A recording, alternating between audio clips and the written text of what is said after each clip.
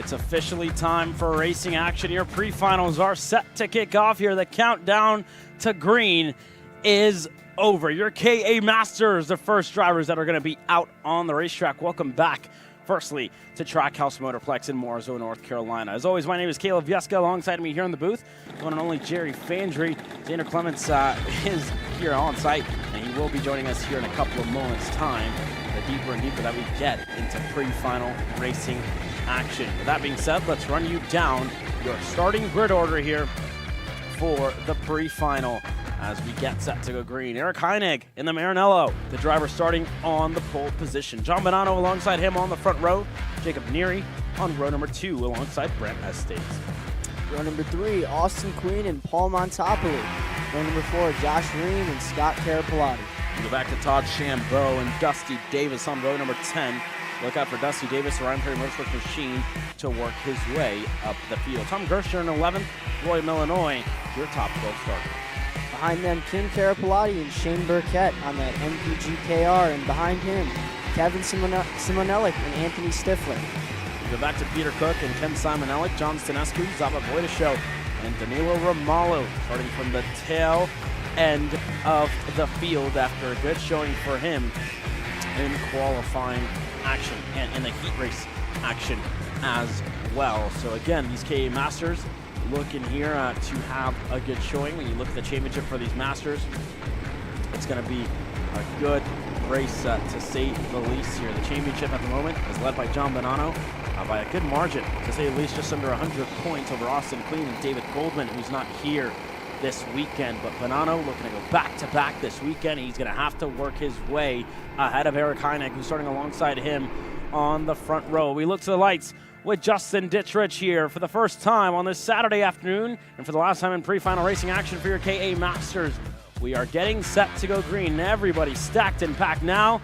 Green flag is in the air, and we are racing here in KA Masters. 12 minutes plus 2 laps set to come your way. That barrier, again, has been the big story so far this weekend. One driver already collected. The 220 of Simonellic is around here. That looked to be Ken Simonellic, if I'm not mistaken, but already to the lead, the reigning champion, John Bonanno. Yeah, John Bonanno was able to muscle his way there down the inside of Heinig into, I believe that was the turn 4 bowl there, and already out to a little bit of a jump here. You know, we talked yesterday, we've seen I believe Jacob Nairi fire off very well as Dusty Davis already starting to work his way forward, you know, through about the midway of this field there. We see, I believe that is Todd Shambo making a move back, or excuse me, that is not, no, maybe that is Todd Shambo, yes, making that move back on Dusty Davis, and you know, putting that cart back behind him. But you know, both of those two, Dusty Davis, Todd Shambo, going to be working their way forward here after having to start a little further back. You know, obviously yesterday we talked Dusty Davis having that DNF, you know, currently working his way back forward from that. Yeah, Dusty Davis is definitely working his way up. He's already ahead of Todd Shambo. He started 10th, he stayed 10th, he's up to 9th now, but making some good work to close down the gap, to say the least. Jacob Neary there, the driver on your screen with the black helmet, the AEM karting machine, sits in 3rd.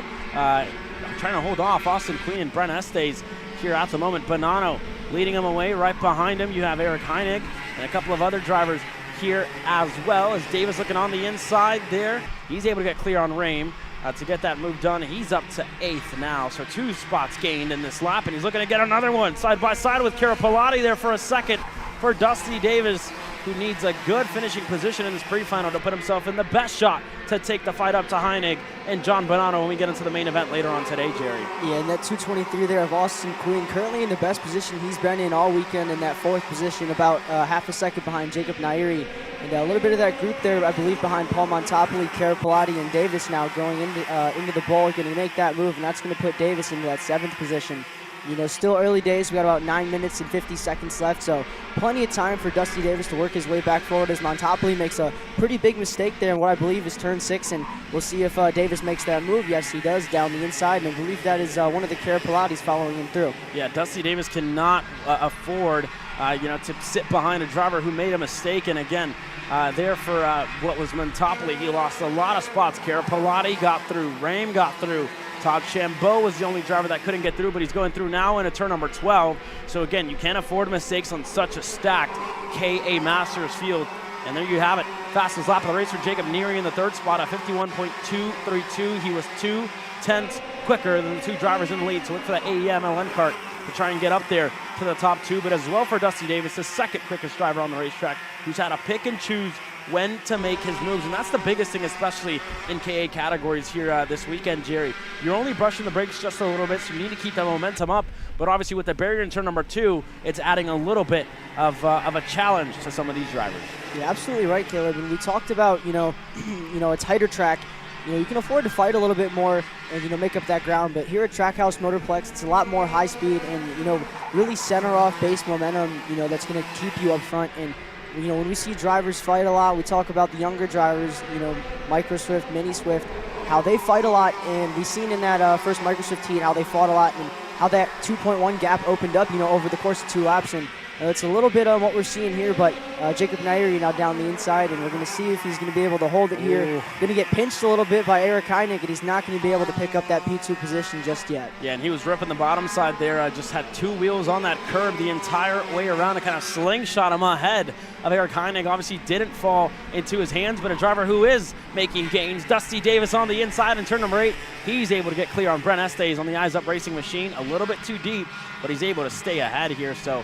And I believe, that is Dusty Davis, and that could have been Austin Queen there. Brent Estes, the Eyes Up Racing machine, right behind these 2 drivers. So indeed, Austin Queen was the driver that Davis was able to get ahead. So very good progression for Davis in this race, gaining 2 spots, a lap almost here so far. He's up to 4th and chasing down the top 3. You talked about early days. There's still 7.5 minutes to go in this pre-final. Dusty Davis currently up 6 positions from that, I believe, P10 starting spot. And, he was going through traffic so quick. He missed that pass on Brent Estes. We were able to pick up the pass on Austin Queen. So, I feel like that's definitely the telltale sign here that Dusty Davis has that pace and, already closing that gap. And this right here is going to help Dusty. See a move there by Eric Heinig, going to go on John Bonanno. And now Jacob on the outside trying to follow that Marinello driver through. This is going to open the door for Dusty Davis. Now Dusty Davis into that 3rd position. That's exactly what Dusty Davis can do here if you give him the opportunity to take advantage of a side-by-side action like John Bonanno and Neary had. Now we'll see Davis in a turn number 1. He's looking to get clear and up to 2nd. Dusty Davis is up and now chasing down Eric Heinig. And for this driver that found himself not even starting the 2nd heat race, to start 10th in that first, in this pre-final, to get himself up to 2nd is definitely a good showing here, Jerry. Right, Caleb. It almost looks reminiscent to what we've seen with Caleb Gaffera yesterday in that first OKN Pro Moto. How we've seen him, walk his way through the field in that mixed condition sessions. And it's pretty much the same thing here that we're seeing with Dusty Davis working his way forward as he now makes that move there into that turn 8 hairpin. And, he pretty much has it on easy mode right now. And, he's definitely turning up that wick and showing that pace of that RPM Tony Kart there. Yeah, he's definitely doing a good job, to say the least. Now we'll see if Eric Heinig or Bonanno or Neary even have the pace to challenge Dusty Davis for the pre-final race victory. And again, this is a little bit of an insider to what we're going to see in the main event. These races get longer and longer as the weekend progresses. We started off with 8-minute heat races, and then we moved on to the 12-minute pre-finals, which is going to be the biggest point where you can test that long run setup. You can test the tire pressure. You can test whatever you want with how much grip you want in this go-kart as this race progresses. And it's going to be important when it comes to setup and finding that right balance when you get into the main event later on today, because if you're behind the wick like John Bonanno and Eric Heinig and Jacob Neary are at the moment, then you're going to need to find something else to try and challenge Dusty Davis in the main event, or he's just going to start lapping around and have a leisurely Saturday night drive later on today. So that's going to be the important thing for all these drivers later on today, Jerry. Yeah, and a little bit of an update from your driver that started in the last position here. Danilo Armalo currently up now into that 10th position. So, up 10 positions for him and definitely going to be looking for more. Todd Shambo still back in that 9th position, and Scott Carapalati was able to get by Brent Estes. Josh Ream in that 6th position, a little ways further back, on that TV Tech Comp Kart, currently by himself behind this group. So no tow for Josh, but, with this group in front of him, seeing that P1 driver, Dusty Davis, open up that gap slowly, they're definitely either going to need to A, change this order, or B, start fighting and defending for that 2nd position. Yeah, and it looks like they're going to want to fight here. Jerry Heinig and Bonanno continue to go side by side. For John, it just seems like he can't get ahead there, and he has been plagued with some mechanical issues throughout the year. This weekend he seems to be all right, just a little bit behind the 8 ball compared to Davis. And again, the track experience provides Davis to kind of pull away like he has so far, and that's why Davis has the pace that he's had so far this weekend. Racing against the seniors in the club series has really helped them kind of learn the racecraft, learn where you can pass and learn where you can push. And for John Bonanno going on the inside now, Heinig, he's able to get clear. Neary looking to go through as well. They're going to go side by side into turn number 5. Locked out in a game of chicken here. Who's going to pull out first? And it's Heinig, the driver, who's going to be ahead. And Austin Queen going to slot back there into that 5th position where he's been so far in this race. But, now with Bonanno, and I mentioned last lap, they were going to have to either, A or B, and they picked the A option. They changed up the order, and now John Bonanno leading this group to try to get back up to Dusty Davis. But, it's going to be tough. Last time by, Dusty Davis 51-0, and that group from, I believe, 2nd to 5th, 51-4 and 51-3. So currently not going to have enough pace, and with that pass there, that's going to open the gap another half a second. Yeah, and especially, you can't afford too many side-by-side actions whenever you get down to it. And this is where you might see some strategy start to come into play. Who's going to want to finish in 3rd to have the inside line when you get into that main event? Who's going to want to finish in 2nd to try and take the challenge up to Dusty Davis whenever you get into the main event? And this is a good little battle that's going on further back in the field. Shane Burkett, the MPG driver, finds himself locked out on a duel here for 13th with Peter Cook and Paul Montopoli there just ahead of him. So look out for them to kind of fight against each other. Kim Carapalati as well. He's in the 14th spot, still in tow and not fighting it out too much. He's just at the tail end of this group as they continue to work their way through. And that's a pretty big gap in between Cook and what looked to be Montopoli there. And here's Danilo Romalo. This is one of the drivers that started way at the back of the field, and that could have been due to DQs or whatever. It could have been not passing post-race tech, or it could have been an engine change. I'm just speculating at this point. It could have been something for Danilo Romalo, but he's had to work his way from the tail end of this field, and to get himself up to 10th is a good job for him. And then you look on Simon Ellick, unfortunately, out of this race early, and that's Ken Simon Ellick in the 21.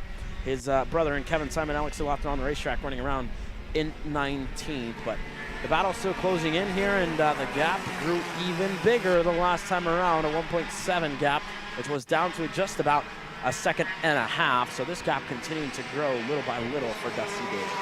Yeah, right, Caleb. And, I feel like, if they had some more pace and they were able to push each other, work their way up there, the gap would probably stay stagnant. But, with the way it is now in this current order, not having the pace, but it's really just the story of Dusty absolutely firing off on that RPM Tony Kart and, never looking back. And, with about 1:30 left, should be set for Dusty to, be able to take this pre-final win.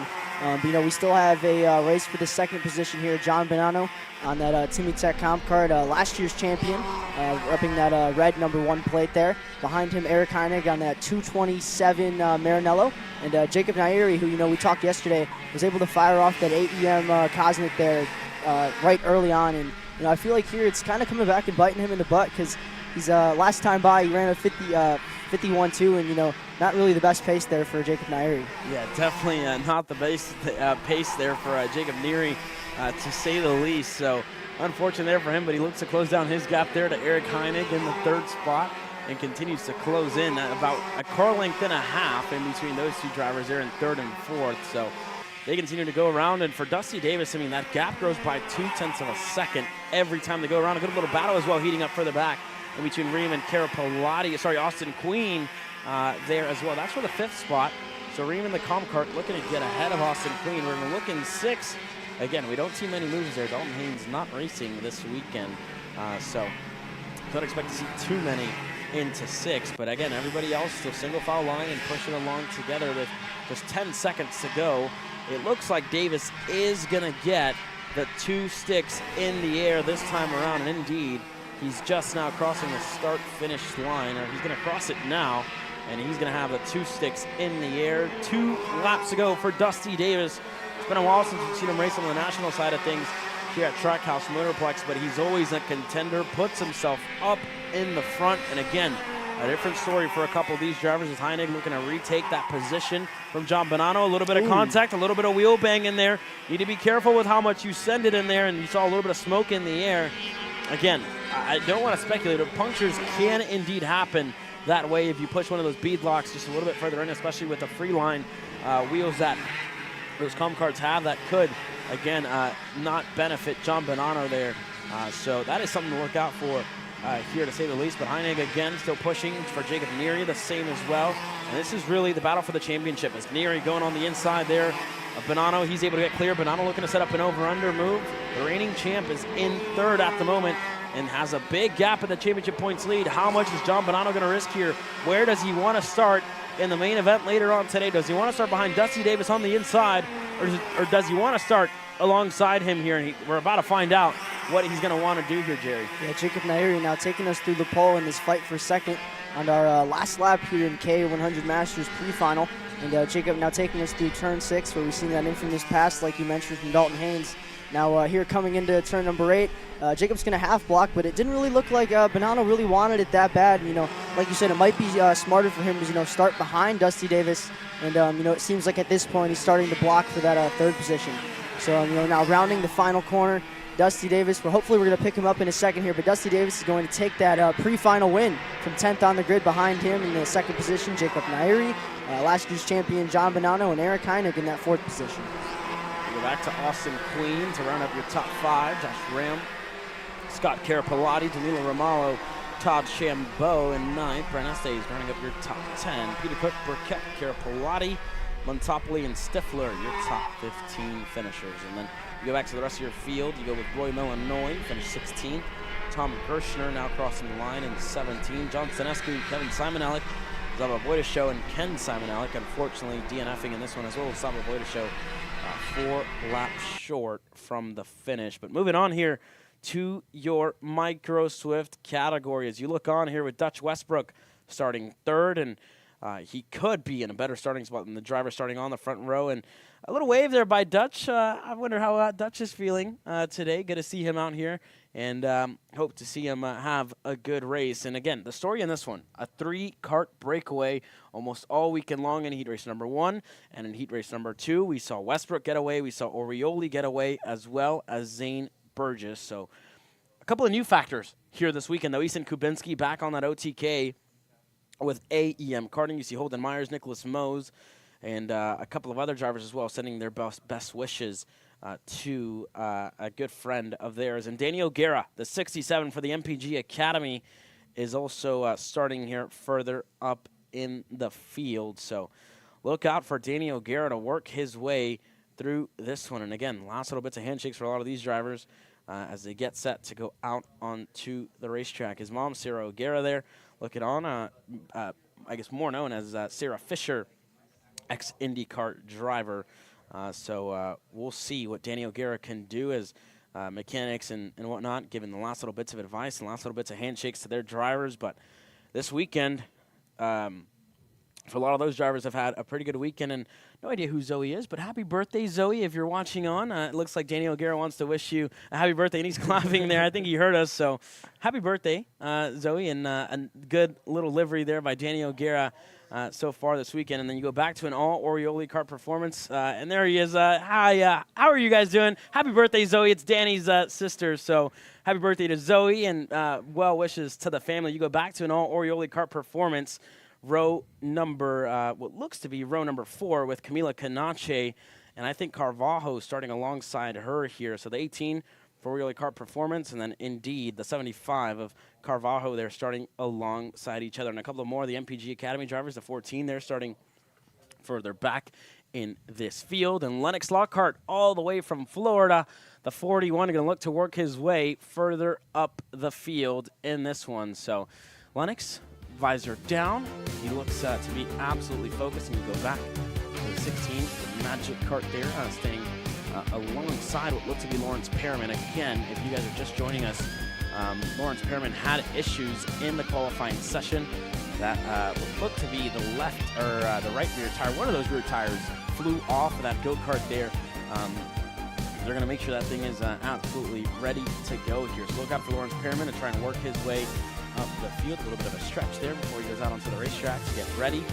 And again, it's time. The last little bits of handshakes are underway, but it's officially time to go racing here in Micro Swift. That's going to define who's going to start on the pole position. That being said, let's run you down your starting lineup here in Micro Swift. On row number 1, the Jamaican sensation, Zane Burgess, starting alongside Santi Oriole. Behind him, Dutch Westbrook, who we've seen a pretty progressive weekend in the top 3 pretty consistently next to Jake Manali. Go back to Danny O'Gara, and who's sending well wishes to his sister this weekend, who's trackside here. Happy birthday to Zoe, and Danny O'Gara starting on row number 3 alongside Easton Kupinski. It's an all Oriole Kart parts, row number 4 with Camilla Canache and Isaac Carvalho. We go back to Lennox Lockhart and Dominic Gaddis on row number 5, your top 10 starters. Starting on the outside of row number 6 is Lawrence Perriman, who we mentioned, Caleb, had that tire fall off in that first heat race. And next to him, Ruben Greer on the Magic Kart. We go back to Jack Katowski, Darius Warnovich, a couple of drivers who found themselves up there, but unfortunately gambled the wrong way in the first heat race. George Zeminski and Slate Harrell on row number 8. You go back to Dominic Nagel and the last couple of starters that are getting set to go out onto the racetrack. Dominic Nagel, Drake Williamson, Zev Gottschalk starting further back in the field, and Jaden Francisco, issues for him firing from the grid, and I think he's starting from the tail end here, so some sort of issue or some sort of disqualification or post-race tech has put him at the tail end of the field. Could be a motor change, could be a lot of things. So Jaden Francisco at the tail end of this field here, Jerry. Yeah, and so we are gearing up here for this Micro Swift heat race, our second heat race of the day, rounding off right after our K100 Masters, and now coming here through into turn number 8, Zane Burgess is going to get the whole Micro Swift field behind him. Lined up, rounding off next to him, I believe that is going to be Santi Oriole on the outside. Behind him is going to be Dutch Westbrook.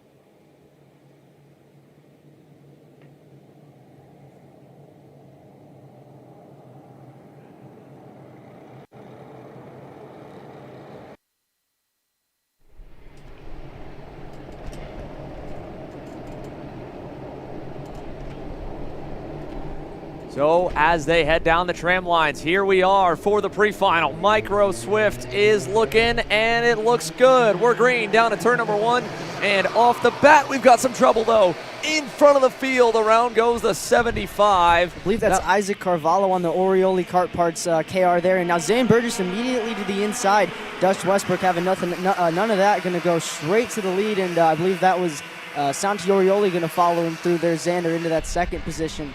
But, outside of Carvalho going around in that first corner, it was a pretty clean start through and through for the Micro Swift class. And now taking us into turn 8, Xander. Now, for the first time into turn 8, another pass for the lead. Second time on this opening lap, and it really got a bit tricky there as Zane tried to follow through to go to second. He ends up losing a spot to Camila Canache. She has had one heck of a start now in the number 18, so she'll climb up the boards to third. But as Santi Oriole rounds that final turn, we'll put one lap complete now. 11 minutes plus 2 laps to go, and a ton of moves inside the top 10 as it catches up now. And another one there that got really tight in turn 1. Canache tried to hang it on the outside of Zane Burgess.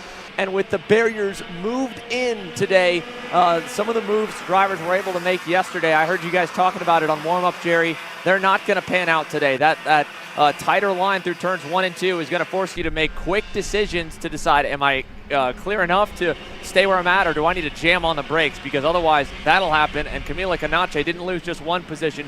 She lost about 7 or 8 right there alone. Yeah, this looked like a little bit of a swerve there. A little late move to the inside there from, I believe that was Lennox Lockhart on the driver behind there. That was Dominic Nagel there on that Bennick. And Easton Kubinski working his way already into that 6th position, up 4 for him. And, he's going to be looking to put that AEM karting Tony Kart further forward. Lawrence Perriman also in front of him in that 4th position. And as the MPG kart there behind Easton Kubinski now on screen. And he's had a pretty solid weekend to this point, staying consistently from the 6th to the 6th to the 10th position range, and definitely going to be looking his way forward. Now as we look forward, pass for the lead there, but that's going to be Oriole not going to be able to get it done there on Dutch Westbrook. So Santi Oriole and Dutch Westbrook, though, even with all of that, have at least a bit of breathing room. Zane Burgess is going to close the gap to them, and this will bring him, I think, the rest of the way. But with that change in turn 8, we're still only at 3 in the lead pack. But Zane is going to already start to dice it up as soon as he arrives. 1 corner later, he's moved himself now up and into second. And on the other end of the racetrack, we have issues for the number 21 off to the side. That's all the way at the top of the hill. Zev Gottschalk at turn number 3 is out of this pre-final. So another big moment here and a big change in the landscape. The other driver that must have been involved was Jack Katowski as they both fall down the pylon. Yeah, really unfortunate there for Zev. And, even in that second heat race, they gambled and chose the wrong set of tires, for the conditions that were on the track. So rough end to his day yesterday, and, rough start to today as well. So he's definitely going to be looking to regroup for this main event later on today. But action on track right now. Santi Orioli still in that P1 position, and seems like Zane Burgess was able to work into the second position, and now he's going to go down the inside of Orioli and take that P1 position. Westbrook's going to get a little bit of a run there on Orioli, and Orioli's going to take it right back to him in the double rights there in turn number 9. Still side by side down the short chute. Orioli's going to raise his hand a little bit like, what are we doing? We're letting Zane get away. But for now, it's going to be Orioli into that third position. So the 2 packs of 3 have formed. There is your leaders as they continue to dice things up here early on in this pre-final. Lawrence Perriman leads this trio with Easton Kubinski and Danny O'Gara in tow on the number 67 MPG machine. We haven't talked a ton about either one. The leaders headed there up the road have about a second and a quarter, maybe a second and a half in total back to this second group here that have also begun to really work together nicely. Last time by, they were about even within a tenth and a half of what the top 3 were able to do lap time wise. And now with some more movement, maybe for the lead, if Santi Orioli or Dutch Westbrook want to get a bit antsy, they might be able to kind of close that gap back up. We've seen how fast Easton Kubinski has been, got his first career national win not long ago, and was one of the quickest, I think really overall, the quickest driver at the start of the season the last time the Stars Championship Series was here in North Carolina. But another lap goes in the books, which means it's another lap for us to kind of keep a tab on them. And well, Jerry, I thought they might have been able to make a little more headway, but they lost 2/10 that lap that time by. Yeah, last time by, Westbrook in that second position going purple with a 53.9.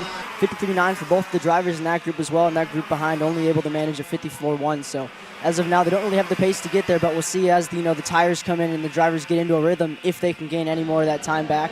That was a pass there. I believe that was this group on screen here. That is Jake Manalio on that Team Ferris Racing KR there behind that group that is now on screen. And Jaden Francisco from the rear of the grid. Is he already into the? Yes, he is. Jaden Francisco up 14 positions into that 11th spot as he picks off another one there. I believe that was the number 18 of Camilla Canache, who we saw have that incident earlier in turn number 1. So she's looking to also rebound. Lennox Lockhart there in that 7th position, and Danny O'Gara leading that group forward. This pack might be the most entertaining part of this race here at the halfway point. Another move down in turn 1 with Lennox Lockhart going back to the point of it. This is 7th, back to almost 13th. You can see Canache now is starting to make some moves back up the board as the leaders are beginning to go at it a little bit here. Maybe a bit early, but I think Santi Orioli was thinking that, I can't wait in third this entire way. I need to put myself in a safer spot because when you're in Orioli's place, there's no room for error. When you're Dutch Westbrook, you can have a bobble like that right on cue almost as we're talking about it because you've got a driver behind you that will give you that little push, little bump draft back up to the race leader. But when you're the caboose of the train, well, no one's there to push you. If you make a mistake, if you go a little wide, you're going backwards, and you're going to lose touch with the leaders. So Dutch Westbrook now puts Zane Burgess in that caboose position where he's got to be perfect, and I think Dutch is going to go right back to it. Instantly an answer from Orioli. Yeah, and at the same time in that last corner, we also seen that group behind change the order. Easton Kubinski now going to the head of that group and O'Gara following him through. But, even with those passes back there, it was only a 2/10 loss to the leaders. But, if that group back there, Xander, what they're going to need is a lot of fighting up front, if they do want to get there with about 5 minutes and 2 laps left on the clock. But, now, like you mentioned, he didn't really want to be the caboose of that train, and he's definitely put himself in a much stronger position here out front commanding this microswift field. Let's check in with Easton Kubinski's pack with O'Gara and Perriman. This time by, they're in a really good position to really start to make a dent towards the leaders with all of those passes made on the first sector, and now with Westbrook kind of falling off the back of them. So at the line, it was 2.2 6, well, that time by. Crazy enough, even with all of those passes made, Santi Orioli sets his personal best and the overall best on the session. And Zane Burgess just shoved him about another 2 car lengths further away from Dutch Westbrook in third. So I thought really that was their window of opportunity, Jerry, but I think that plays to the narrative that this racetrack is such a massive super speedway for the micro and mini Swift drivers that even with some passes, if they're early enough in the lap, you can make up for it, or late enough that you've built enough of a cushion lap time-wise to make up for it. You can make a pass and still push away and go faster than someone else that might be a little bit slower but isn't passing. Right, Sander. You know, we talk about how these drivers being with the Micro Swift, a little lower horsepower for these drivers, and you know, something I like to mention a lot, you know, with the 206 racing is it's a lot tougher to be at, you know, the caboose of that train. And you know, it seems like right now Zane Burgess has really gotten to that rear bumper of Santi Orioli. Last time by for both of those drivers, 53.8 for both of them, and Dutch Westbrook behind 53.9. So Dutch is starting to lose a little bit of the touch of those top 2. But, you know, for that group behind, Easton Kubinski, Lawrence Perriman, Danny O'Gara, only able to manage a 54.4, 54.6, and a 54.7 for those 3. So not making any forward progress yet, but, you know, with Westbrook falling off of this group, his times are going to drop a little bit, you know, not having the benefit of that toe. And, you know, we'll see if they can improve and get any further forward. Looking at the positions here, Jaden Francisco up 17 positions from last on the grid, Xander. Yeah, how about that for the Ryan Perry Motorsport Nitro Kart driver, back in position number 7. He's back from all of these groups here as we see Orioli and Burgess have driven away from Dutch Westbrook. Then that 3-car pack back behind with Easton Kubinski starting to pull away a little bit. Here's Francisco with Camila Canache. That's the first bit of backwards momentum the 32 has really seen. What an impressive drive young Jaden Francisco has put together on that bright yellow suit, bright yellow glove Ryan Perry Motorsport machine. He's now gone back around Camila. That'll put him back up to, again, at a net gain of 17 overall on the session. If you look at the delta up to the next kart on the racetrack, well, it's still a decent bit, unfortunately, for these two. And Camila has not wanted to work with Jaden whatsoever. She's going to go right back in, and this is probably the one frustrating part. You know, you hear from a lot of people, Jerry, saying that it's fun starting from the back and getting to pass everyone and carve your way up the grid and get to do moves like that. But then you have the frustration where sometimes you get, as you get further up the grid, to faster drivers that are maybe having a bit of a rougher session and are frustrated, and they're just trying to fight for every position, you know, with every bit of the life they've got in their body.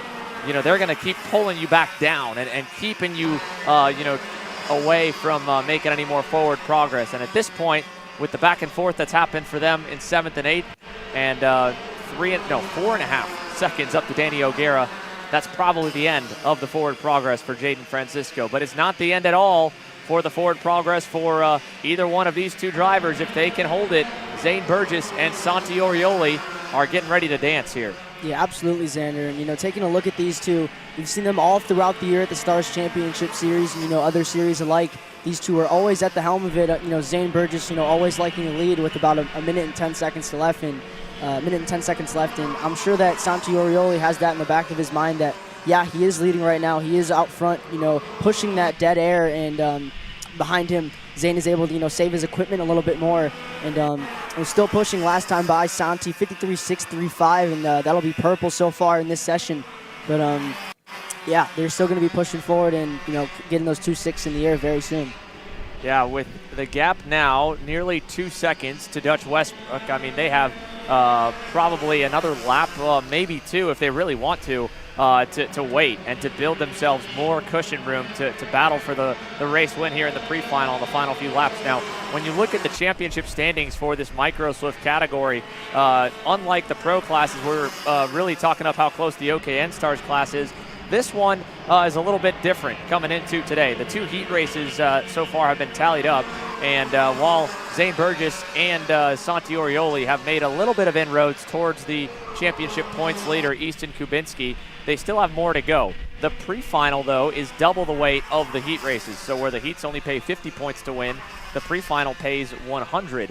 And with that in mind, if Zane, as they run right now, ends up second, he'd score, I believe, around 90 points in the pre-final.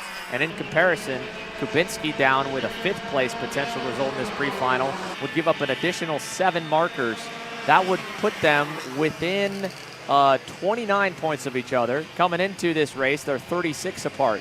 And if Zane can beat Santi Orioli, as we watch Kubinski in that middle group, if this two-man battle ends up with the Jamaican sensation on top, that's a bonus 10 points.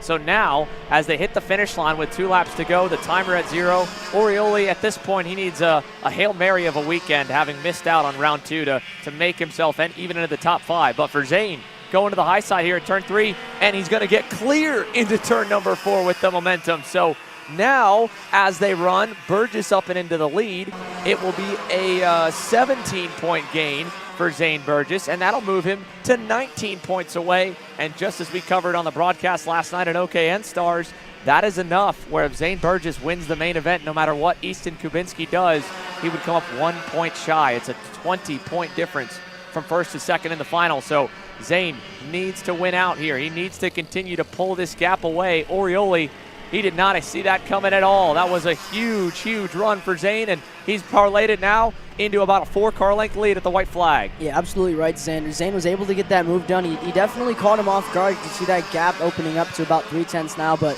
here going down this back straight, this is definitely going to be some help having this toe here, and I'm sure we're going to see Orioli get close enough to at least get up to that back bumper. Zane not feeling too much of the pressure, though. He's only going to do about a half block there into the bowl. And now taking us into this 5 and 6 complex, Xander. I'm sure we're going to see a move into that turn 8 hairpin. And no, we are not. He caught me off guard there, too. Down the inside, Orioli going to get that move done, the same way we've seen Dalton Haynes do it. And, down the inside, he's going to go even lower there with Zane Burgess, and he's going to get that move done on the exit. Watch out, boys. Dutch Westbrook is closing in. He's back into frame now, but good move by Zane to just hang on to the brake pedal enough to keep Orioli on the outside, and then slowly he worked him out and into the marbles. He's built the gap back up again and headed to the line. Zane Burgess is going to get maximum points, 100 markers to the Jamaican, and behind him, Kubinski at the line. Is he going to hang on for 5th? That'll be close, but he will by about 200ths. And talk about the difference in the championship. If Easton would have given up even a little bit more and fell back to 6th, that could have been another couple of points that would have made the difference. But now, with Zane Burgess as the pre-final winner, gaining again 17 points on Easton Kubinski, what was a 36 marker lead, now is going to go down to 19. So this is a massive, massive run for Zane Burgess there. And Orioli gave it everything he had. He had a fantastic move to get the lead, but he didn't get the momentum enough out of 6. So let's see how he was able to pull this one off for a split second, and how Zane was able to get back around him. Let's check in on that Coastal Link custom printing recap from our second pre-final of the day for your Micro Swifts. And again, I was only able to jump in for a little bit of this one, but first and foremost, a big spin and a heartbreak off the bat for the 75 Isaac Carvalho, who gets turned in front of the field. Yeah, and here now going down, this is still the first lap. It was a Santi Orioli and Dutch Westbrook were able to go by Zane Burgess there and put themselves early into the lead. And, that really just seemed to be the, up front. They really wanted to fight it out there. A little bit of contact between the Sodia Burgess and Dutch Westbrook there. And we see Zane making this move here on Camilla Canache. And, with that movement of that barrier today, a little bit different design, they didn't really have that space there, and that's going to put Camilla towards the rear. Now, as the race drug on, it was at one point a pretty healthy mid-pack that had a lot going on in it. But when the top 3 started to push away, even with some battling here and there between Dutch Westbrook, Santi Orioli, and Zane Burgess, that kind of spread our packs up and more dropped off each group until we ended up with kind of packs of 2 and 3 to the end of the race. And I thought for a minute, with as good as Dutch Westbrook looked on that number 33 Bennick, that he was going to be a factor all the way to the end of this one, getting in the fight, staying in the fight. But it was this move here where he kind of got shuffled to the wayside that he could never recover from, and Santi and Zane pulled away. And then first, Zane had that awesome around the outside move in turn 3, leading to 4, keeping the momentum up. And Santiago, he got a little bit out of shape through the bowl. He drove back up to him, made this sweet move in turn 6, but again, he pinched the momentum off on the exit, and Zane over-undered him out of turn 7. A flat-out kink, got the inside, pushed him wide there in the hairpin. All clean racing, hard racing, but Zane Burgess able to get the better of Orioli, and more importantly, getting the most amount of points in that Micro Swift pre-final. So He'll end up as the provisional winner, and without penalties factored in, Easton Kubinski ends up scored in that 5th spot. And a quick look at the final results before the Rock and Pro Shifter Masters roll off the grid here really quickly on the Alpha Live official ticker. You can see how they all ended up in that Micro Swift pre-final. Again, Burgess, Orioli, Westbrook, Lawrence Perriman, Easton Kubinski, and then all the way down to the handful of DNFs. Heartbreak for Zev Gottschalk, among others, that did not get to run the full distance, 19, ending up crossing the line on the lead lap. So the engines are fired now for your Pro and Rock Shifter Masters. This class, taking a look right there at the number 1 plate, the reigning series champ, Joe Ruck. This year, it seems like the whole division has stepped up even further. So when you look at the points, well, Joe's up and down kind of rocky road that has taken him through the season, and ultimately it led to a major heartbreak moment at the Motorsports Country Club of Cincinnati, a 0-point score DQ in that final. That has dropped him from well in the championship conversation to down to 6th. That said, he still has a mathematical chance heading into today. 300 points are up for grabs. He is just 204 points or 205 points out of the lead, so he's a good ways back. Actually, no, my math's off there. Flip that around. 195 out of the lead for Joe Ruck, but he's got a lot of karts in front of him, so he needs a lot to happen.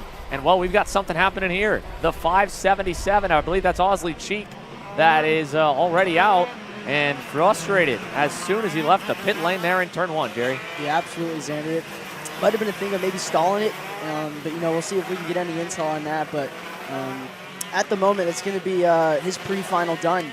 And still our Pro Master Shifters and our Rock class as well in this one. And we're going to run you through your starting grid here for Pro Masters and Rock Masters. Jordan Musser on the pole for this one, next to Scott Presti on the front row. And row number 2 is Matt Machiko next to Jake Fetter on that Timmy Tech comp card. Row 3's got Mike Rivera on the inside, the number 1 plate in the Rock Shifter Master class. He's had a solid performance so far this weekend. That's put him well up the boards in the overall. Morn Van Tok joins him there, and then row 4 will have Hugh Templeman and the second of the Rock Shifter-powered machines, Skitchy Barnes, on the outside there in 8. Row number 5, Joe Ruck, and next to him should have been Owsley Cheek 3rd, but unfortunately he's not going to get his kart restarted for this one. And then Ryan Frankie and Carlos Lopez on row number 6. The final few starters, Nick D'Andrea making his Stars Championship Series Shifter Master debut on the inside of row 7. Brad Danoff, Ryan Coberly, Tiffany Kelly, and the final driver of the 17 that make up the lineup here for Pro and Rock Masters is Andor Kovacs. There's a look at Nick D'Andrea, a little late to get around for Nick as well on the Sodi machine. They're trying to get the last couple drivers into the boxes, and it looks like they may have filled. I don't know if they filled Nick's spot. It looks like they at least did fill Osley Cheek's spot. So D'Andrea to the rear as he did not make it into his position by the commitment line. Keep an eye on the black and orange machine to have to roll from the back and make up some spots as Jordan Musser and Scott Presti go to the lights here in the pre-final for Pro and Rock Masters. And it's a false or maybe a bad start for Jordan Musser as Matt Machiko gets the lead in turn 1. It seemed like Machiko is definitely the first one to get rolling there. We'll see whether or not that was a jump start, but yeah, Machiko currently up to the top with more Musser behind, and Scott Presti slotting there in that 3rd position. Jake Fetter, not too great of a start there into that 5th position, but I believe that is Mike Rivera into our 4th position. Mike Rivera with a great start here as we will pull that leaderboard pylon on the left side for you to be able to take a look at where they all stack up now here so far in this pre-final for Pro and Rock Masters. Matt Machiko, big bobble out of turn 8. And just like that, Jordan Musser is backing into the lead, and Scott Presti was unable to follow. He's still putting a lot of heat on the Magic Car driver. Look in. Machiko's going to cover the inside there in the last turn.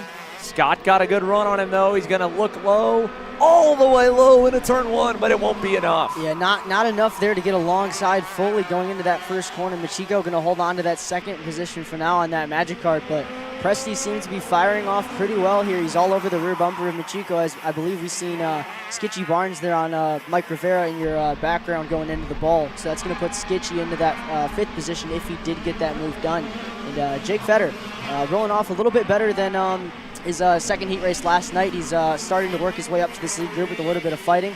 And here you see some fighting behind Skitchy, back onto Mike Rivera, but not able to get that one done.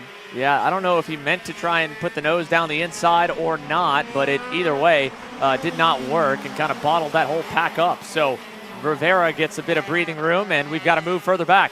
Nicky D there making a move to the inside of Hugh Templeman. DeAndrea is already back up a number of spots. That one was a bit tricky. Still tricky as they bang tires through turn number 2. And not going to happen. He will have to tuck back in. Yeah, and the next one, it seems like Templeman did indeed get back around him, so he's going to be, looking to get back on him. But we've seen DeAndrea have to start from the rear of the grid there and, working his way forward. And, Xander, we talked in the last heat race, about Jaden Francisco working his way forward. It's pretty much the same thing, but, in this class, you got gears moving a lot faster, and you got the benefit of the front brakes. So, Nick DeAndrea going to be using all of that to his advantage to slowly work his way forward here. Currently back in the 11th position last time by. And, speaking of shifter drivers that are very powerful and very strong, we're going to go down trackside with, I believe, Caleb Viesca for an interview with AJ Meyer. Yeah, thank you, guys. I'm standing by here with AJ. Firstly, we're going to ask you about your racing here in a little bit, but two of your drivers are out there on the racetrack, Q and Matt. Just walk me through their race so far. I know you're stressing out over here on the fence line. It's been a pretty sloppy race over here. Unconfirmed, maybe a jump start there for Matt. I was watching the lights and then going to see how it shook out. He might have jumped that start, so that's really unfortunate for his championship. And now he's battling out there. He's fast, but that's the last thing he would have wanted. Yeah, and you say obviously him, he's within a shot of a championship. You're well within a shot of a championship, leading by a big margin over Billy Musgrave. And you had a perfect day and a perfect weekend, to say the least, for you. Walk me through your weekend so far. Yeah, I mean, I've got a lot of laps around this track these days in a shifter kart, so I knew coming in, not a lot of practice, I'd have a really good shot. They really closed the gap in those heat races looking at lap times. I mean, they're able to match what I'm putting down, I guess, but I think it's a consistency part. I hope they can put down a little bit extra 10 today, and I want to make it look easy again. Yeah, and I know the SCUSA Pro Tour obviously didn't go your way and you fell short. How bad do you want to win this championship here this weekend? Yeah, I mean, it hasn't been the best year. I've had some incidents. I've had some bad luck, but this would be a really good chance to end it on a high and end it with a championship. Well, there you guys have it from AJ Myers. Looking to end off this year with a high. Back to you guys.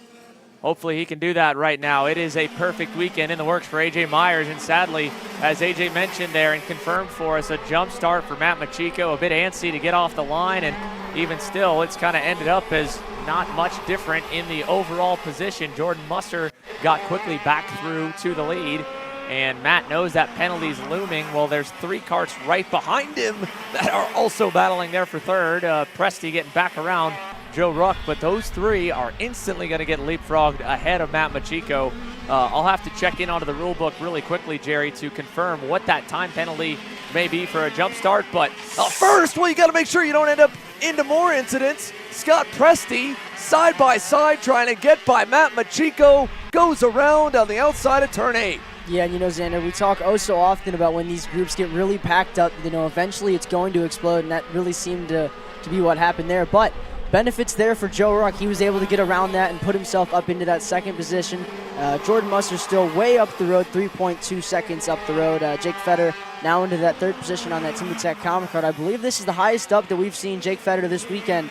So, definitely beneficial for him to be currently in that third position. And, if it was to end the way it was, that would put Fetter, I believe, second row inside behind Jordan Musser, who has been oh so quick this weekend. And you talk about the guy that might be on the outside of the front row for Jordan Musser. How about the drive-through in this pre-final for Joe Ruck, doing what he needs to do? He's the highest running of the full-time competitors, and now with Scott Presti out and Matt Machiko staring down a penalty and potentially more if the officials deem him at fault for that contact, there could be a huge shakeup in the point standings and in the points as well. Let's take a look quickly at the subcategory, the Rock Shifter Master class, while we keep an eye on this battle here.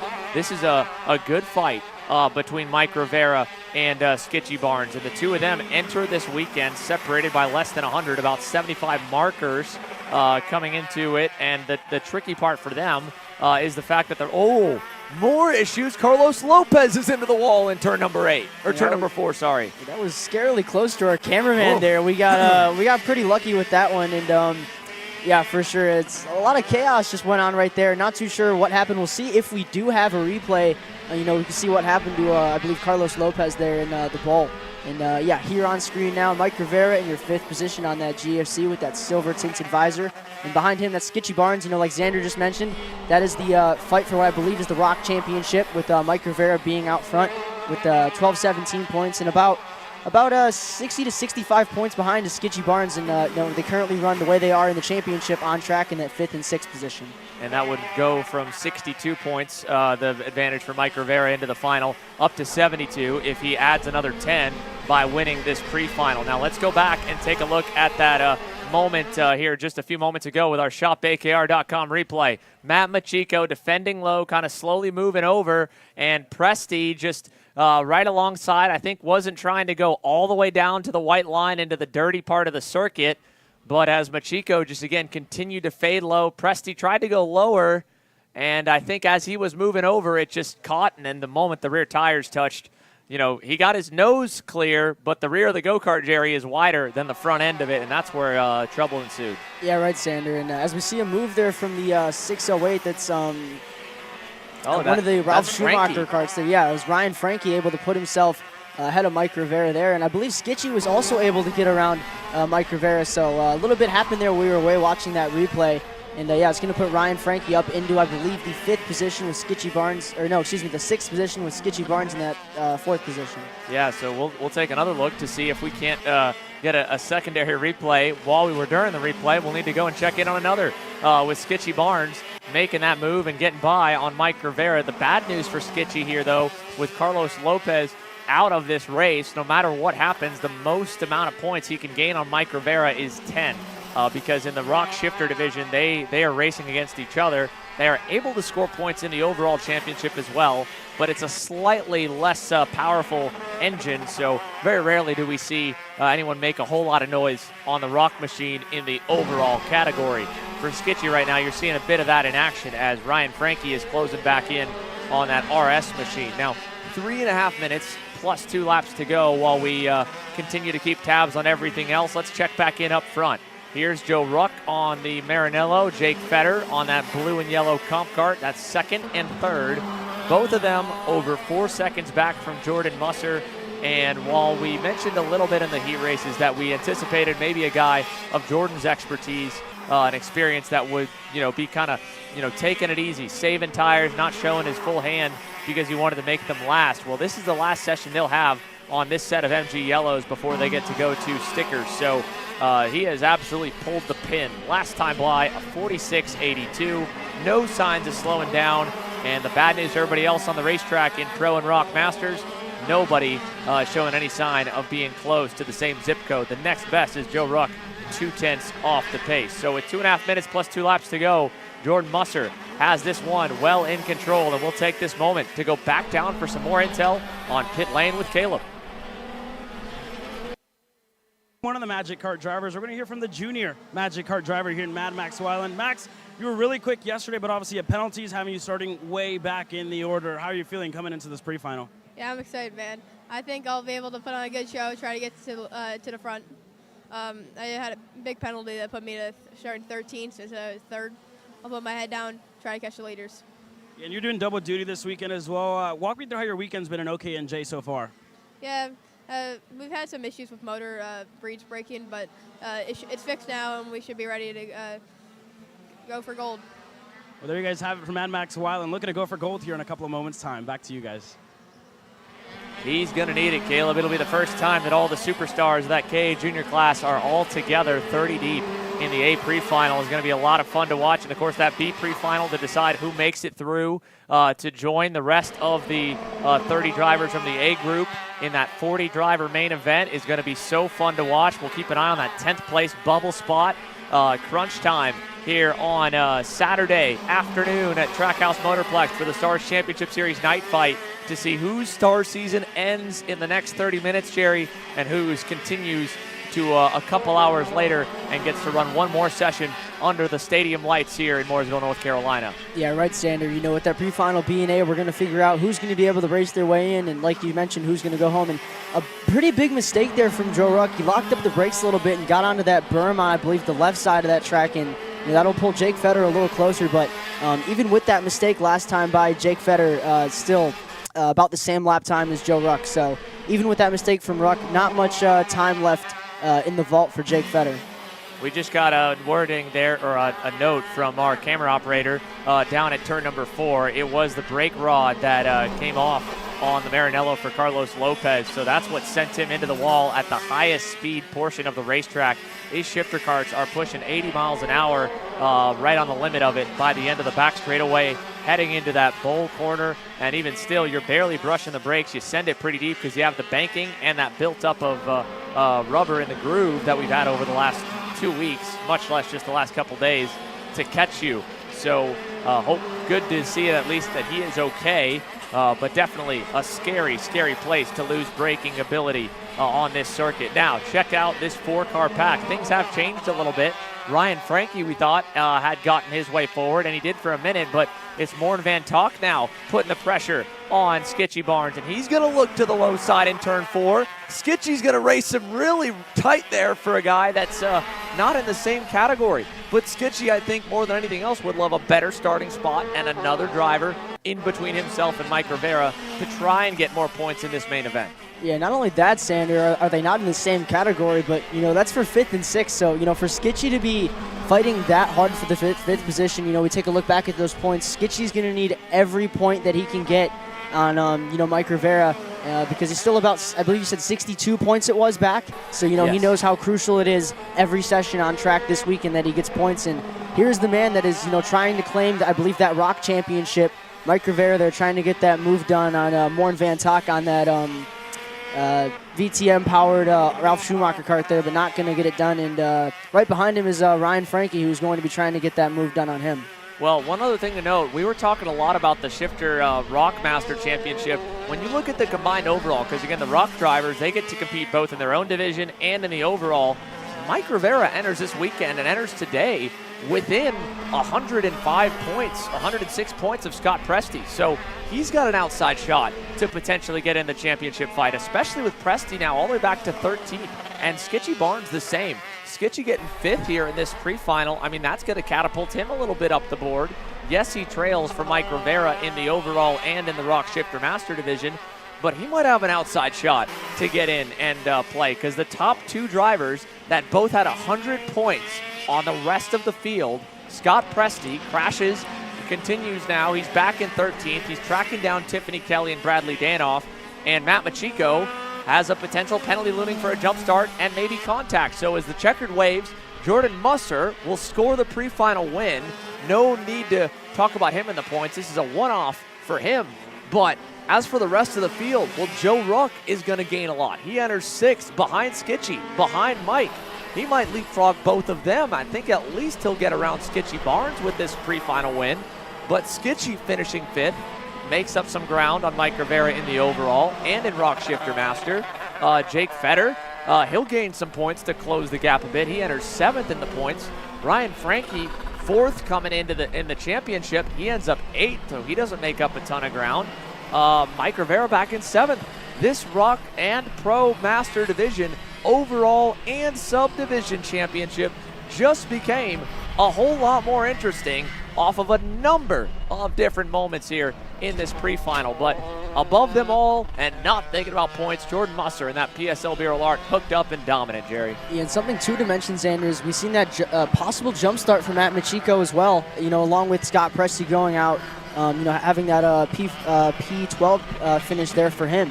So, that's going to be even more points if that is a confirmed jump start for Skitchy Barnes, Morn Van Talk, and Mike Rivera behind. So, something else I thought I would mention, since we are talking about the points and Scott Presti and Matt Machiko being 1st and 2nd. Yeah, so if there's a jump start, I mean, if it's, let's say it's 10 seconds, it might go all the way back to 9th for Matt Machiko and move everyone else back up a spot, not to mention what the officials may say for contact. Just a lot to take in from that 3rd pre-final on the day. Now let's go down to pit lane, though. We'll hear from Caleb Vieska for a little more intel as we get set for KA Junior. Caleb?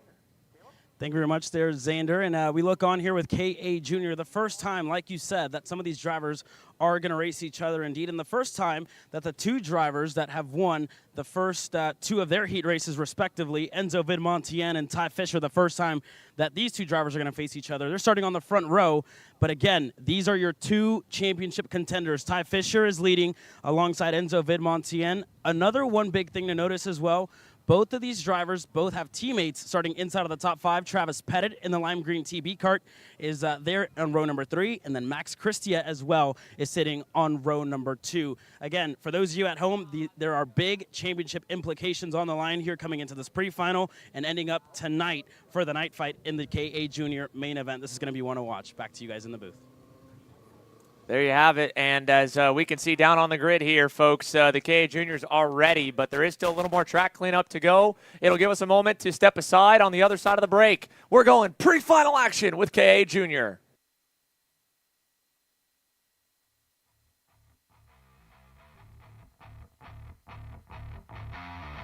Are you looking for an advantage in your competition? Well, Kart Class has done the hard work for you. We've traveled to your racetracks to give you the inside knowledge. So what does Kart Class offer? We've got drone footage that captures the racing lines, visual markers for your braking points, acceleration zones, and the best overtake opportunities on your racetrack. Pedal cam to show you where to brake and when to accelerate, and 360-degree footage to make sure you don't miss any parts on the racetrack. We've covered 13 racetracks in the United States, and Australia, you're up next. So visit kartclass.com to get your track information. So you finally want to get behind the wheel, huh? Yeah, I've been shooting for 3 years and I've never got to drive. Well, you're gonna need some more gear than just your helmet. Why don't you go to shopakr.com. They got their inventory online and they'll ship it the same day if you order before 5:30 p.m. Eastern. They got shoes, Yep, gloves, yep, rib protectors. got those too. Can they make me go fast? No. Here at Acceleration Kart Racing, we've got everything you need to get on track. What happens next, well, that's on you. Check us out online at shopakr.com. Are you a racing enthusiast? Here's a look as the field has completed their outlap for KA100 Junior. Let's take a look at the starting lineup really quickly here, folks. For the A group, here's your top 20. Again, as Caleb mentioned, the two kids that have gone undefeated in the heat races, Ty Fisher, Enzo Vidmontien, now go head-to-head, and one of their perfect streaks will come to an end at minimum, if not both, because out of the 20 on that screen, the additional final 10 starters, including Chase Gassiet-Lee, who just barely scraped on by to make it through into this A pre-final. This is going to be intense. This is going to be fun. The top 30 spots for K.A. Junior. Enzo Vidmontien on the right, Ty Fisher on the left, and here we go. We're racing down to turn number 1. Ty Fisher was able to get a good enough jump there, along with Max Christia. And Benham Abernathy around. Benham Abernathy, and he got clobbered, it looked like, by maybe Kai Mars. It was definitely one driver with a white helmet, and it looked like a Kart Republic that might have been able to get into him right there in the first corner. So big moment for Benham Abernathy right there in the first turn. And talk about take the wind out of your sails. The moment you go green into the first corner, you get turned from starting inside the top 10. Yeah, Xander, it's just absolutely, ruins your motivation, but, he still has the final later on tonight. This is only the pre-final, so that is the only bright side for him. He's going to still have another opportunity to work his way forward for the, the big main tonight, but that is going to put, I believe, Davin Roberts from 6th to 4th there on that start, so 2 positions up for him, and Max Weiland fighting off one of the Timmy Tech comp carts there. I believe that is Henry Taylor in the 810 there, and Jackson Deal up 2 positions there now into that 8th position. So Jackson Deal now having a great launch off the bat. Let's take a look at some of the other big movers here in the first couple of laps in this KA Junior pre-final. Max Weiland up 7, Indy Anderson up 5, Hamza Anbar on that Arcane Motorsports Tony Kart up 8, and Emerson Lane, while one of the Hote TD Tony Karts went back, he went up 9, and there may be more movement now. Enzo Vidmontien, for a minute there, had the lead. Max Christia will go from 3rd to 1st with a good move in turn number 8. Yeah, Xander, and this is about the same thing I believe we've seen in that second heat race where we've seen Christia also go to that P1 position and have his teammate Enzo behind him, and I'm sure we're going to see Enzo look behind him soon and notice that, yeah, Ty Fisher is indeed still there, but with this being the first time seeing Ty and Enzo race here I believe, throughout the heat races because they did sweep both of their heat races. It's going to be interesting to see what Ty is going to do currently in that 4th position, as right now he was going to make that move there and put Davin Roberts on that RPM Cosmic behind him now into that 4th position. Yeah, that gap back from Davin Roberts onward still just enough where he was able to lose only 1 spot in the exchange, but Max Weiland is on the way. Henry Taylor is closing in there on the Timmy Tech Comp Kart, and just like that, in one braking zone, we are now, count it, 7 total drivers back to Jackson Deal here at the front of KA Junior, and there's more that could definitely join the party as we head to the line. 9.5 minutes plus 2 laps to go, a long ways ahead. The Trinity Karting Group boys are trying to work together. Max Weiland is trying to keep that forward momentum going, but it did not work there in turn 1, and now he's going to potentially lose a spot in 3. Taylor and Weiland still side by side, but Taylor's going to cut him a break there, and well, Enzo said, all right, that's enough, Max. I'm going to the lead. And now for the first time in this heat race, we're going to have the 2 drivers that have swept all of the heat races, Enzo Vidmontien and Ty Fisher, in both of their respective heats, are now 1st and 2nd in this pre-final A, as we see Max Weiland go to the inside there. Davin Roberts is going to get that move done clean and through, and I believe that is Jackson Deal there behind Henry Taylor. Also took a little bit of a look there, but he's going to sit back in line for now. Out of turn number 9 and up the hill for Enzo Vidmontien, Ty Fisher, and Max Christia. Let's see if there's any other things to note when the field comes back across the line. Well, we're going to see another change in the lead. Ty Fisher will go to the point down in turn number 1. Got a new driver that's just joined the top 10, though. Forrest Adams on the 883 LN Kart has now moved up 2 spots on that last lap alone. A big moment forward there for Forrest. He leads this next group here a little ways back from Travis Pettit. Let's see how many spots he's gone up so far. 6 from his starting position here in this pre-final for Forrest Adams, and 12 spots up for Nate Golseth. We talked about Chase Gassie Lee as well. He's up 16. So while they're fighting again for the lead, that's going to give them more time to close up to this main group. More pass in there in turn 9 as well. And Chase Gassie Lee could go all the way from dead last, 30th, into this lead pack here with so much time still left to go. Yeah, so he missed a little bit of a move there from Max Christia. Was able to get a move done on both of those drivers in front of him, and now Max Christia down into that P1 position with about 7 minutes and 30 seconds left on the clock. And it seemed like the group is split off a little bit out behind the 4th position with Henry Taylor there, Enzo Vidmontien and Ty Fisher able to get into that 1st and 2nd position, and Max Weiland, who we heard from during that break, now into that 3rd position. So Max Weiland on the blue, white, and yellow orange Magic Card wants another spot as well, and it looked like he was able to catch Ty Fisher by surprise. Now there's contact.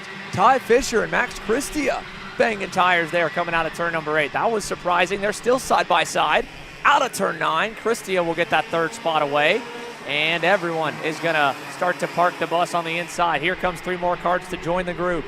Davin Roberts is back in it. Here comes Pettit. Here comes John Antonino Jr. as Weiland tries the high side in turn 1. He'll get 1 spot out of it as he gets by on Christia, or holds the spot at least on Christia, I should say. He's trying to find a way past Enzo, who's going to continue to white line it. Here comes Fisher to the high side in turn 4. And Henry Taylor going to be pushing him also on that high side, and Henry's going to be able to slot in front of now what is Davin Roberts, as Jackson Deal is going to fall behind there. But this group, Xander, has continued to get bigger and bigger as we continue to fight. Max Weiland now down to the inside. Christie going to follow him there. 3 wide, a little further back, and it's going to put Henry Taylor to the wayside and off the track a little bit, but able to regroup there. And at the end of this group there, you can see behind Travis Pettit is Chase Gassie Lee, and then a cart behind him is, I believe that is Nate Golseth. Both of them up, Chase Gassie Lee up 19 positions, and now into this lead group. There's a little bit of contact there between Gassie Lee and Henry Taylor, but it seems like Golseth there and Chase Gassie Lee slowly working their way forward. And, every time Gassie Lee makes a move, Pettit is trying to follow him through, but that's going to put Gassie Lee, I believe, up 21 positions into that 9th position right now, and he's going to set his sights forward on Travis Pettit. Unbelievable stuff here for Chase Gassie Lee, and Forrest Adams there working with him from 30th on the grid here. This is going to put him well in a shot to fight for the race win in the main.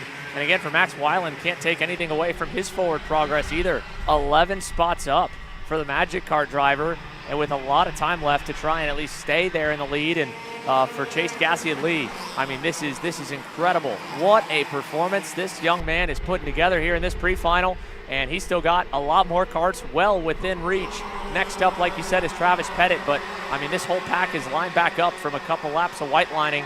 And Enzo Vidmontien, I think he's paying a bit of a price for that aggressive defending early, because he is already working on the needles and is going to lose another spot as the MPG boys nearly get together in turn 4. Yeah, Antonino overshot there a little bit on Enzo, just trying to make sure that he cleared him going into the ball there, and a little bit of contact with his teammate in front of him. But I'm sure that now that Antonino is in front of Vidmontien, they're going to be looking to go forward. Move there from Ty Fisher on Max Christie, and at the same time fighting in that group behind as that group gets bigger and bigger. Davin Roberts now down the inside of Enzo. Enzo going to cross him over there on the exit, and Enzo's going to reclaim that 5th position. But with all these drivers here behind him, Xander, we may not be selling houses, but these drivers are taking all the real estate. Down the front stretch here, Forrest Adams is trying to fade low a little bit and hold everyone back as Chase Gassey and Lee's going to go to the high side. He'll end up around Roberts, around Pettit, 8th now, and the leaders are back at it again fighting, so he'll have more time to make up more ground. 3 cars in this lead group here with Fisher, Weiland, and Christia through the infield chicane. A half car length from Max back to Max there, and about a second to the 2 MPG machines. They're 5th and 6th, Vidmontien 7th, and it looks like Vidmontien at 6th. Chase Gassey and Lee has gotten around Forrest Adams, and look who else has driven all the way from the back of the grid forward, Nate Golseth. Well, right on cue, though, he got put in a bad spot. Gassey at Lee leads this group. Let's see if we can't find that Arcane Tony kart. The white helmet was making up ground and then just kind of got put on the outside in turn 9. So he's going to end up, I think, across the line, net neutral. Actually, no, back down 1 position, but still, Nate Golseth is up, I think, something in the double digits for him. So a lot of drivers further back down the grid making some forward momentum. 12 spots for Nate Golseth there through the grid.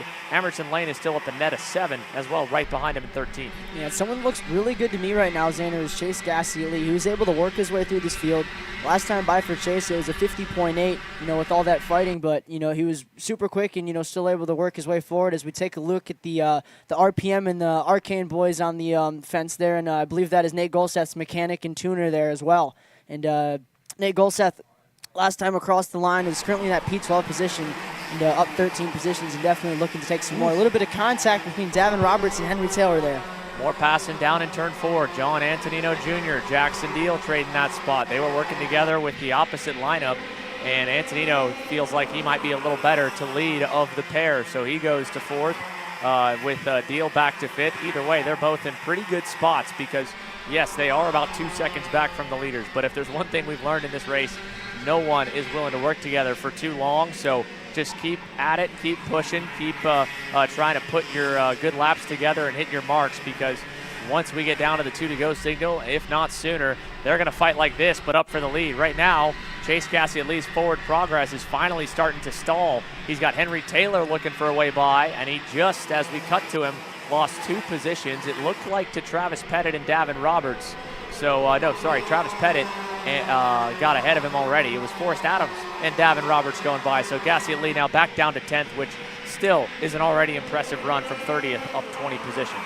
Yeah, as we now take a look back at the leaders, Ty Fisher's still out front, as we've seen him all throughout the heat races, and a little bit of a different story here than the heat races. We have Max Weiland all over the rear bumper of him, and Max Christie, a little bit of a mistake there in 6th. He's going to fall back from these lead 2, but like you mentioned, Xander, it has been nothing but fighting through and through from the green flag all the way to where we're at now with 1 minute and 16 seconds left on the clock. And I feel like Weiland now, he said he was going for gold, but right now he's in silver and he has gold right in front of him. So, if I'm Max Weiland here, I see that we have a gap behind us now, and, we're going to push until we see those 2 sticks to go, but I wouldn't be surprised if we see Weiland go for the move. He could definitely go at any moment he wants right now, being right close on the bumper of Ty Fisher, but with that smart driving that he's doing, kind of just pushing him away, he is making it where it will be just that 2-kart race, for the most part at least, at the very end of this session, because at 8/10 back, Max Christia is not close enough to do anything to Max Weiland. He needs 1 to 2 corners of Ty Fisher really parking the bus on the bottom to bring him back into the mix. And for the 2 MPG drivers further back, they've now faded as 2.6 seconds away. So the longer Max Weiland is able to wait and convince Ty Fisher to keep hitting good laps and hitting his marks, the longer he can buy both of them time, the better off he's going to be. For Ty Fisher, it's hard to say if he's better off, leading the entire group or just leading one driver, but at least for Max Weiland, this is coming together nicely because the next time by, they'll hit 2 laps to go, and he's got over a second out back till he finds the next go-kart. On the other hand, though, with 2 laps remaining next time by, let's check in one last time with that midfield scrum because I think that things have changed again.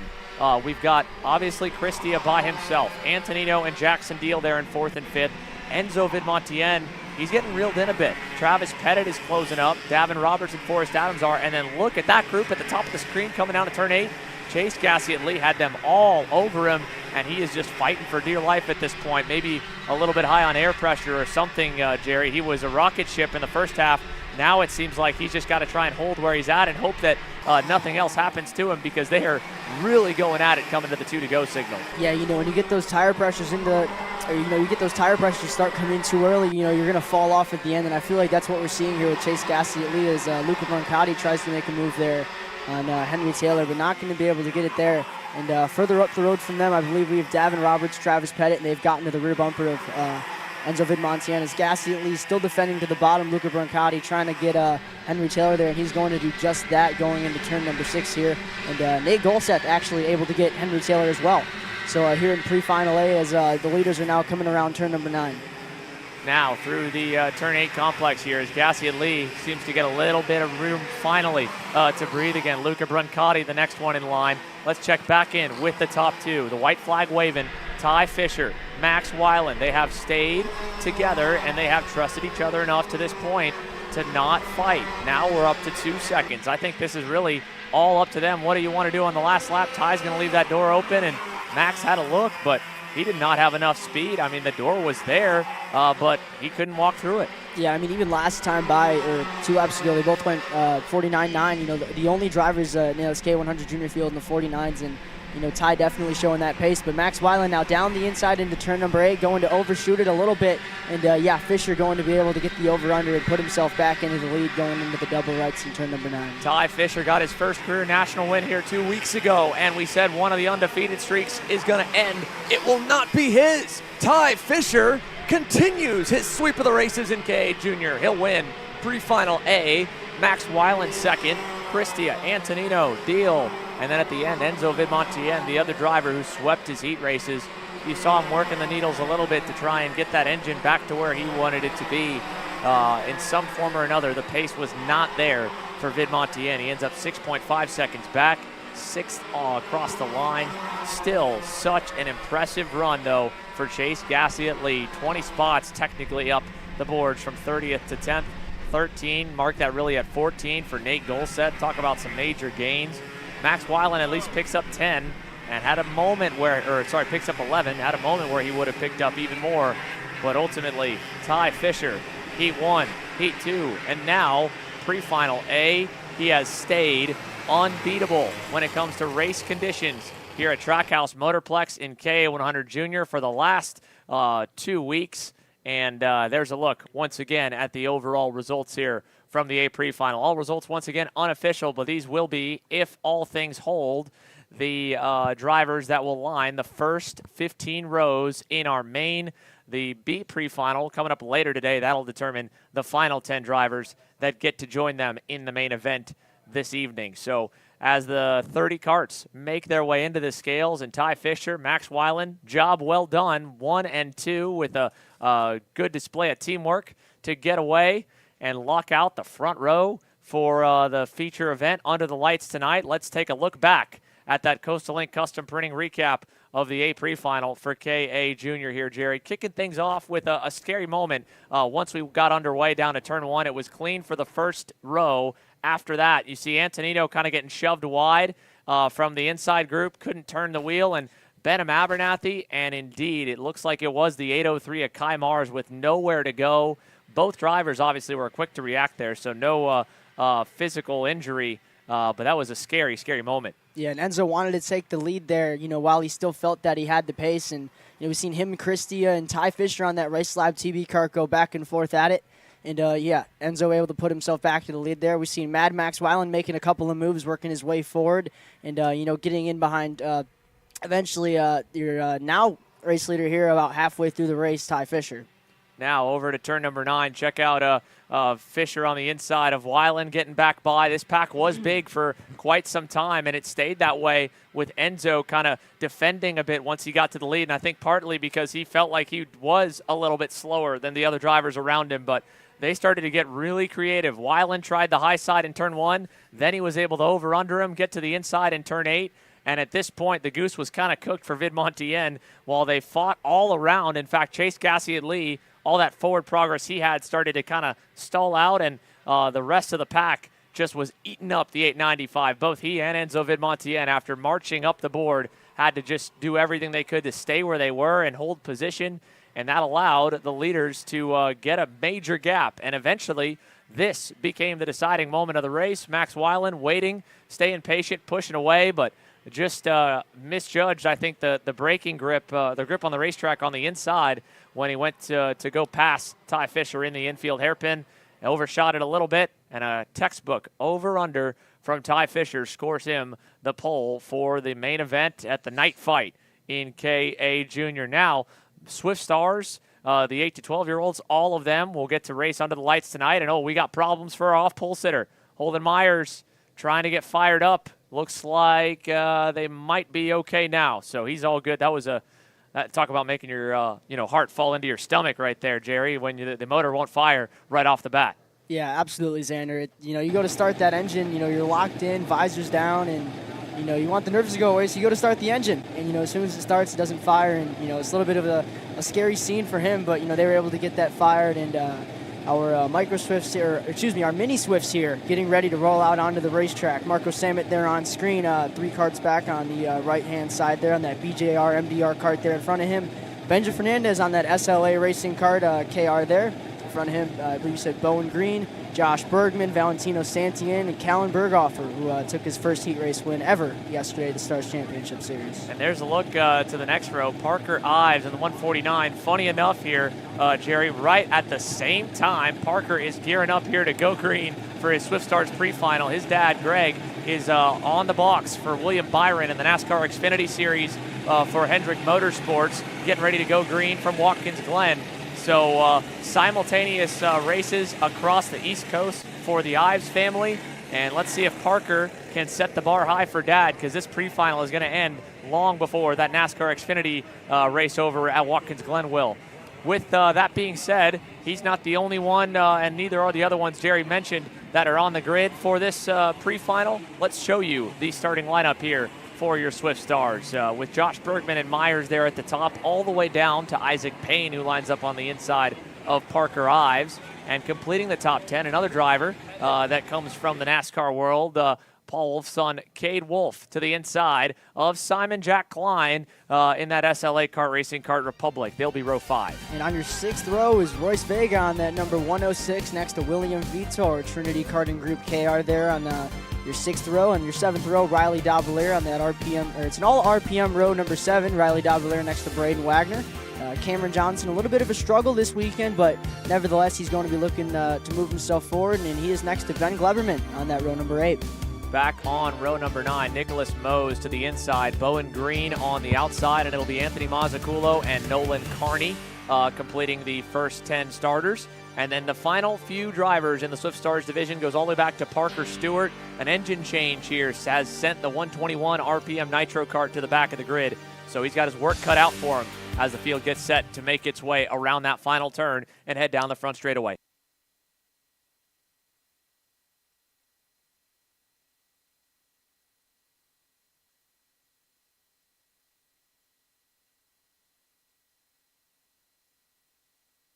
So here we go, getting set to go green for the pre-final in Swift Stars as they head down the start-finish line straight through the tram lines. Green flag in the air. We're racing right down into the first corner, and you can see the back couple rows kind of got caught off guard a little bit by that, Jerry, but we've already got one off up in the front. I think that might have been Marco Samet He's going to find a hole down right behind Isaac Payne as they go into turn number 4. And he's going to be able to slide into what I believe was the 7th or 8th position in front of Parker Ives. And yeah, a little bit of dicing there through the midfield in that first corner there. But, it seemed everyone got through pretty safe outside of Marco going off, like you mentioned. Callan Berghoff were able to put himself into that 4th position there. And Ben Gleberman and Simon Jack Klein, they were going at it. Simon Jack Klein able to get that move there on, I believe that was the 154 comp card of Cade Wolf. So able to move himself forward early on here, and going to be looking to move himself even further forward as we end this first lap here.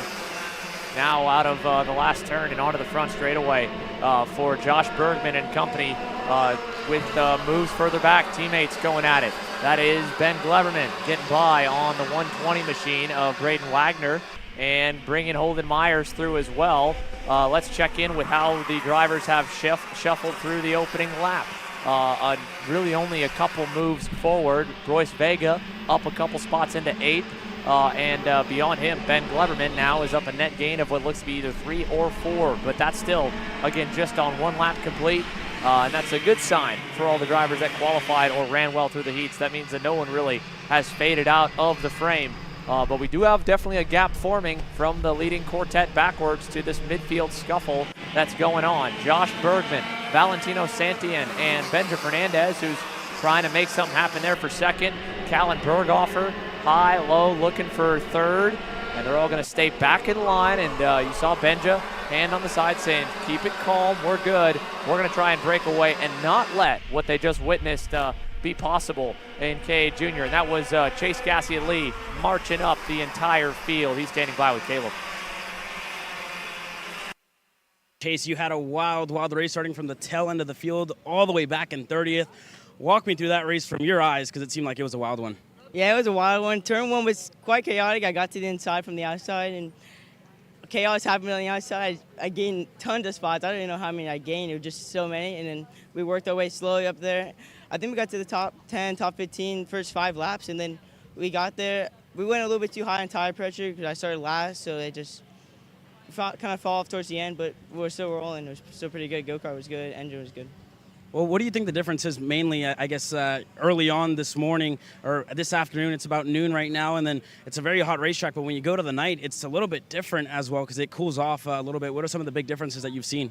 It's just like the grip blow is like a lot lower. The track doesn't get as greasy, or the go-kart needs a little bit more grip than it does now. It's just different. Tire pressure's different. Everything's different around there, around that nighttime. And I know as well for you, you recently found out you have depth perception as well. You can't really see how far things are in front of you. So walk me through that. How I guess hard is it to you for you to race at night? Because this is the Star Championship Series night fight. I mean, I'm starting to get used to it. I think I'm getting used to it every day or every session. I'm getting better and better, but it's still hitting me a little bit. But hey, I'm not turning at least 5 times each corner. Well, there you guys have it. Chase Gassier-Lee is for sure not going to make the same mistake he made 2 weeks ago and going to pop out the clear visor later on tonight. Back to you guys in the booth. We talked about that a little bit, Jerry. In the junior class, Davin Roberts was the only one that kept the tinted visor on. Didn't seem to hurt him at all. He was a rocket ship under the lights last night, but he knows this place inside and out, and as does his RPM teammate, Parker Ives, who just made that move cleanly on Benja Fernandez. So a few more changes on the top 10 running order while we were side by side there from inside the top 4. Now back to the 8th position for Fernandez. He's going to try and go back forward in turn 8.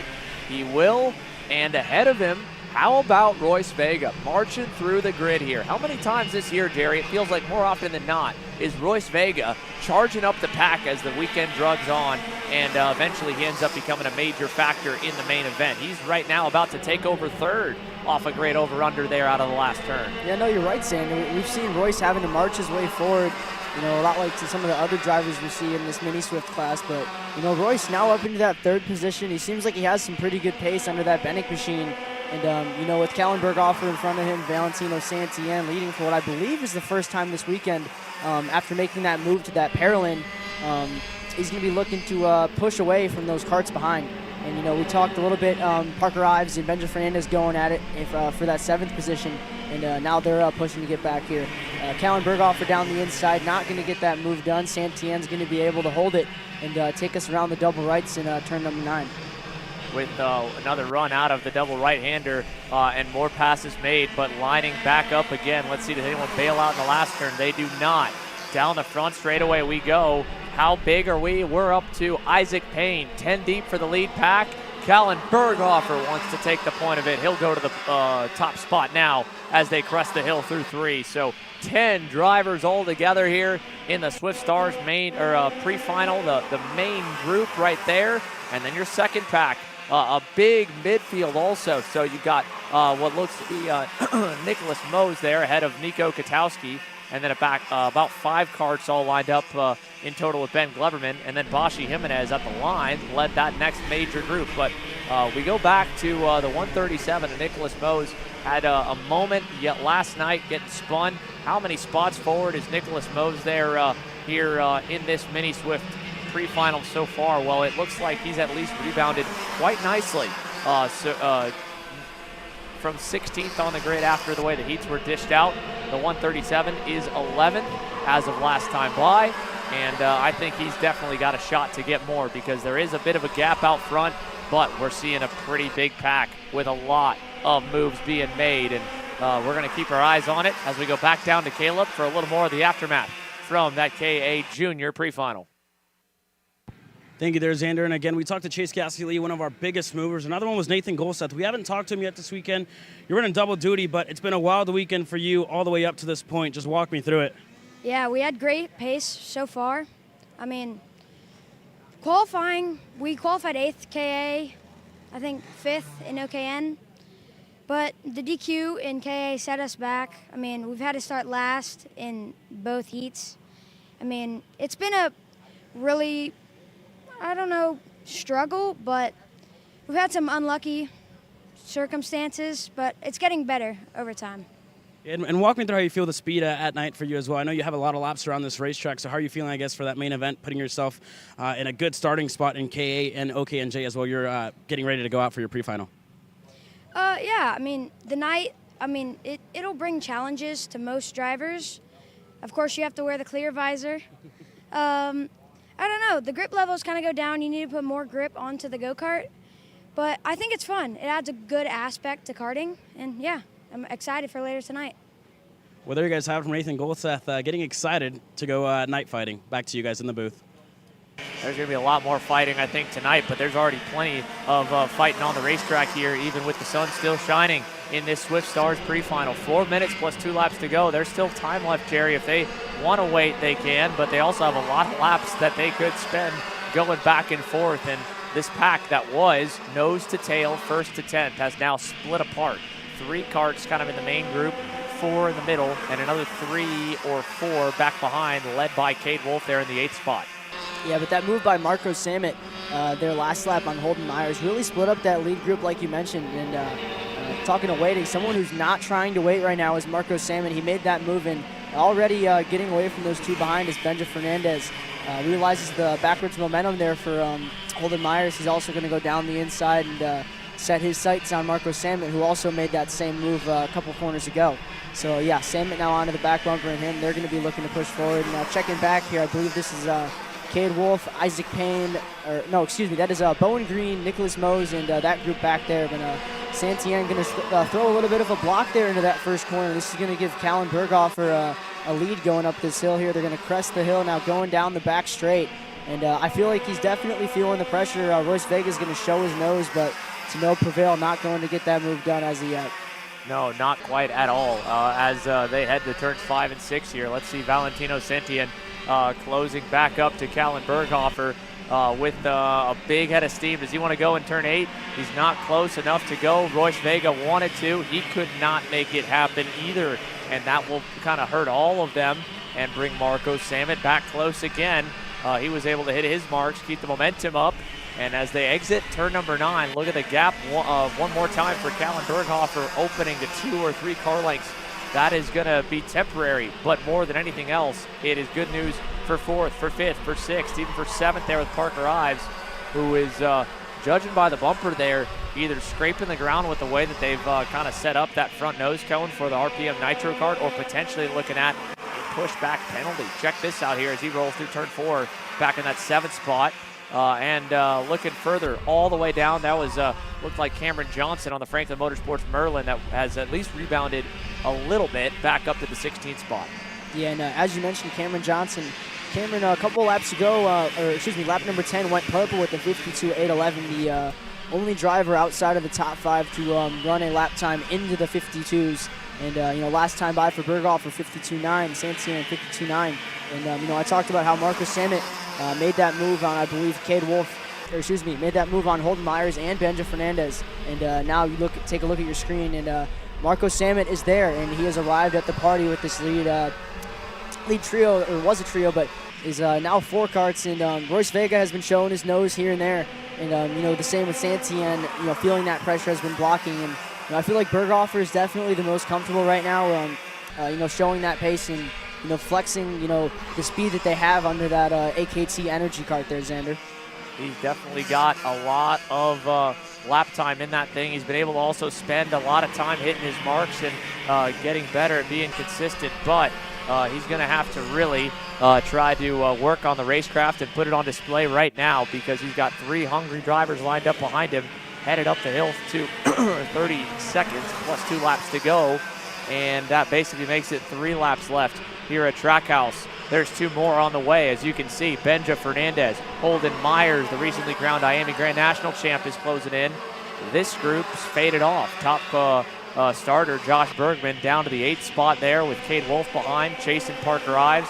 I think they won't really be much of a factor, even for Isaac Payne back in 10th. So we're really focused and I think keyed in on our top 6.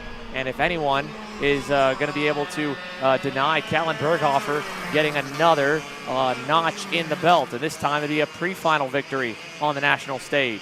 And now Parker Ives is starting to feel that pressure from Josh Bergman behind.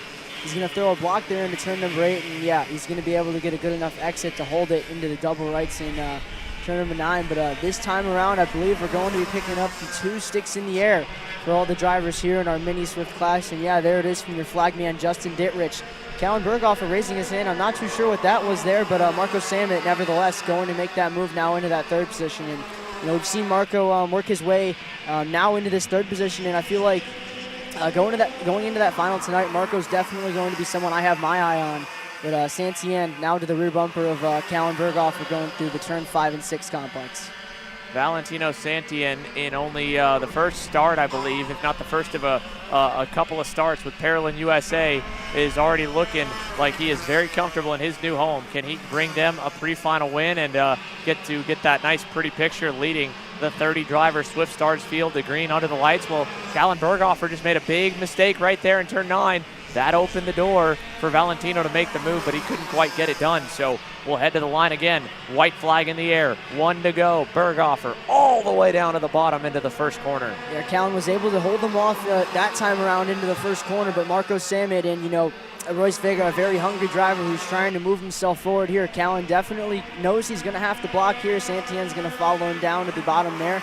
Marco Samet still in that 3rd position, and all of this blocking is going to bring Benja Fernandez there and Holden Myers slowly more and more into that frame, Xander.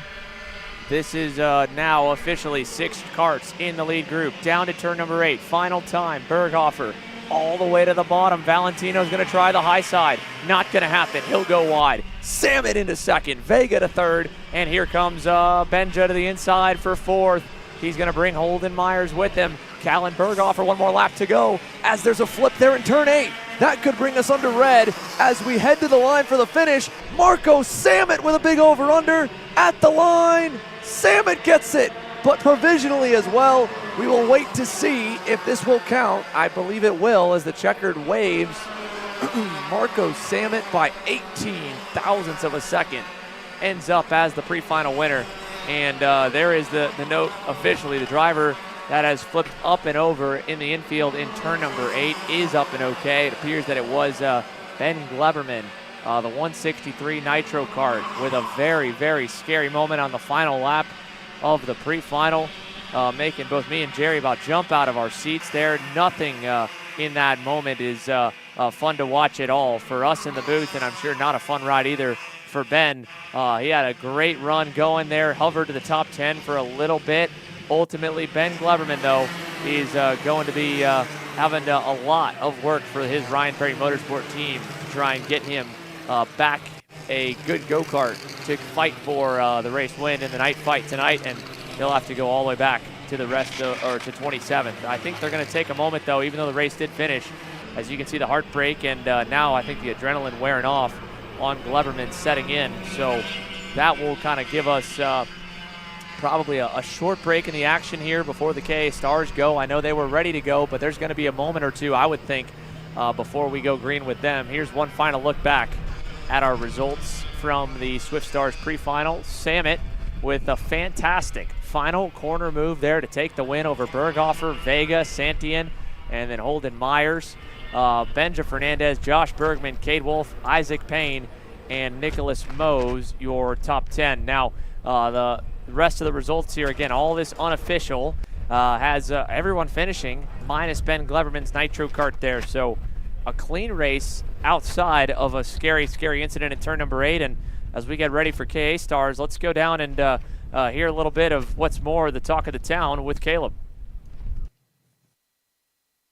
And again, first and foremost, most importantly, Ben Gleberman is out and up out of the go-kart. Just a little bit discomfort in his arm after that flip, but he is okay. And again, switching gears here to these KA Stars that are getting set to come out onto the racetrack. For those of you that are just joining us, the championship implications here this weekend for this KA Stars category, the championship points leader is actually right there all the way to the left-hand side of your screen, or right-hand side, I should say. James Overbeck, he leads the championship here with a pretty big margin, over 100 points to his championship points lead. But we are in Mooresville, North Carolina, and a lot of drivers that are doing one-off races this weekend, like Hayden Jones, like Carter McMurray, and like Jake Drew, are going to, put a shuffle in this entire championship and, maybe put a wrench in things for the guys like Finnegan Bailiff and Jackson Warney that are looking to take the challenge up to James Overbeck. So this is what's set to come your way here in a couple of moments' time. Back to you guys in the booth.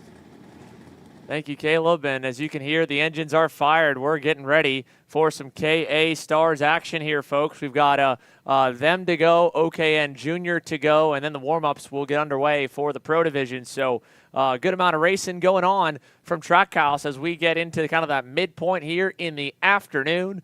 Mini Swift just completed, and again, 2 more semi-pro classes need to set their first 30 spots. Following the pro warm-ups, we'll have the B pre-finals for KA Junior and KA Stars to set the final 10. And then we'll get into our dinner break and the night show for the night fight and the final session of the 2024 Stars Championship Series season as we race into the night here at Trackhouse Motorplex. All 30 drivers are off the grid and ready, so we're going to take a moment now to bring you the starting lineup here for your KA Stars A pre-final. And my goodness, is this one going to be interesting. Hayden Jones and James Overbeck, the front row, both of them sweeping their heat race, or doing good through the heats. And Hayden, I think, ends up with a clean sweep on his to get the pole. For Carter McMurray and Finnegan Bailiff on row 2, that's Bailiff a big improvement, and McMurray kind of holding station. Jackson Wolney and Hudson Brown, a couple of young guns back there on row 3, with Andrew Hamill having a career best run right now here on the JDC Motorsports Tony Kart on the inside of row 4, along with Brandon Lemke, Aiden Hatcher, and Alan Isambard back on row 5. And Jake Drew outside of the top 10 looking in, along with Raheem Alibi. Both of them were fighting for heat race wins throughout the afternoon and evening yesterday. And behind them, Drew James and Seamus McKendry on that BJR MDR LN kart there, starting on row number 7. Mick Gabriel, Lucas Sabo, veteran TJ Coyne on that best kart on 17th. Luke Welcome, Seth Stowe, and Spencer Mass on row number 10. The final 10 starters will populate up onto the screen really quickly here for you folks, beginning with Zach Frank and Big Ben gone all the way back to Danny Perez, the last one that transferred through into the A pre-final with a guaranteed spot in the big dance tonight. Jones on the inside, keeping it slow. Good jump, a big jump for the inside lane, and Hayden Jones will bring 2 karts with him as James Overbeck's going to fade back to 4th in line. One driver there at the bottom of your screen having to make evasive action, going off to the wayside there on the kind of cut-through access lane or the escape lane, and it looked like it might have been maybe Luke Welcome that had gone a little wide, but in either case, we've got the first few rows, I think, all kind of cleaning through. It's Jones, McMurray, who have worked together nicely, then Wolney, although James Overbeck's already going by him there in turn 8. Finnegan Bailiff trying to hold off Andrew Hamill and company behind. Hudson Brown also somewhere in that group, but seems like Overbeck didn't really get too good of a start there. He might have flooded the carb or, whatever happened. Didn't really get too good of a jump, but still able to slide into that third position as we see him move from the 998 of Aiden Hatcher there, able to move himself up in front of Brandon Lemke. And Lemke definitely going to go down to the inside here and take that right back from him. And now with clean air in front of him, he's going to be looking to get up into that next group, into that 9th position. Down the back straightaway, Andrew Hamill all over Finnegan Bailiff, looking high, looking low, then kind of just riding the bottom right behind him. You can see there's Hudson Brown on that gold card in the 921. They've kind of got their own little 3-car grouping heading into the infield here, 5th, 6th, 7th. Hamill's now going to try and take that momentum up another position, and what a performance still continuing for the X-Prix driver there. Move him into the top 5 for the first time overall on a national event. Andrew Hamill and the JDC Motorsports crew fired up with Hudson Brown joining him as he goes next on by Finnegan Bailiff there in turn 11. He'll move up to 6th, and here comes the Wisconsin Wonder Kid Brandon Lemke forward, Aiden Hatcher, and there's Jake Drew on the GFC. That's the end of the top 10. All 3 of them just hit a really good lap last time by to close up, especially Brandon Lemke. He was quickest around there, all the karts that he was nearby by nearly a full half second. Yeah, and Alan Isambard on screen there in front of Mick Gabriel. I believe they are currently in the 13th and 14th positions.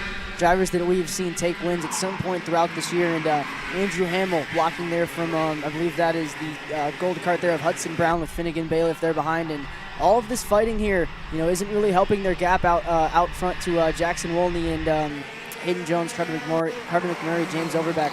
The more they continue to fight, the more that gap is going to open up. And at the same time, the more that they fight, that group is going to get bigger as Jake Drew and Aiden Hatcher now gets to the end of that group. And Aiden Hatcher, a driver we've seen a lot this weekend, be able to progress. And all the way from Thursday, he's been able to get a little bit better lap times as Brandon Lemke reaches down there and grabs a handful of carburetor, making an adjustment. And Hudson Brown now is going to go to the point of this group. With Hudson Brown now making another pass in this pack from 5th on back. That's going to put them, I think, right outside the 2-second window from the lead, and at least a full 1.25 back for anyone else as Brandon Lemke gets a little bit too hot there into turn number 8 and ends up going wide. Andrew Hamill will lose 1, 2, not going to happen 3. Jake Drew tried to set him up for a nice crossover there, but a 2-spot loss as Andrew Hamill now fades to the 9th position on the board. Long time to go still, though, in this pre-final A. That time around, Carter McMurray, James Overbeck, Hayden Jones, 50 flats. The next best, it was beaten by 1 driver, Luke Welcome at a 49.9, but he's in that bright yellow helmet, kind of smack dab in the middle of this early teens group.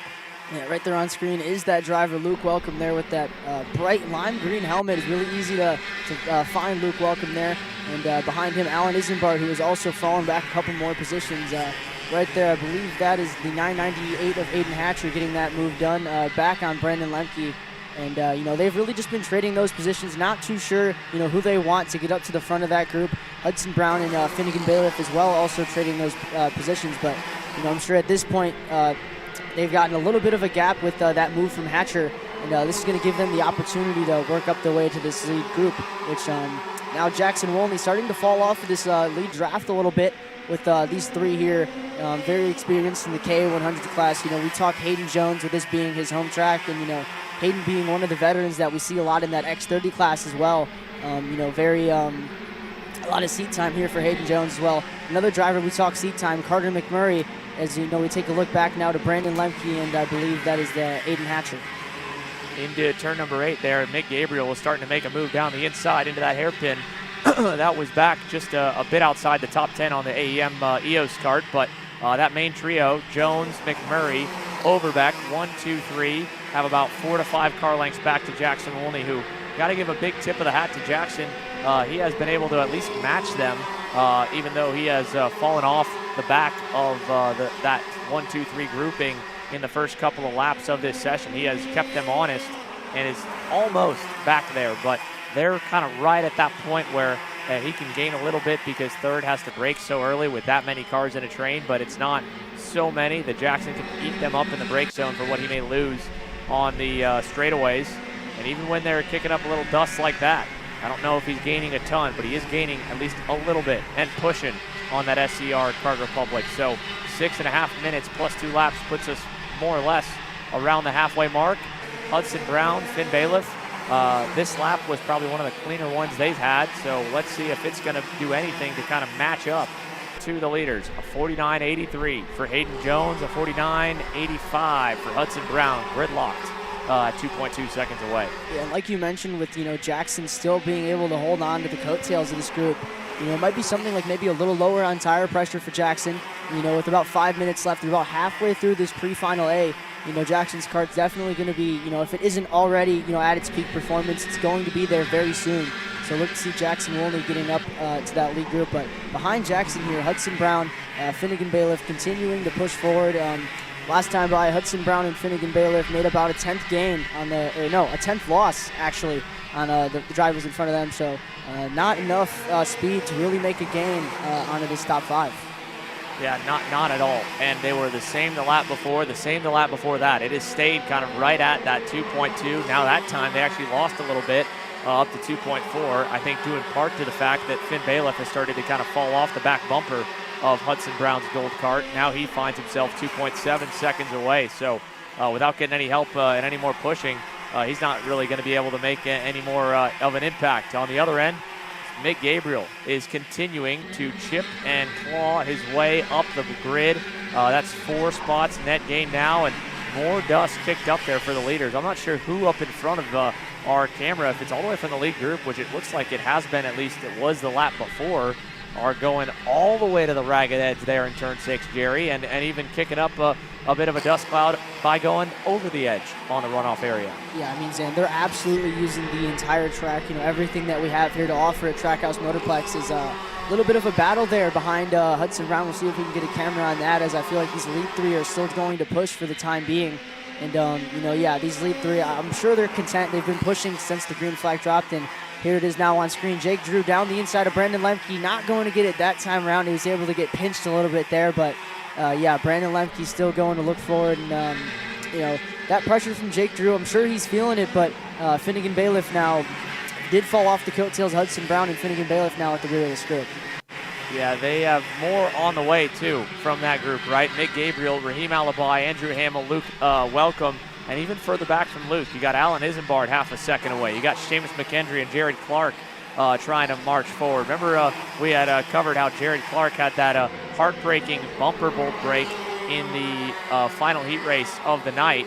That put him just barely inside the top 30 overall, but it put him pretty far back on the starting lineup here for this pre-final. So he's been marching forward and forward and forward, and now you can see a little bit of a glimpse of him. That is 8 spots up for Jared Clark, and the last driver to transfer through to the A pre-final, Danny Perez on the JDC Motorsports Tony Kart. He's up 11 as we've got one off. Jake Drew's got a problem.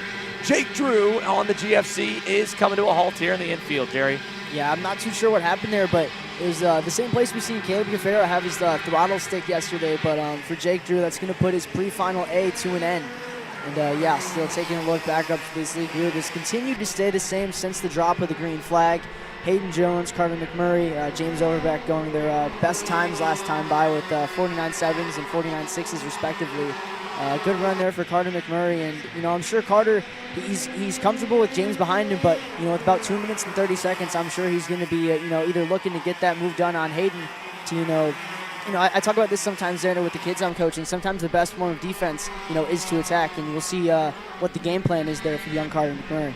Yeah, he waited a good bit in the heat races, and in the second one, he got the better of Hayden. In the first one, Hayden got the better of him, but they both already have played the last lap with a different scenario where it was just the two of them. This heat race, they've got to deal with James Overbeck, who was in the other flight of groups, and he was able to kind of get away in both of his heats, so he didn't really have to go to war. But it's one thing to kind of be able to be in second when it's just 2 karts together. With 3, you're in the middle. You're having to worry about both a bit of defense and a bit of offense, and that is a totally different way to play the game here at the end of a race than what Hayden Jones and Carter McMurray were able to do yesterday. Now, for the forward marchers, how about Alan Isambard getting by even Jared Clark? Clark is still up a number of spots, but Isambard, I think, might even be up a little bit more. Yeah, Isambard, Actually down 3 there, Xander. I'm going to correct you for the first time today. Ooh. But Allen going to continue to, get a little bit more pace out of it, but it really seems like he's been struggling today. Maybe later on under the lights, it might benefit his setup a little more as we see some fighting right in front of him.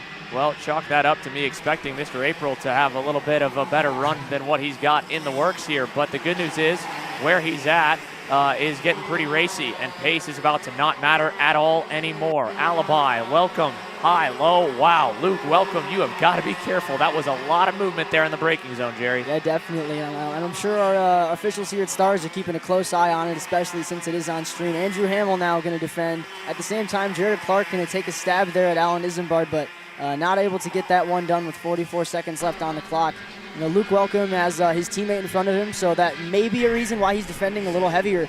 But at the same time, he's got a lot of feisty dogs trying to get in front of him right behind him. Oh, Alan Isambard just absolutely threw that Kart down to the inside, locked the brakes up, and where we've already seen multiple times today how dirty it is on the inside groove into turn 8. He just paid for it trying to defend, and maybe that would, no, it's a problem. He's got no brakes. Alan Isambard is slamming it into the pit lane right now because he did not have any braking power. And I'll give Alan a huge kudos there, Jerry. He made that look like he absolutely had stopping power. He had nothing on that Sodi. Yeah, and we'll hope he was able to stop there in that scale line, Xander. But yeah, back to the on-track action. Seamus McKendry and everyone behind gifted a spot there from Alan, I believe, probably losing brakes like you mentioned. And now moving to your fight for 5th here. Hudson Brown has been caught, and at the same time, Carter McMurray is able to get around Hayden Jones there for that top position. And coming around turn number 9, now we're going to go to this short chute, and we're going to see the 2 sticks in the air this time around. Hayden Jones is going to take the lead, coming to the 2-to-go signal here. He wants that point back, and Carter McMurray was able to at least get back down into 2nd. Now Jackson Wolney, unfortunately, without any drafting help, has faded more than 2 seconds away. He needs a lot of low lining to get back into our picture frame. Down the backstretch, McMurray, as we mentioned there, smack dab in the middle now. He has to kind of play defense and offense. James Overbeck, he can get a little more creative at the back of that line, at least for now, until Jackson Wolney enters the fray. So into the hairpin we go, a lap and a quarter remaining. Jones all the way to the bottom. Yeah, Jones all the way to the bottom. McMurray going to follow him. Overbeck going to get that over-under there on Carter, and looks like he's going to slot himself into that 2nd position there, our current points leader at the Stars Championship Series. And Hayden Jones is able to, block just enough from Carter to continue to hold him off, and he's going to block in that last corner and hold off Overbeck as the white flag comes out now. 1 lap to go. Look at Overbeck all the way to the bottom side in turn 1, and he'll get that lead away. McMurray with an over-under on Hayden Jones. He'll get into 2nd. Yeah, now James Overbeck going to take us down the short chute here into the bowl. He's going to go all the way to the bottom, almost even into the marbles. Carter McMurray able to hold off Hayden Jones, and behind them, Jackson Wolney slowly getting closer and closer to this group, but I don't think they're going to fight enough for him to really get there. As you see Jake Drew watching on from the side. James Overbeck going to take us into the turn 8 hairpin now, all the way to the bottom. Carter McMurray going to follow him. Take a look here. Hayden Jones going to get a nice run out. He's going to be side by side with Carter McMurray going into the double rights. Door to door there for 2nd. Now Jones and all of them unable to make any over-under moves, and James Overbeck will spend the entire race in 3rd. Can he hang on? Last turn, big run, and yes he can. James Overbeck scores the pre-final win. He is undefeated in pre-finals in North Carolina for the Stars Championship Series, and across the line, what a battle there. Jared Clark gets another couple spots there at the stripe. Carter McMurray and Hayden Jones doing it out all throughout there, and James Overbeck was able to steal it on the last lap. McMurray going to come home with the P2 finish here in the pre-final A. Hayden Jones in 3rd. Jackson Wolney all by himself in lonesome P4 position. Hudson Brown able to hold off everyone behind him in that P5 position. Aiden Hatcher, Brandon Lemke, Mick Gabriel, Finnegan Bailiff, Raheem Alibi rounding out your top 10. Welcome Clark up a ton. Danny Perez from dead last to 13th, and back to Drew James there, splitting the difference in 15th, and further back, only a couple of DNFs. Talk about heartbreak for Jake Drew and Alan Isambard. Now, I could say Alan Isambard is probably going to be a big mover in the main event, as he'll be slated to start 27th. Jake Drew will also be a driver to watch, as the black and white GFC will have to roll alongside him from 28 if nothing else changes in post-race tech inspection. and scaling. I know that Caleb Viesca is down on pit lane as well as the rest of the KA Stars field that are getting ready to head to the scale house. We'll take this moment to step away and on the other side get a bit of intel of how it all went down from their point of view in their pre-final with one more session to go. OKN Junior on the other side of the break. This is Henry. Henry feels sad.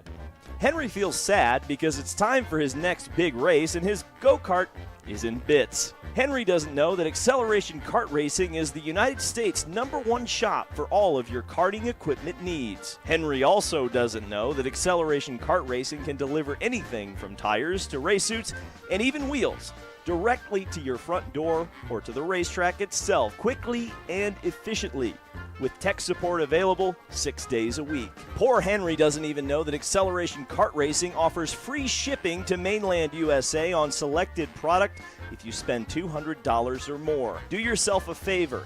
Go to accelerationkarting.com and make sure that you are never left stuck on the pre-grid with Henry. Be smart and don't be like Henry.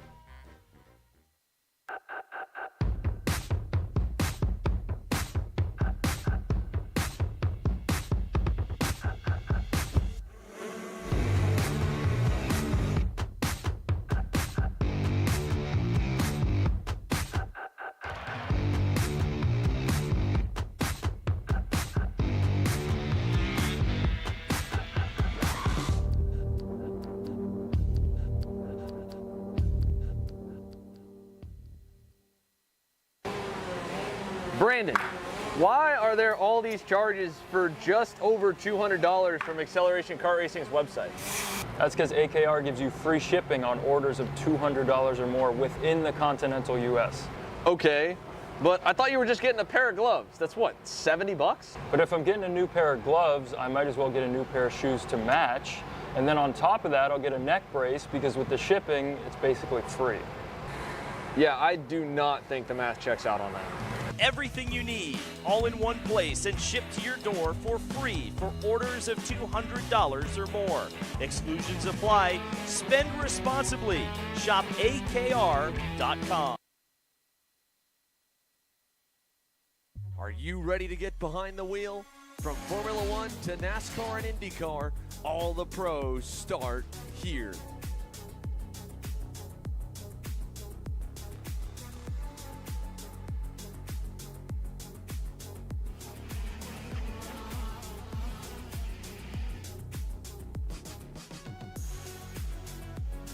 For more information, check us out online at mcckarting.com or call us and go racing today. Parallel USA, a top-level performance team with unmatched hospitality, offering a full-service driver development program with year-round testing available in Miami, Florida, and the official North America racing team of Parallel Racing Chassis. Chassis and parts available at parallelusa.com. This is Henry. Henry feels sad. Henry feels sad because it's time for his next big race and his go-kart is in bits. Henry doesn't know that Acceleration Kart Racing is the United States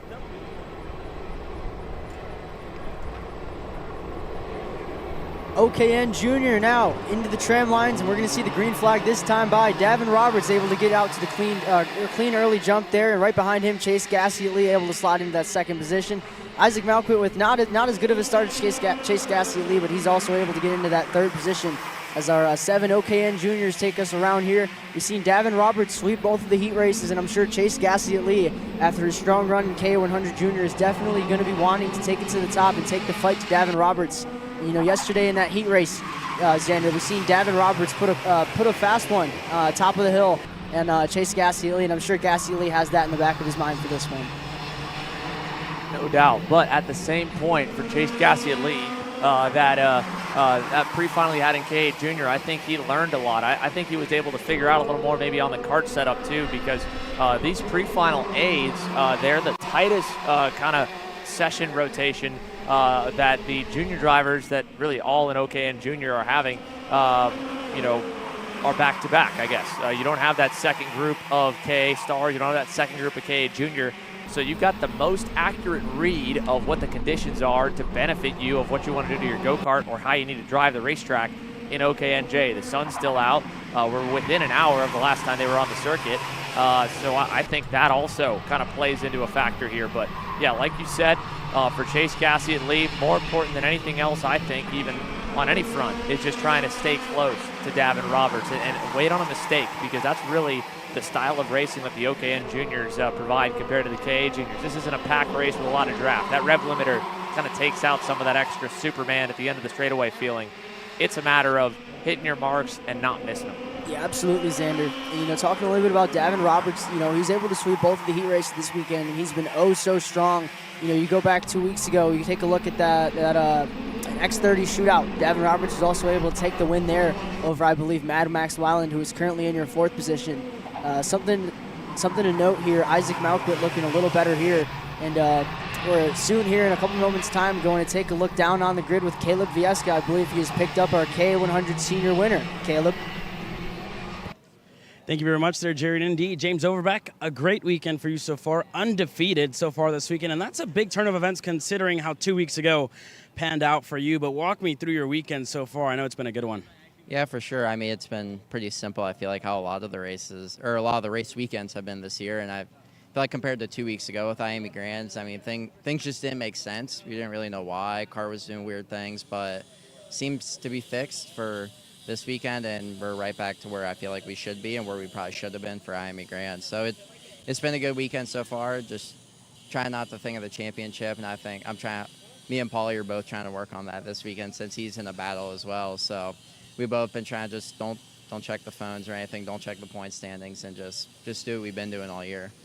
Yeah, and it seemed like that race as well. You kind of sat there in third. You were patient most of that race. Just walk me through how it kind of unfolded from you sitting in third, and obviously you got the win in the end. Yeah, for sure. I mean, I know the SARS events races are long, and you're only allowed one set of tires, so you really have to focus on trying to save as much of your tires as you can for the final. And I think once I got up into third on the start and was kind of pulling away from fourth, I think I decided I'll just sit here, just kind of bide my time, and I knew it was like still 10 minutes left once I got into third, so I was like, there's no point in trying to push that hard for a pre-final win or even just leading laps in the pre-final. Like, I'll just wait till 2 to go, and they can battle in front of me, and whatever happens, happens. And I would have been happy with third. I would have been happy with first, so it didn't really matter.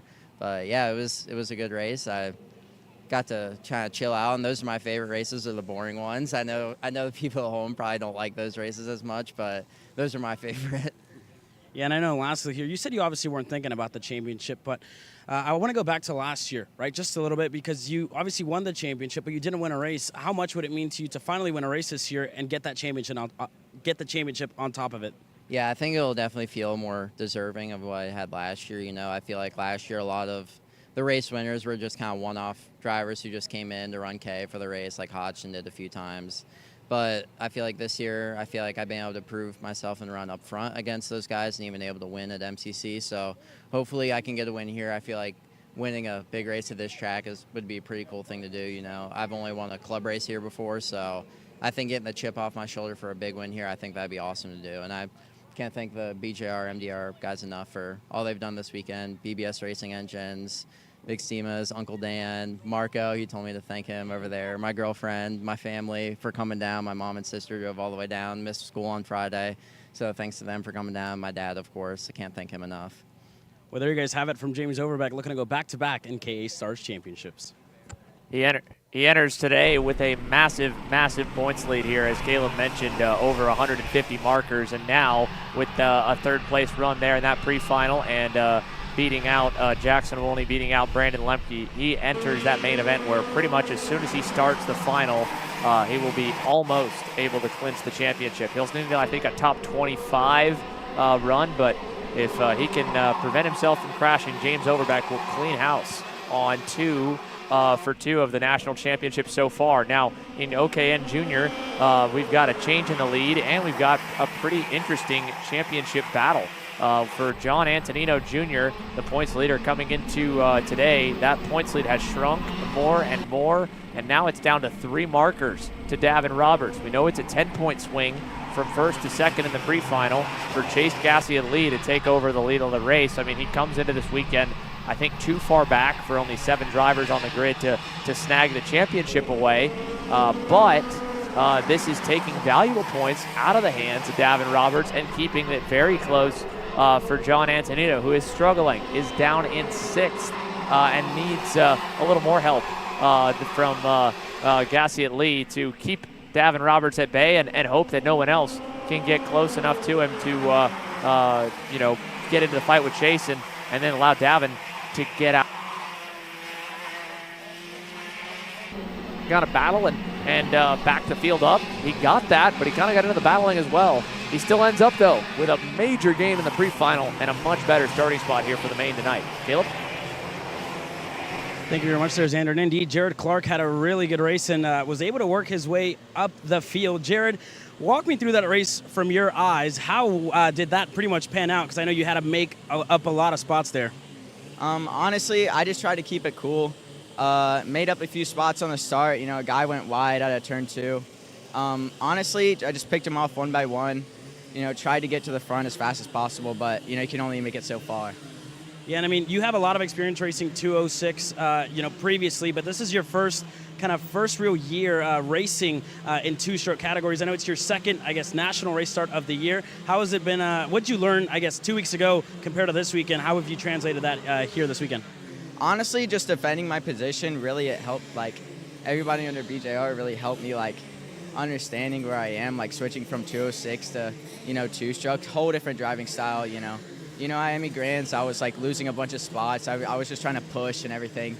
And, it's hard transitioning, but honestly, I was overthinking it, especially in the first heat.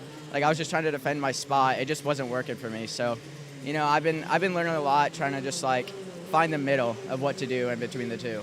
Yeah, a happy median, pretty much, you would say. And again, this racetrack is changing a lot, especially on national race weekends. What have you noticed that the progression has been, early on in the day where it's super hot and then transitioning over to the night where it kind of cools off? Honestly, it's not. The times definitely fall off a little bit, and I'm sorry. You're good. I see everybody's kind of messing with you back here. Go ahead. Honestly, just throughout the day, the track gets super grippy and it starts to push a bunch, but really you just have to, back the corner up a little bit, Doesn't change too much, but honestly, it's all right. Well, there you guys have it from Jared Clark, and it was good. You were able to keep your composure. I know everybody back here was messing with you, but there you guys have it from Jared Clark, the rookie. Had a good showing this past pre-final. Back to you guys in the booth. Top half of the grid there in pre-final A for Jared Clark. That'll be a nice starting position for the main event later on under the lights. And, like he said, it's not a ton different. The lap times, like he said, definitely go a little bit better. The engines run a little better with the cooler temperatures, and you can, send it a bit deeper into the corner when you build the heat in the tires. I think probably the biggest point when the temperatures really drop and you don't have that sun bake in the surface temperature either, it takes a little bit longer to bring them up to, the level and the heat that you want for them to really be at peak grip. And you can very easily overheat the tires, slide them on the first couple laps. And for the classes like OKNJ and OKN Stars that are going to be on, I think OKNJ does as well, sticker rubber in the main, that is going to be probably the biggest thing, is to not roast the tires while they're still just breaking in. But in the pre-final here, well, we're already at the later stages of it. We are in the dry conditions, and more than anything else, we're at the last bit of the rubber life for Davin Roberts and Chase Gassiet Lee. And so Davin taking the lead there in turn 4. You can see he was pushing the limits there in turn 6 to try and pull the gap back out, so Chase couldn't get back around him. They've pushed and pushed and pushed, and more than anything waited to battle.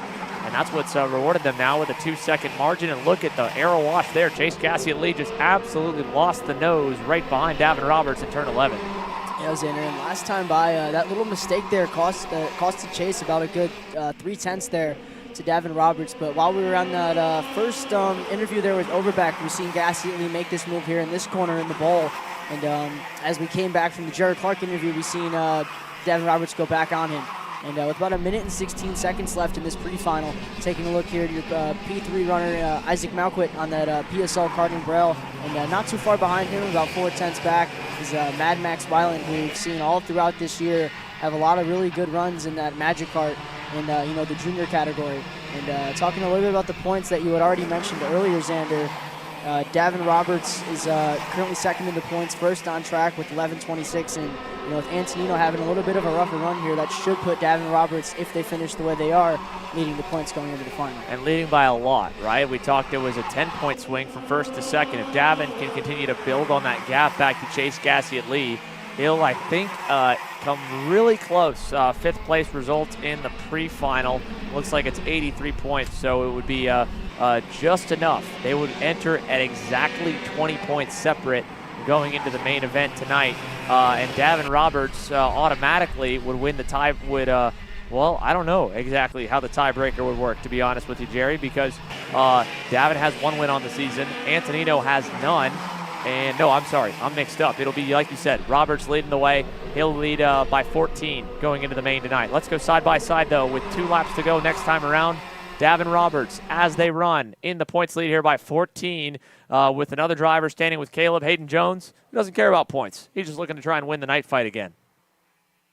Yeah, very well said there, Xander. Hayden Jones, you're obviously focusing on just winning the night fight here, not the overall championship points total. So I guess, how have you felt so far this weekend? I know you have a lot of laps around this place. You ran KA obviously 2 weeks ago, but how has it been for you so far this weekend? It's been great. It's been a very chill weekend, not really stressing about too much, just having fun, working out of the garage.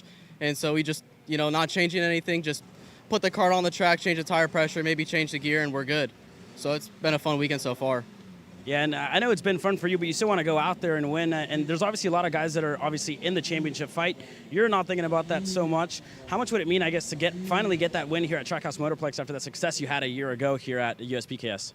It's always fun to win here, especially this race because it's at night. So it looks pretty fast. It feels pretty fast. It's intense. So it'd be fun to win. It obviously feel really good. My mechanic would be super happy. We'd have a trophy, take some pictures, go on our way. And, it's just something to talk about in the next coming years. Well, there you guys have it from Hayden Jones, just looking to take a trophy back home to West Virginia. Back to you guys. That'll make that long road back up to West Virginia and to college a little bit easier to maybe staying awake Monday morning with the night fight running late tonight for Hayden Jones if he's got a trophy in that passenger seat as he heads back out. But for Davin Roberts and Chase Gassiet-Lee, especially for Davin, the focus is on the second trophy awarded later this evening, the championship. And if he can get this pre-final win, it would go from a 4-point lead to a 14-point lead. It would still come down to Davin needing to win or prevent John Antonino Jr. from winning the main event. But if he would have finished third and Antonino Jr. in second, it should still be enough of a cushion to hold the championship points lead by the end of the night. For now, he's got to hold on to the lead, though, in the pre-final, and Chase Gassiet-Lee's alongside, almost there, not quite there out of turn number 9. Davin Roberts was able to hold it there around the outside with a little bit of contact, but nevertheless, Davin Roberts side by side with Chase Gassiet-Lee. I believe Roberts still got the win there by 13 one-thousandths of a second over Chase Gassiet-Lee on that Coastal Link custom printing EOS there. And Isaac Malkwood able to hold off Mad Max Weiland. Right there on your screen, you see Nate Golseth able to get fifth over John Antonino. And it's definitely going to hurt Antonino's points a little bit. Obviously not too much with these points being doubled here in this pre-final. And Davin Roberts going to be able to get that one over Chase Gassiet-Lee. Yeah, that is huge right there, Jerry, with the 10-point difference coming from 13 thousandths of a second, 14 thousandths of a second, the opposite direction for Davin Roberts, and he only has a 4-point margin where it's heads-up racing pretty much through the entire top 12 spots, so that'd be all 7 in OKN Junior. But by Davin Roberts winning this pre-final and John Antonino Jr. fading back behind Nate Golseth at the line to 6th from 5th where he rode most of the race, well, it just became a whole lot easier for Davin Roberts to try and get a walk-off home victory. And we've talked about momentum. I don't know if anyone has any more than maybe Davin Roberts, Team USA member from the Rotax Grand Nationals at Newcastle Motorsports Park. The following weekend, the IAME Grand National Championship becomes an X30 Junior IAME Grand Nats champion. And now he is on the cusp of becoming the first ever OKN Junior National Champion. He gets to put his name in the history books. You only get a few opportunities in motorsports to be the first to do something. Davin Roberts has that on the table here today. But for OKN Stars, it's not the first, it's the second season of it, and it has been just as exciting as year number 1, where tonight when the warm-ups are concluded and the main events are ready, their pro show presented by Mazda Motorsports is going to feature 3 drivers that are all close enough in the final tally of standings that it'll be basically heads up. If any of our top 3 drivers win the main, they'll win the title. Diego Ramos enters tonight with a 2-point lead over Nicholas Terlecki. They might as well be tied at that point, and Diego having a tiebreaker. Paulie Massimino, 18 points out of the lead, just enough that if Paulie can win the race, he can control his own destiny, and he will be the champ no matter what happens behind him there for second onward.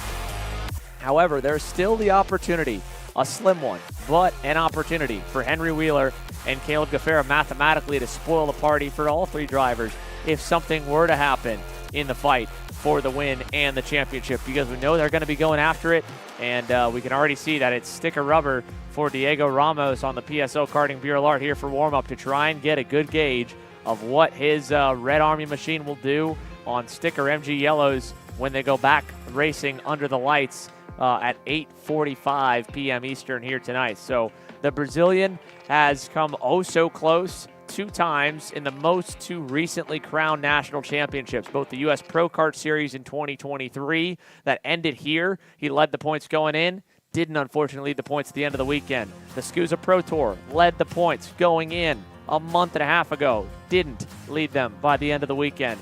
He didn't lead the points coming into the weekend. He's taken over the points lead now midway through, but it is, as we mentioned, so close that it might as well be a dead tie from first to third. Yeah, you're definitely right there, Xander. And, Henry Wheeler, Caleb Gaffera also looking to spoil the party, but like you mentioned, it's so close up front, they might as well be tied with only about 2 points separating Diego Ramos and Nicholas Terlecki after our heat races yesterday. Diego with a pair of P4s in both of the heat races.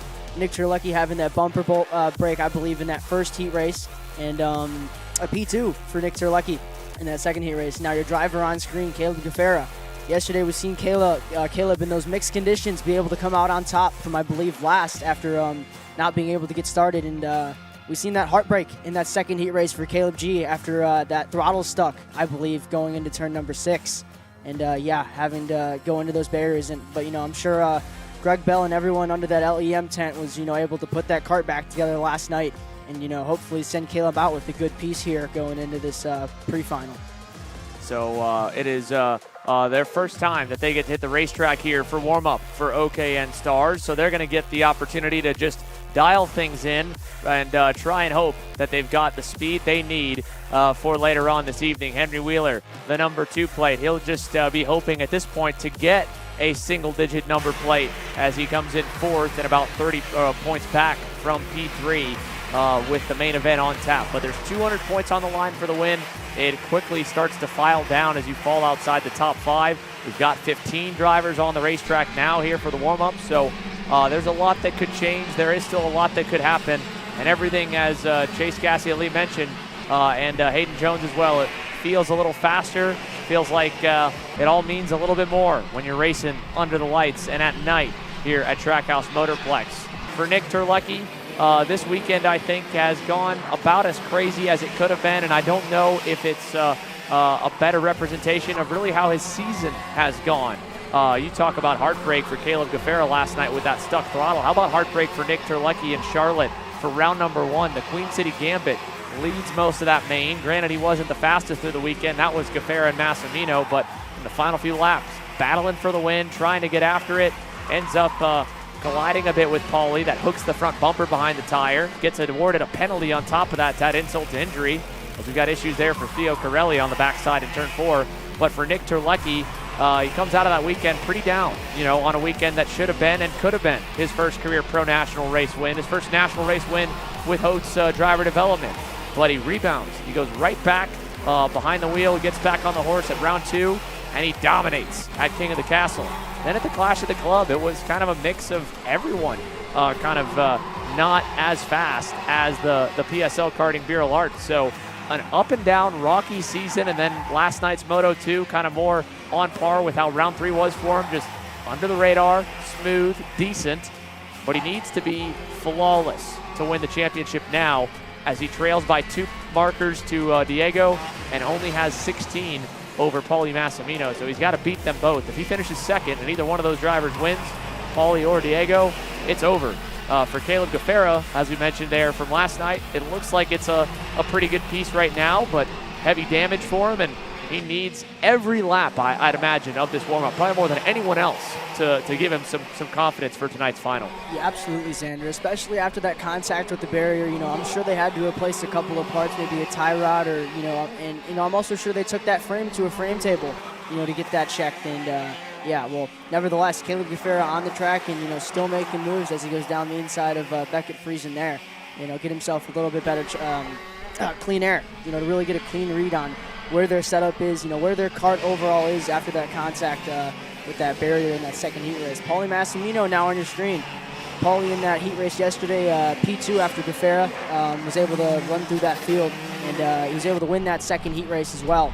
So currently 854 points for Paulie Massimino, and in front of him, Paulie Massimino third in the points, and Nick Terlecki and Diego Ramos very close in the points. We chatted with Paulie last night as we were catching up before we headed out of the facility, and team owner Brandon Jarsakrak was there as well, and they only made one adjustment to the BJR MDR kart, a very minor one, to try and help Paulie specifically with the aero wash effect he had behind Caleb Gaffera. You mentioned he finished second in Moto 2.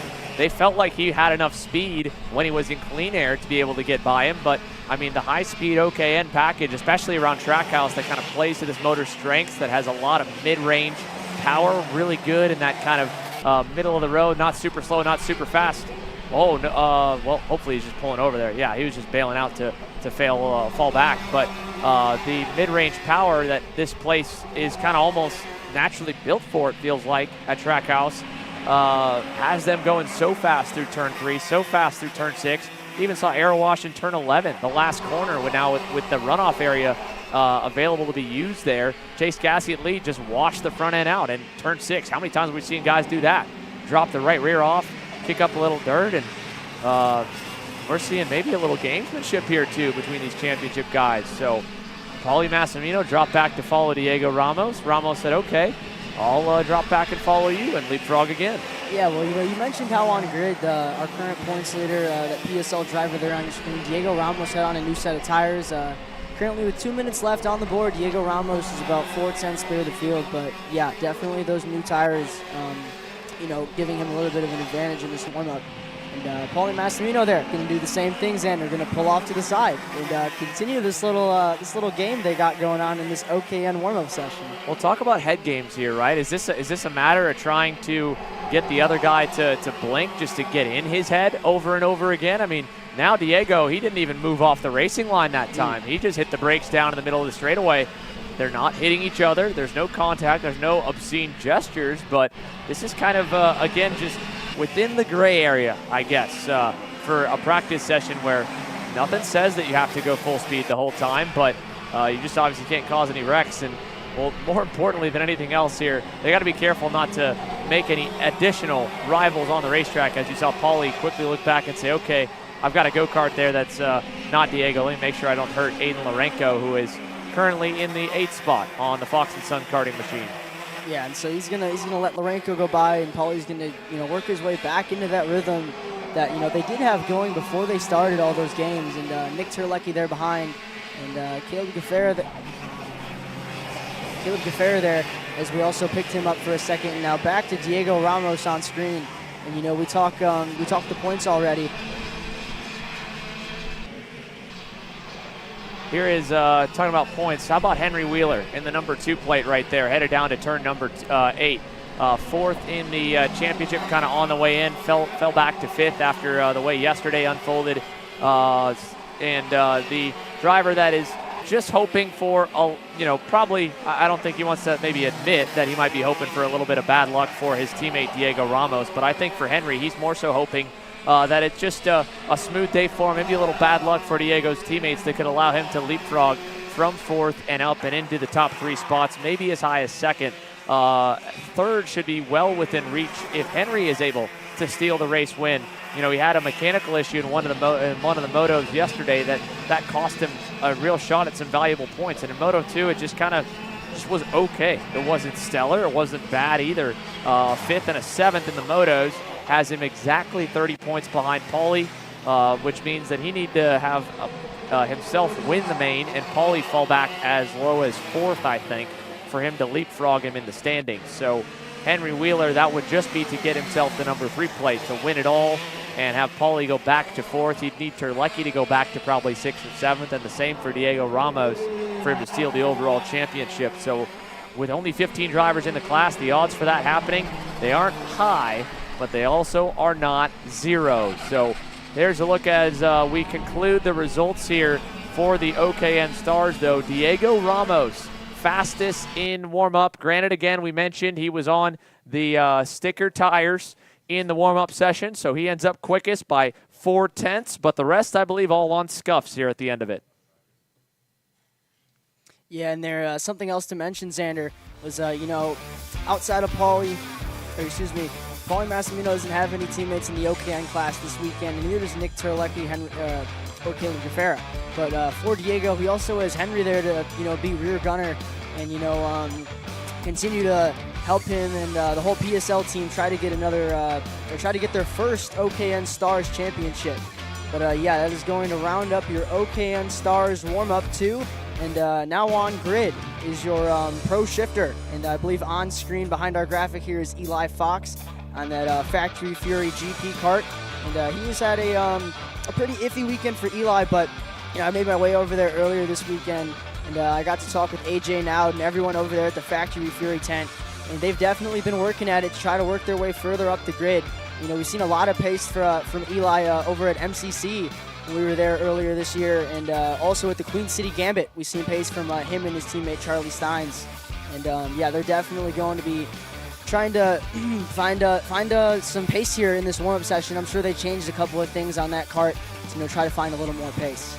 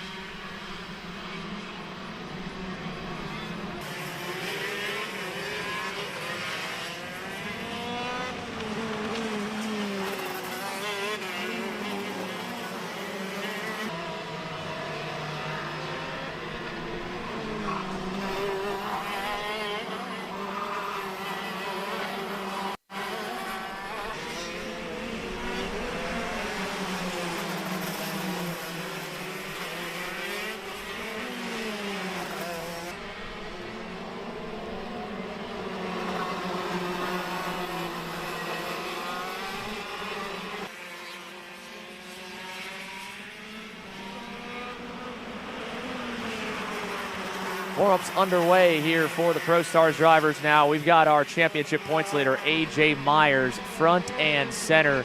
and Robbie Boydeshow right behind him. In fact, a whole train of Magic Karts there going through the infield. Back to Annie Rule, back to Tegan Poles. Looks like as well Mitchell Lowry also all following AJ. Now, in qualifying, this is exactly what AJ was trying to put together, but he mentioned that Annie was a bit impatient, and the plan kind of didn't go to plan of them doing exactly what AJ did, going at the pace he was going to break in the tire to build it up, and just, copy the Magic Man. There's a reason why he's leading the points by a massive, massive margin coming into today. So we're watching that entire group.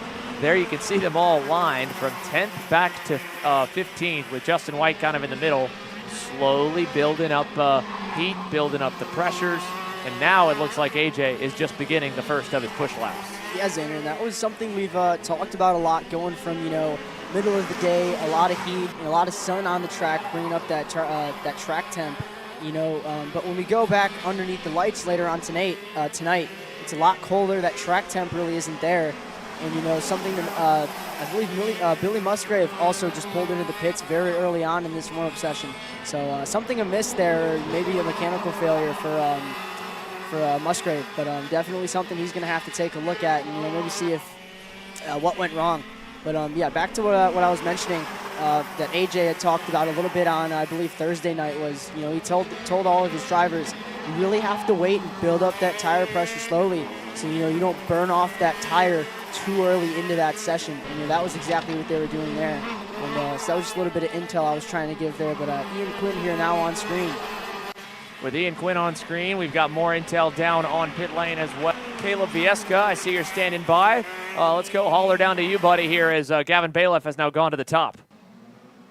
Thank you there, Xander. And indeed, I'm standing by here with Talon's dad, Mr. Marty Yockel. You guys have been super quick all weekend long. And I must say, you guys have had pace to be up there and fight for the lead, but just missing a little bit. Just walk me through what it is that you guys are missing to take the fight up to AJ. So basically, we're dealing with arguably the best shifter driver in the country. He's taught Talon everything he knows, so there's no secrets left in the driving department. It's just set up. And we're chipping away at it little by little with these, it's hard. We live here, so we got the advantage, but we don't practice at 9:30 at night, so it's hard to predict. And it's all on me, man. I missed the setup just by a little bit. And when you're dealing with AJ and Billy, Josh, Gavin, he's fat, Ian Quinn, you got to have your razor as sharp as it can be. And we've kind of had a little bit of a plastic spoon last night, so we're coming with a razor today and see if we can bring the fight right out of the gate. It's going to be a long race. That works in Talon's favor, I got to give him a kart that drives fast for 25, 20, whatever laps, because he won't run out of steam. Just got to have the kart under him, and that's the only way you can take it to AJ. You have to have at least as good of equipment, and we've been a little bit lacking in the setup. So we got to chip away a little bit, millimeter by millimeter, and I think we're there now. So I'm looking forward to racing again under the night and get my mechanicking duties a little tighter and give him a better kart. So should be good. Confidence is high. It's home track and, three-peat. Yeah, and lastly here for you, what are some of the big differences that you've noticed compared, I guess, to this noon and hotter temperature compared to the night? Just more karts here.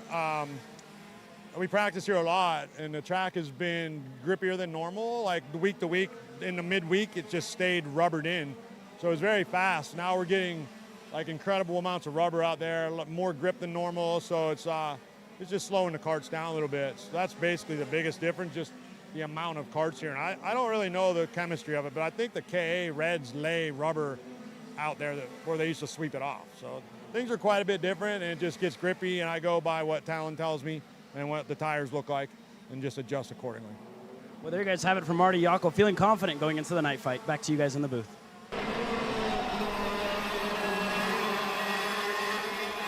Thank you, Caleb. Good to catch up with Marty Yockel, Talon's father. And Talon right now a little bit off of AJ there. AJ Myers just set an absolutely blistering time.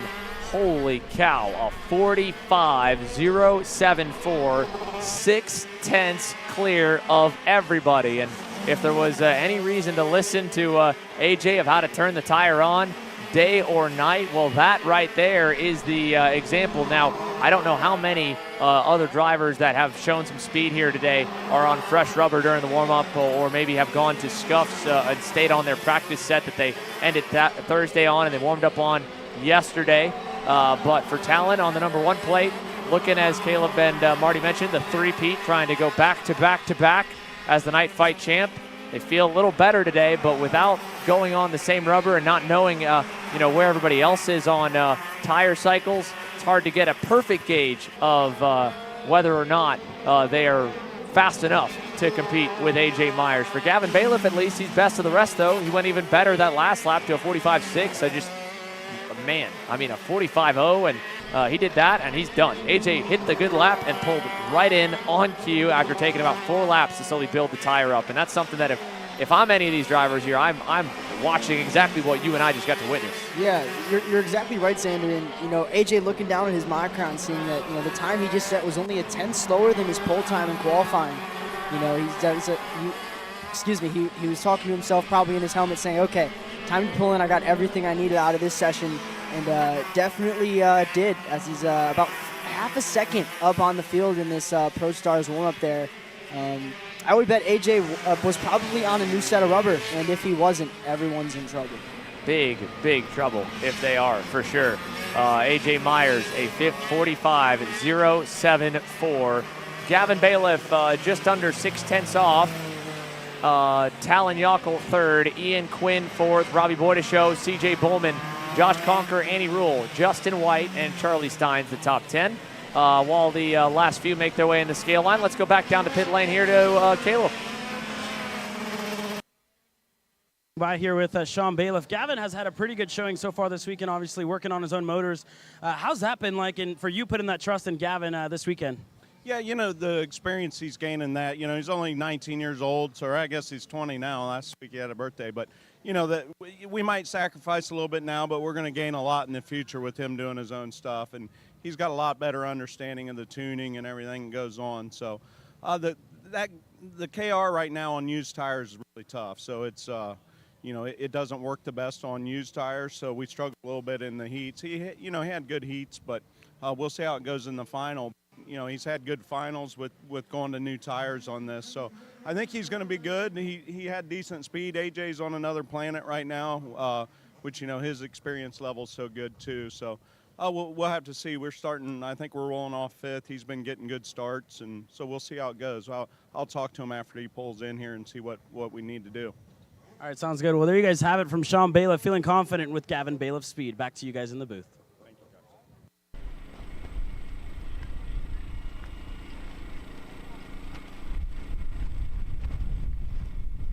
Thank you, Caleb. One last look here at the Pro and Rockstars final warm-up session, the final look at the field before we go into the night show. And A.J. Myers, a half second and some change clear on the field after practice comes to a close. Talon Yockel, Ian Quinn, Robbie Boydeshow, best of the rest of the Magic contingent with teammates Andy Rule down in 8th, Mitchell Lowry down in 11th, and Tegan Poles down in 15th. But a huge margin, as you mentioned, Jerry. We don't know where everybody was on tire strategy and tire options through the entire field. But in any case, new tires or not, it's not a 6/10 swing for sure, unless you're on some really, really old rubber, which could be the case. But I wouldn't expect it of the Pro Stars field. So that's how they stack up after warm-up, folks. There's a short break in the action, and then we're back at it with B pre-finals, the last chance races for KA Junior and KA Stars to try to punch their ticket to the main event tonight. And then there's the dinner break afterwards. So a short countdown to green, and then the KA Juniors, the final 10 spots will be decided from the B pre-final.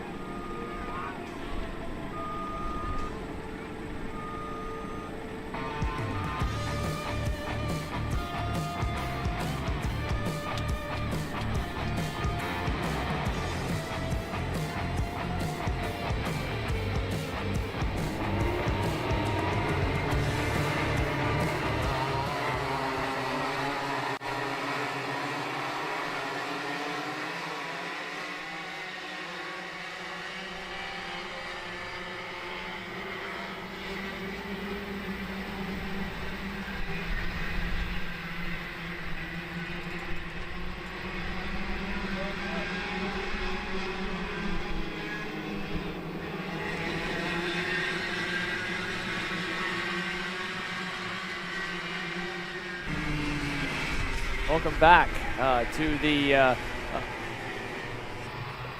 Stars Championship Series night fight. We are ready for the B pre-final when it comes to the KA junior class drivers onto the circuit here. Pre-final B.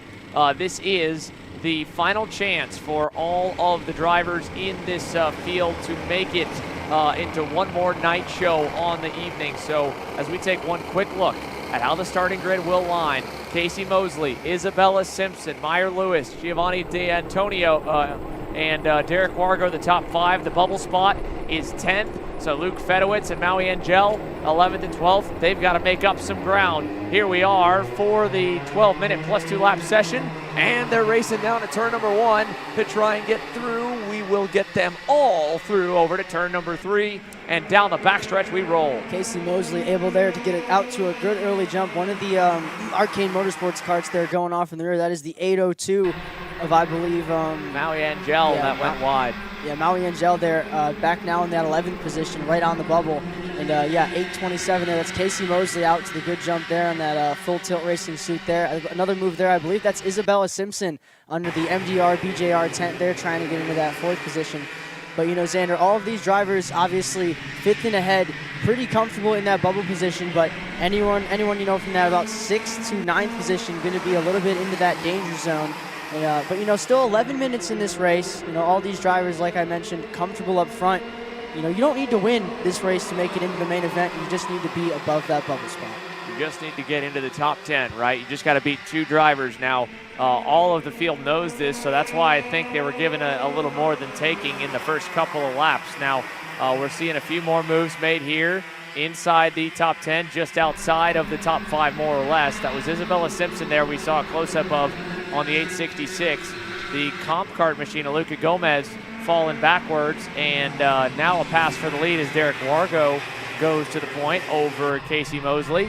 But Kennedy Tracy on the MPG Motorsports Kart Republic, the next one to look on Luca Gomez. That's for 6th and for 7th. And check out the Ives Racing livery, the RPM Tony Kart at D'Antonio getting some room. Tracy just behind her. That was a move actually for Luke Fedowitz. So move him up 1 spot and back Connor Coursey up to that bubble zone. Yeah, and Connor Coursey, I believe we've seen him in one of our heat races have a DNF. So that is part of the reason he is in this B pre-final, as we see a move there from the 802. That is Angel getting that move there into the 10th position now. So that's going to move the Arcane Motorsports entry there into the 10th position. And behind him, we've Grayson Knoll on that RPM Tony Kart there. And outside of the show, as of right now, is also Hogan. Donovan Hogan and Mal Angel are close, but they need a little bit of action up at the front. The top 2 are starting to push away. The middle pack has been battling a little bit. Looks like Mal Angel has actually made up a spot. Angel into the top 10, and now back 1 for Grayson Knoll. So Knoll back to 11th. Angel in, and this main group here, these are the kids fighting for the last couple of tickets to the big dance tonight.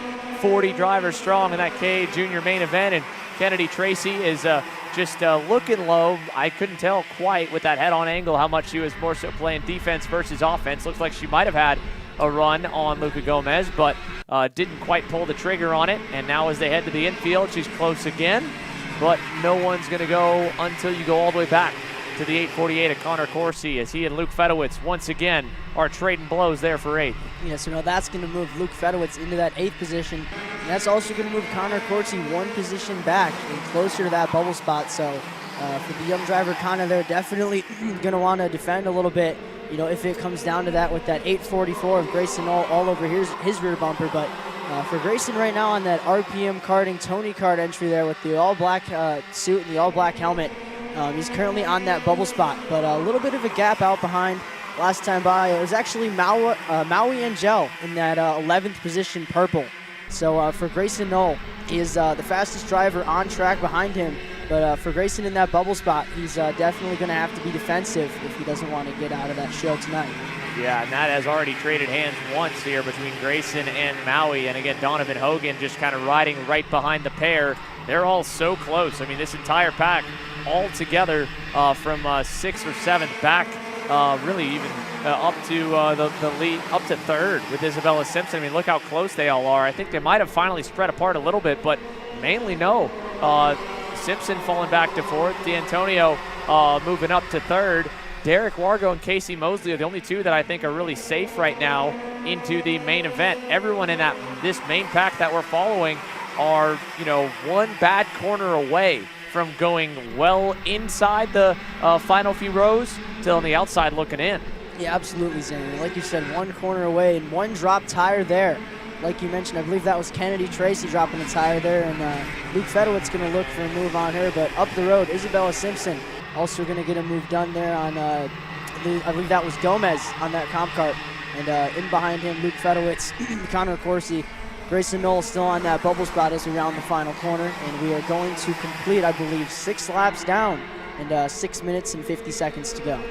Right at the halfway mark, more or less, here in this B pre-final, with again 2 laps added once the timer hits 0, and it's the first kind of time that we get a minute to just keep a tab on lap times. Although even still, you saw Kennedy Tracy kind of block low from Luke Fedowitz into turn number 4, just trying to play a bit of protection into that bowl. She has had a couple of spotlight moments in these B pre-finals over the year that you don't want to be a part of, or at least be on the end of, that she's had the rough luck to have. But right now in a better spot, although things are going to get a little crazy. She's on the outside now and going to lose the spot as Fedowitz is going to force his way through 1, through 2. He'll get by also on Meyer Lewis, who falls back a spot or 2. So great heads up move there from Fedowitz, but now he goes to the wayside out of the last turn and almost has to deal with company looking low on him. So in just 1 minute, it shifts from Luke Fedowitz very close to the danger zone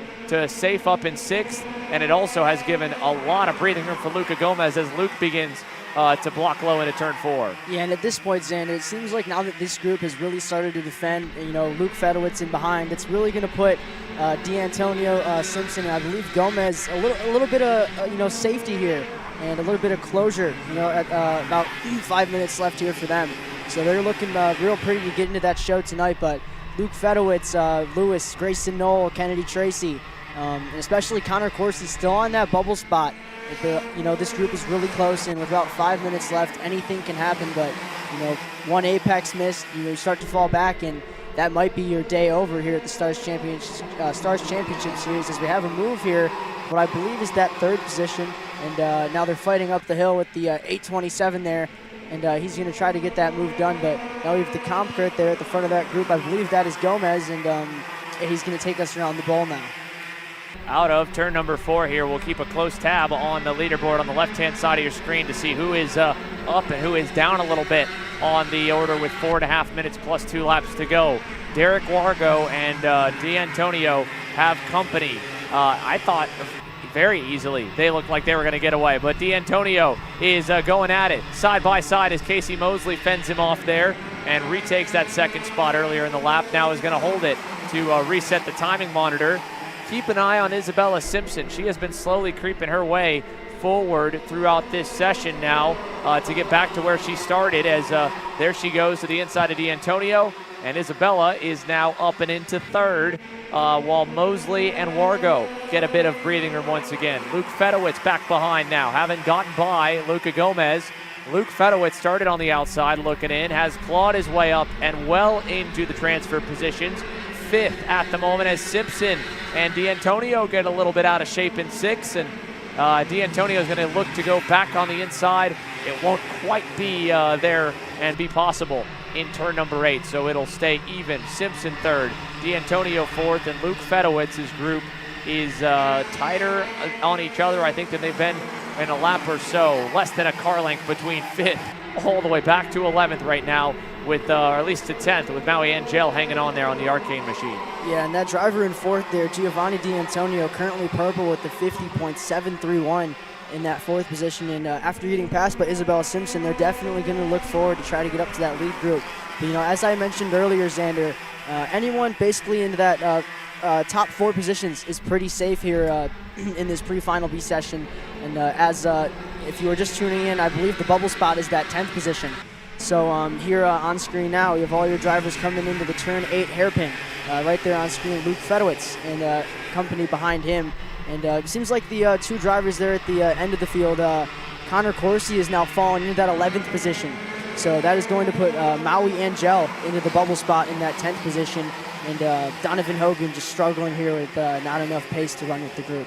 Yeah, it's unfortunate for Donovan Hogan. He's had a solid, clean run, and now he's gotten around Connor Corsi. But for the pair of them, they are just not quick enough to stay with the pack as things currently run. So that kind of heartbreak there, it just, it hurts to watch. It hurts, I'm sure, for them from the driver's seat to watch your hopes of making the main event kind of drive off and at this point in the day almost literally drive off into the sunset without you. They're 2 seconds and counting back from this pack, and I don't know if all of the kids in this group know it because they're still racing each other a fair bit. But from Luke Fedowitz back to Maui Angel, if they just ride, just literally don't do anything from here on out, you're all going to get to race under the lights tonight. But we have seen plenty of times over that even drivers that are well in the transfer zone get a little bit anxious, get a little bit antsy, and maybe intentional, maybe not, end up running a bit too close with one another and crashing and throwing their chances and hopes of making the main event away. Yeah, absolutely, Xander. And, you would hope that these drivers either talk with, their mechanic, their parents, whoever is coaching them underneath their tents, and they understand that if I'm not in that 8th, 9th, or 10th position, I don't need to be too worried, in terms of going forward. I don't really need to make that move if I'm in 7th, and I know I have a gap behind me. I don't need to do that. And as I say that, I believe D'Antonio went for a move there on Derek Wargo, but not going to get it there. And now we move back here again. Grayson Knoll, Gomez there, and I believe that 6th and 7th position right behind them. That is Meyer Lewis, Kennedy Tracy, and right there, that was a move. It was Grayson Knoll there on the 808 comp card of Gomez. So that's going to put Grayson Knoll now up into that 6th position, and Luca Gomez now into that 7th position. 40 seconds plus 2 laps to go. Casey Mosley's lead over Derek Wargo, still only a 1/10 of a second, but that group of 4 out front, they're pushing away nicely. Like you said, they're well safe in a very comfortable spot here to close this one out. Donovan Hogan and Connor Corsi are still 2 seconds back from Maui Angel. This pack, that Maui's at the back of, he's on that white and orange Arcane Motorsports Tony Kart with Kennedy Tracy in front. Those are the final, or in front of Angel. Final 2 drivers right now on the inside of the transfer zone, 9th and 10th. And ahead of Kennedy there, Meyer Lewis on the green and white Tony Kart, the Ryan Perry Motorsport entry, just ahead of Grayson Knoll, and then of course Luca Gomez, who we watched on that lap, make that move for 6th.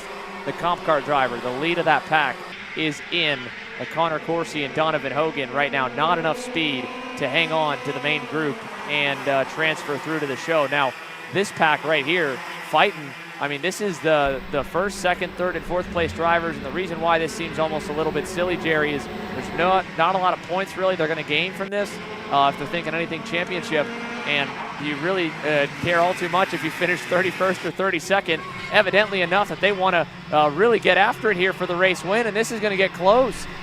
Isabella Simpson, contact there even with Casey Mosley, as now Derek Wargo goes by for 3rd. And that's going to put Casey Mosley, who started the last lap in the 1st position, he's going to go all the way down into that 4th position. And to go back here to your bubble spot, Maui Angel's still there, about 2 seconds back behind him. Donovan Hogan and Connor Corsi having a really rough run in this one. But yeah, like we mentioned, Xander, everyone seems to be pretty safe so far, and they don't really need to fight, still make it in. But as we had the white flag out last time by, we're currently on the final lap.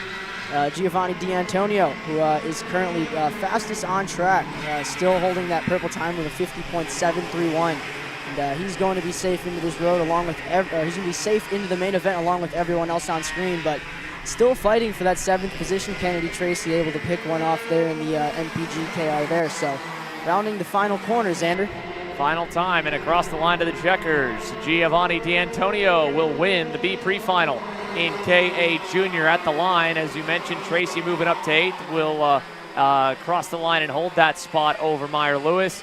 Maui Angel back in 10th will be the final driver to complete our main event in KA Junior. Per the rules, again, a 40-driver hard cap meant that this session, sadly, is the end of the road for Donovan Hogan and Connor Corsi But the good news is for the 10 in front of them, their night will continue. Their Stars Championship Series season will feature one more session, the official night fight under the lights for those 10 KA junior drivers that'll line up 31st with Giovanni D'Antonio and 40th for Maui and Gel. Again, all results provisional. They still have to go through scales. I don't think there should be many penalties at all from all that transpired in that pre-final.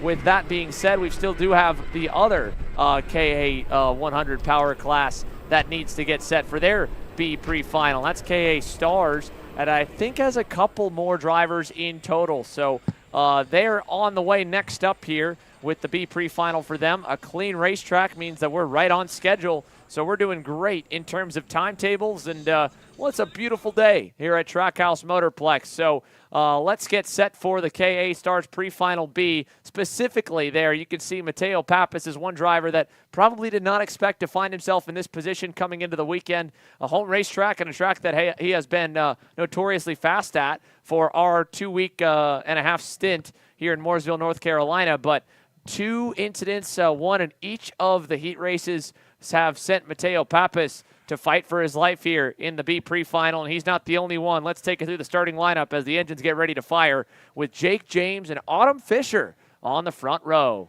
Yeah, second row there going to be Mateo Pappas, who is on screen behind our graphic here. Byron Daly next to him.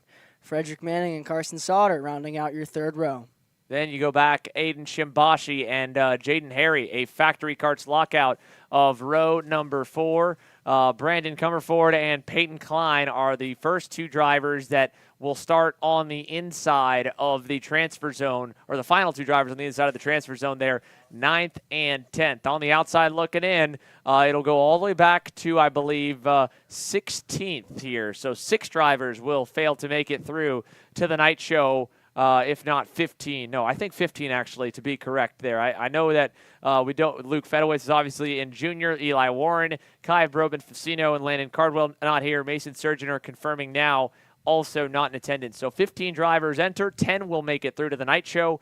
Chase Adams, Evan Centeniello actually is on the list, but yesterday the broken collarbone will take him off. So it'll put Eric Oslin actually and make our grid 14. We want to send our best wishes as well to Evan. I know that was a very, very scary moment for us here in the booth watching the impact that he had going up and over at the exit of turn number 4. So back here from Aiden Shimbashi and the rest of the Factory Karts drivers, you can see Brooke Knoxman at the top corner of your screen, and behind her that grid spot is empty. So Eric Oslin in the 904 Blue and Chrome Team Ferris Racing Kart Republic will be the last driver of our B pre-final for KA Stars. 2 minutes away before they take the green flag, so it's almost time to fire engines, and we'll be ready for them on the other side of this break here. The B pre-finals, 1 in, 1 to go from Trackhouse Motorplex.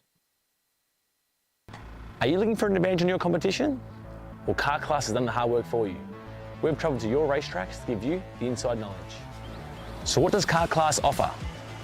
We've got drone footage that captures the racing lines, visual markers for your braking points, acceleration zones, and the best overtake opportunities on your racetrack. Pedal cam to show you where to brake and when to accelerate, and 360-degree footage to make sure you don't miss any parts on the racetrack. We've covered 13 racetracks in the United States, and Australia, you're up next.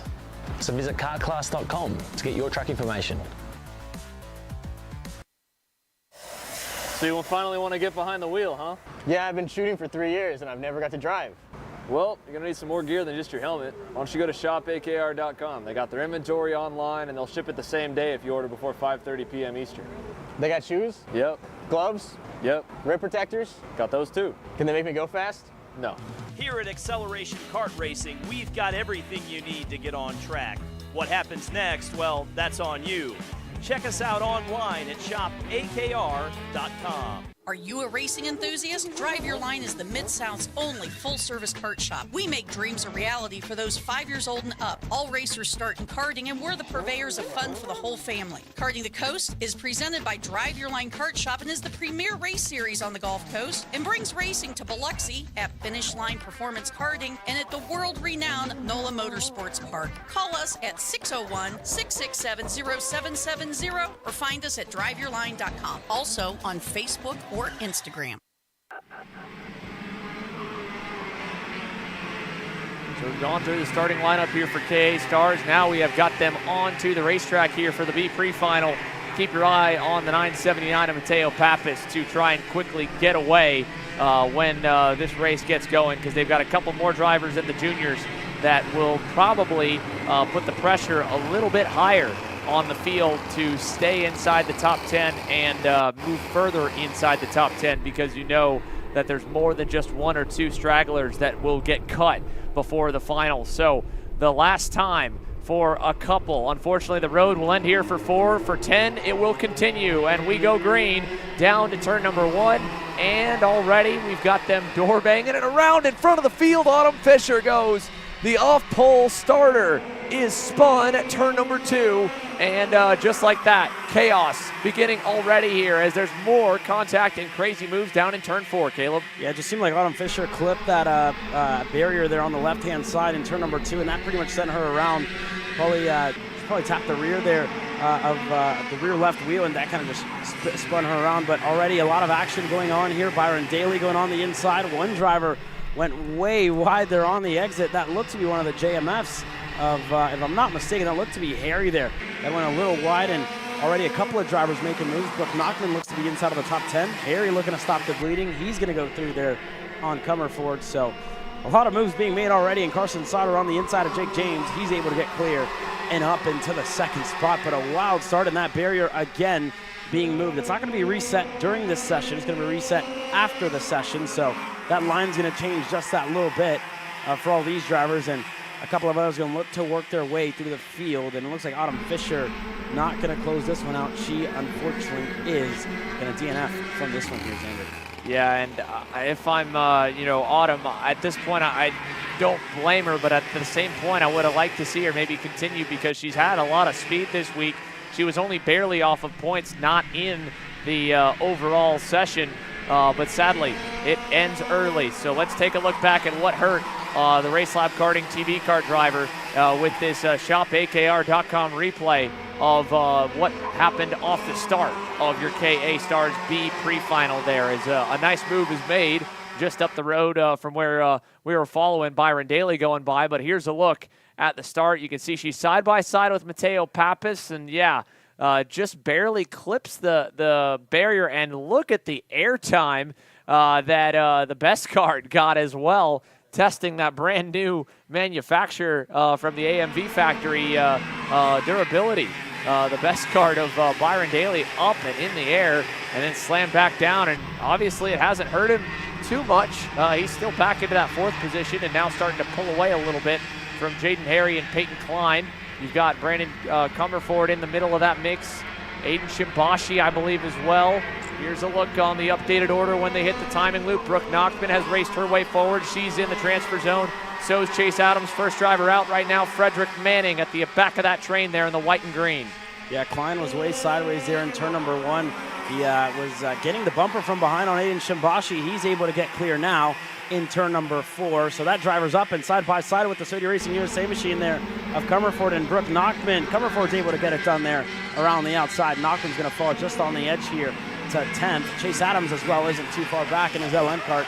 Going to look to make the move there in 8, and he stays in line. But 2 drivers get collected, 2 of the front runners. The JMF there, what looks to be Harry is in the 970 as well of Jake James, who was racing his way into the main event, looking to join his brother. Unfortunately, he's going to be out in turn number 8. You have got to be, and Brooke Knockman is out.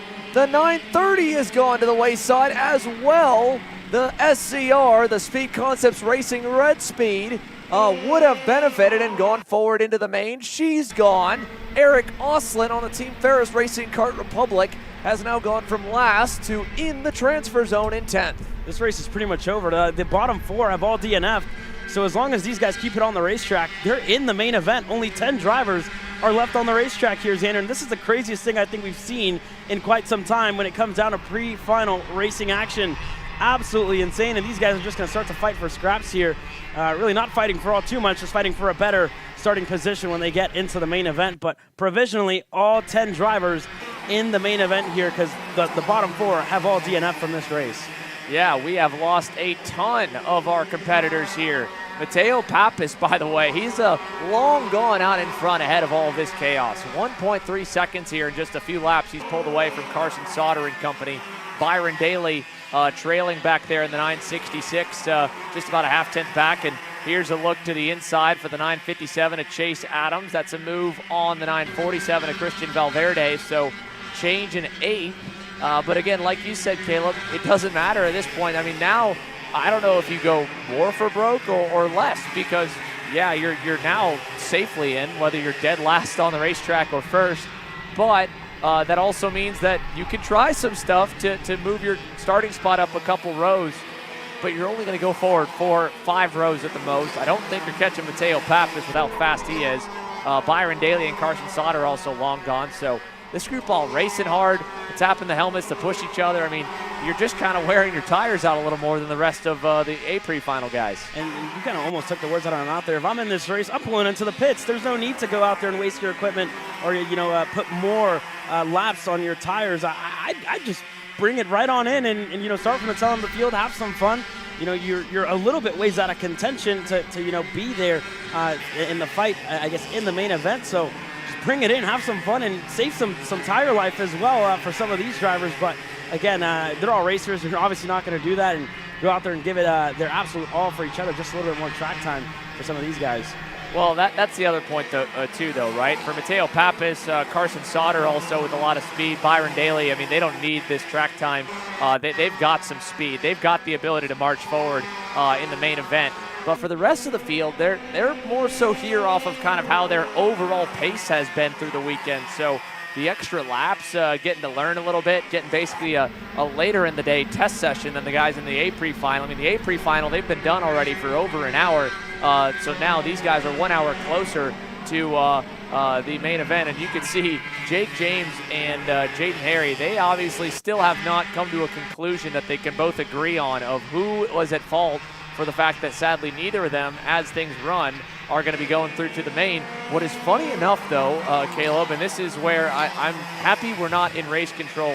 Could you imagine a scenario where one of our top 10 drivers comes in underweight or gets disqualified in tech inspection, and the race officials are going to have to make the decision to potentially look at either penalizing or having a protest come in between Jake James or Jaden Harry that would DNF and one of the two of them right now, because they're the next one outside looking in on the bubble. So if one of our top 10 drivers gets DQ'd, has an issue or something, and they get sent all the way to dead last, well, someone's going to have to make the decision of which of the three drivers that are DNF'd right now on the side of the road, Brooke Knockman, Jaden Harry, and Jake James, goes forward. And if there's no call, I guess, because Jake James was ahead of Jaden Harry the previous lap around, it would be Jake James going in.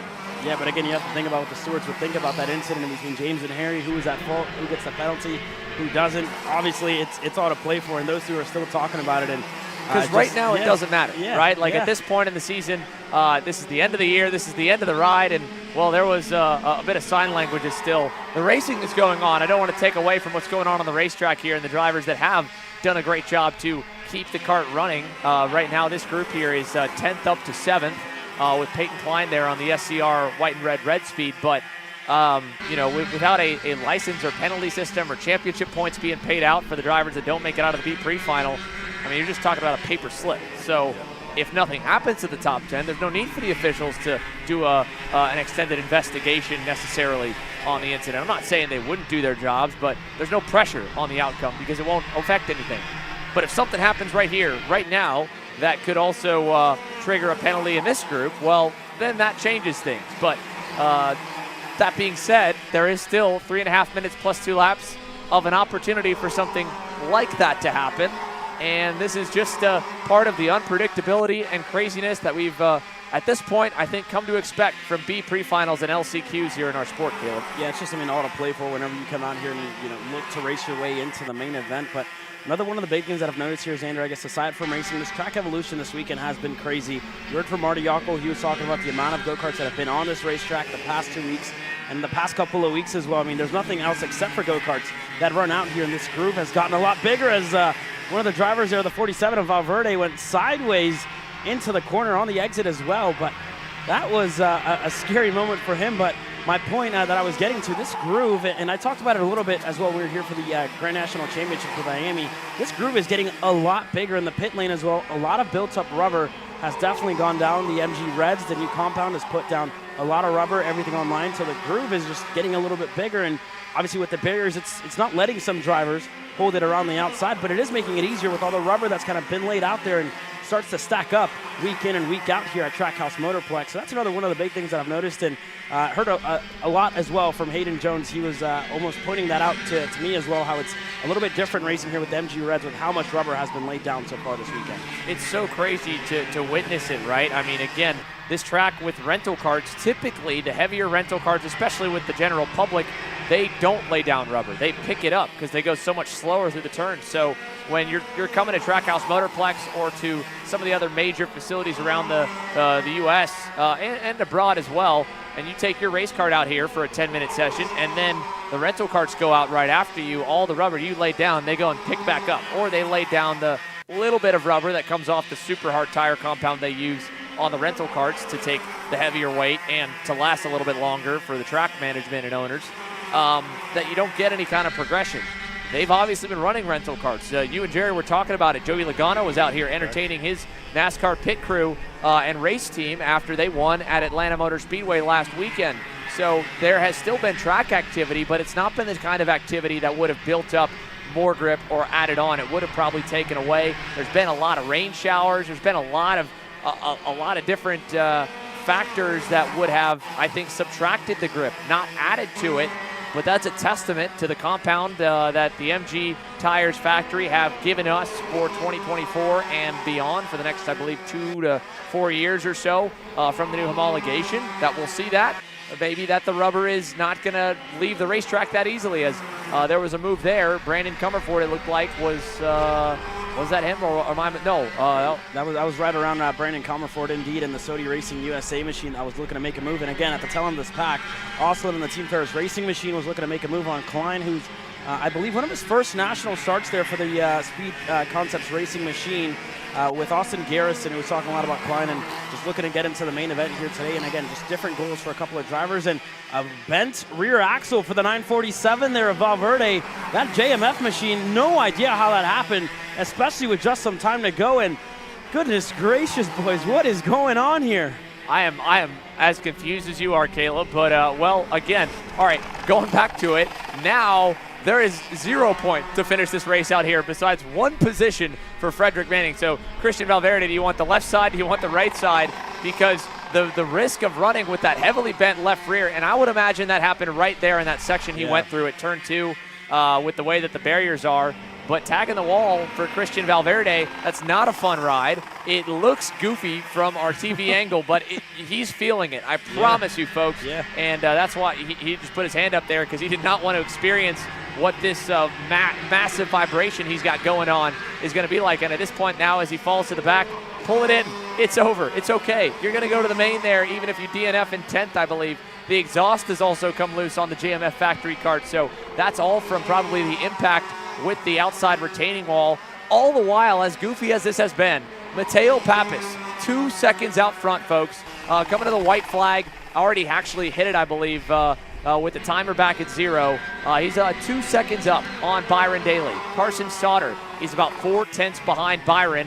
Mateo Pappas now headed to dominate the way, and you know, it's unfortunate, I think, that he didn't get a more serious session behind him that would have made this seem outwardly as impressive as it truly is. But to evade the chaos from the moment they went green, and now with 1 lap remaining, Mateo Pappas giving a little wave. I think actually he's having fun and goofing off as well, but I don't blame him. You got a big cushion, you're going to the main, and whether you pulled in or not, I mean, you're going to have a good time. But at least now he gets to start ahead of 9 of the 40 drivers, so that only leaves 30 more that he's got to pass under the lights here tonight. Yeah, and again, Mateo Pappas had top 10 pace all weekend long. Just bad luck kind of continued to ensue for him, where he found himself in the grass multiple times and obviously in the lead in his pre-final B. And I think he's just moving down to the bottom of the racetrack, moving back up, just having a little bit of fun for Pappas. But for Valverde, just bring it into the pits and get a head start on that line with Tiago. You don't want to spend too much time there betting that go-kart a little bit more. But for Mateo Pappas, smooth sailing all the way along, and looks like he's singing in his helmet there a little bit, Xander. He's having some fun. I know his dad, Max, in IndyCar Race Control, is keeping an eye on his son as well. And, well, Max, good news for you. After the IndyCar night practice, you're going to get to watch Mateo go and join the rest of the main event here and hopefully put on one heck of a drive through the grid. The Ursuline Racing branded Tony Kart wins the B pre-final in KA Stars. Byron Daly second, Carson Sauter, Brandon Comerford, Aiden Shimbashi, your top 5. Chase Adams, Eric Oslin, back to Peyton Klein, Frederick Manning, and as we have lovingly but jokingly mentioned, Christian Valverde toughs it out and is going to go right there across the line with a heavily bent left rear portion of his axle and a loose exhaust pipe. The only thing, though, that, all right, I did say that there might be something that could potentially knock one of the top 10 out.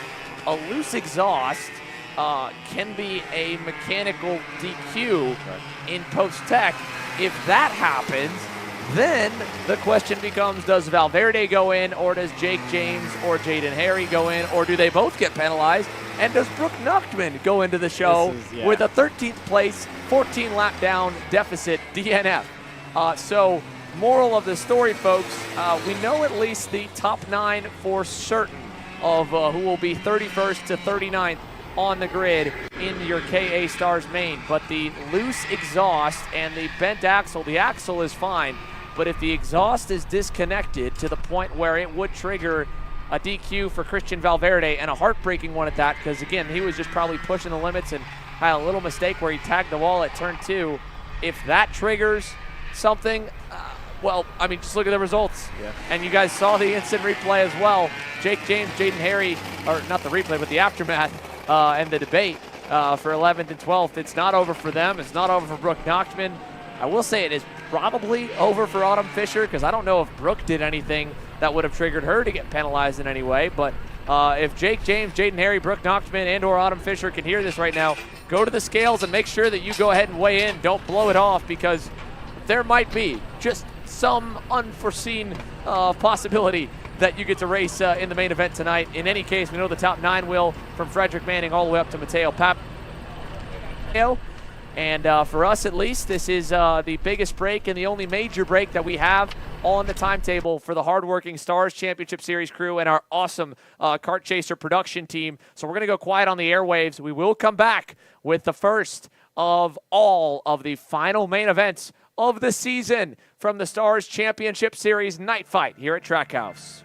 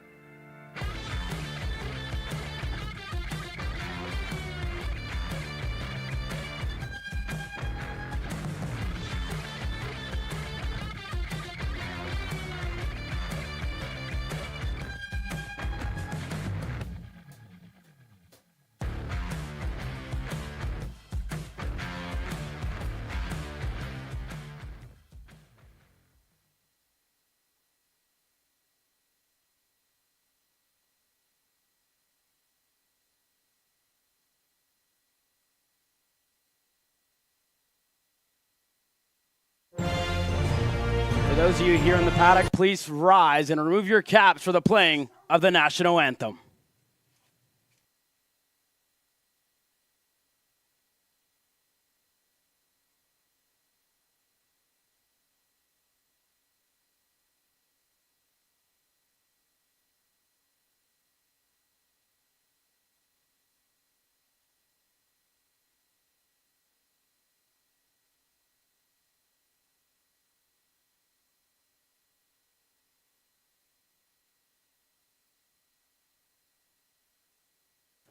Again, for those of you here in the paddock, please rise and remove your caps for the playing of our national anthem.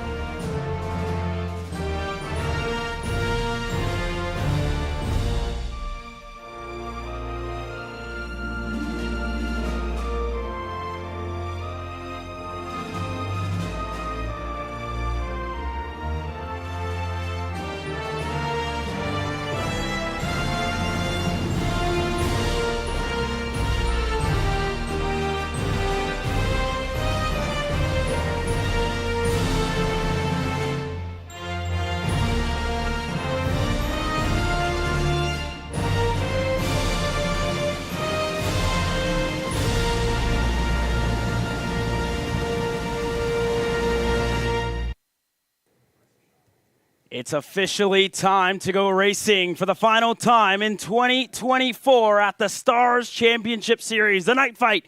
This is where it all ends. This is where it all concludes. And we're going to start off here with your KA100 Masters. Let's run you down that starting grid order. Dusty Davis, after a good run through the pre-final, he's going to start on the pole position alongside AEM Karting's very own Jacob Neary. On that second row, last year's champion John Bonanno next to Eric Heinig on that second row.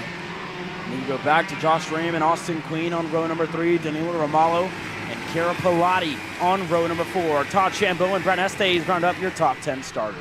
Peter Cook next to Shane Burkett on that MPG Motorsports KR there on row number 6. Row number 7, Paul Montopoli next to Kim Carapolani.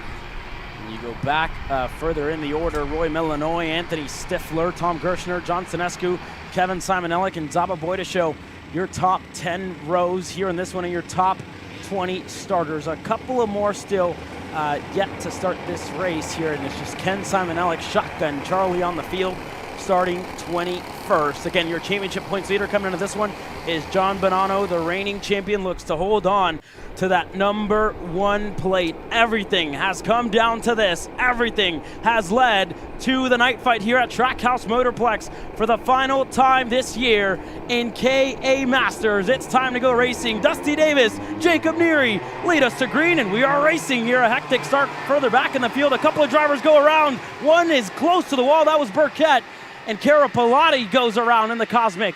The 206 is around. That was Scott Carapolati, unfortunately, going around there on the exit of turn number 2, but already the reigning champ going against the best driver at Trackhouse Motorplex in Dusty Davis. Yeah, Dusty Davis back out front there. John Bonanno able to slide into that second position there on that Timmy Tech comp car. Jacob Nairi now going down the inside of, I believe, Austin Queen to pick up that 3rd position. Eric Heinig a little further back, I believe, in that 5th position, but that's going to put Jacob Nairi into that 3rd position. And all weekend long, we've seen how strong that AEM Karting OTK there has been early on, and he's going to be looking to get up into that lead group here with 14 minutes left on the clock.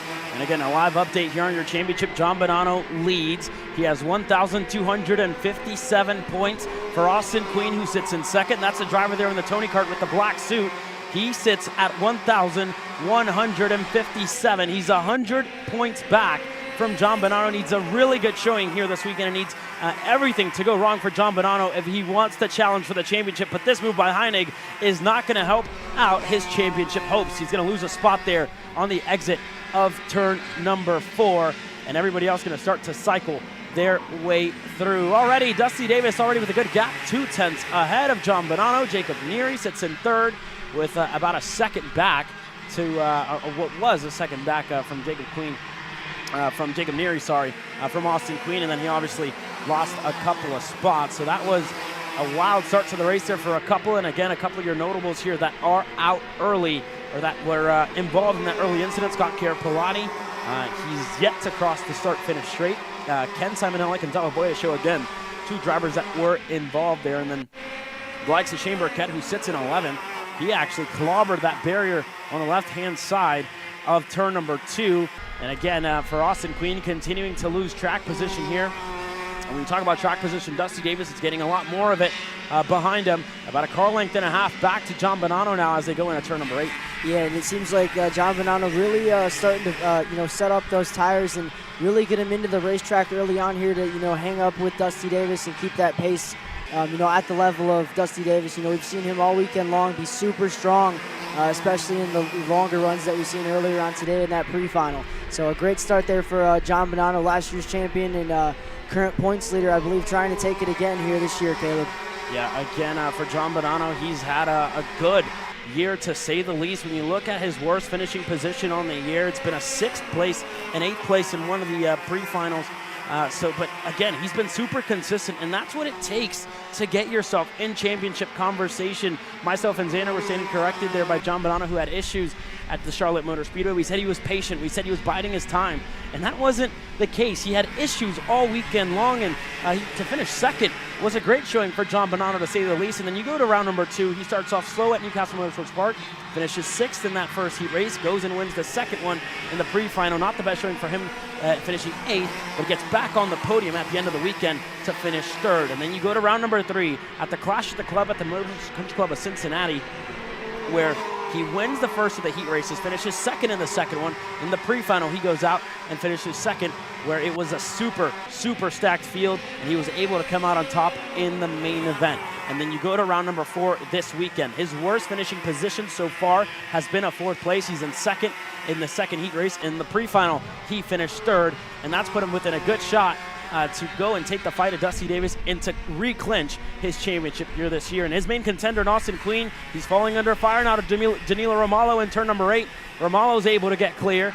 May have overshot it just a little bit because Queen has a run on the outside. They're going to go side by side. 2 Tony Karts, and Queen's going to get run wide. He drops 2 tires into the dirt, and he's not happy one bit with Danilo Romalo. Yeah, very upset there for Austin Queen, as company in behind Paul Montopoli, Brand Estes, one of the Carapolati brothers on the comp card, is definitely going to be looking to attack him next. And all that backwards momentum there for Austin Queen, definitely not what you want when you're in that hunt for that championship. But speaking of the championship here, Eric Heinig making that move there on Jacob Nairi. Jacob Nairi, I believe, 7th in the points right now, about 400 points down. So I believe mathematically that leaves Jacob Nairi out of chance for the championship.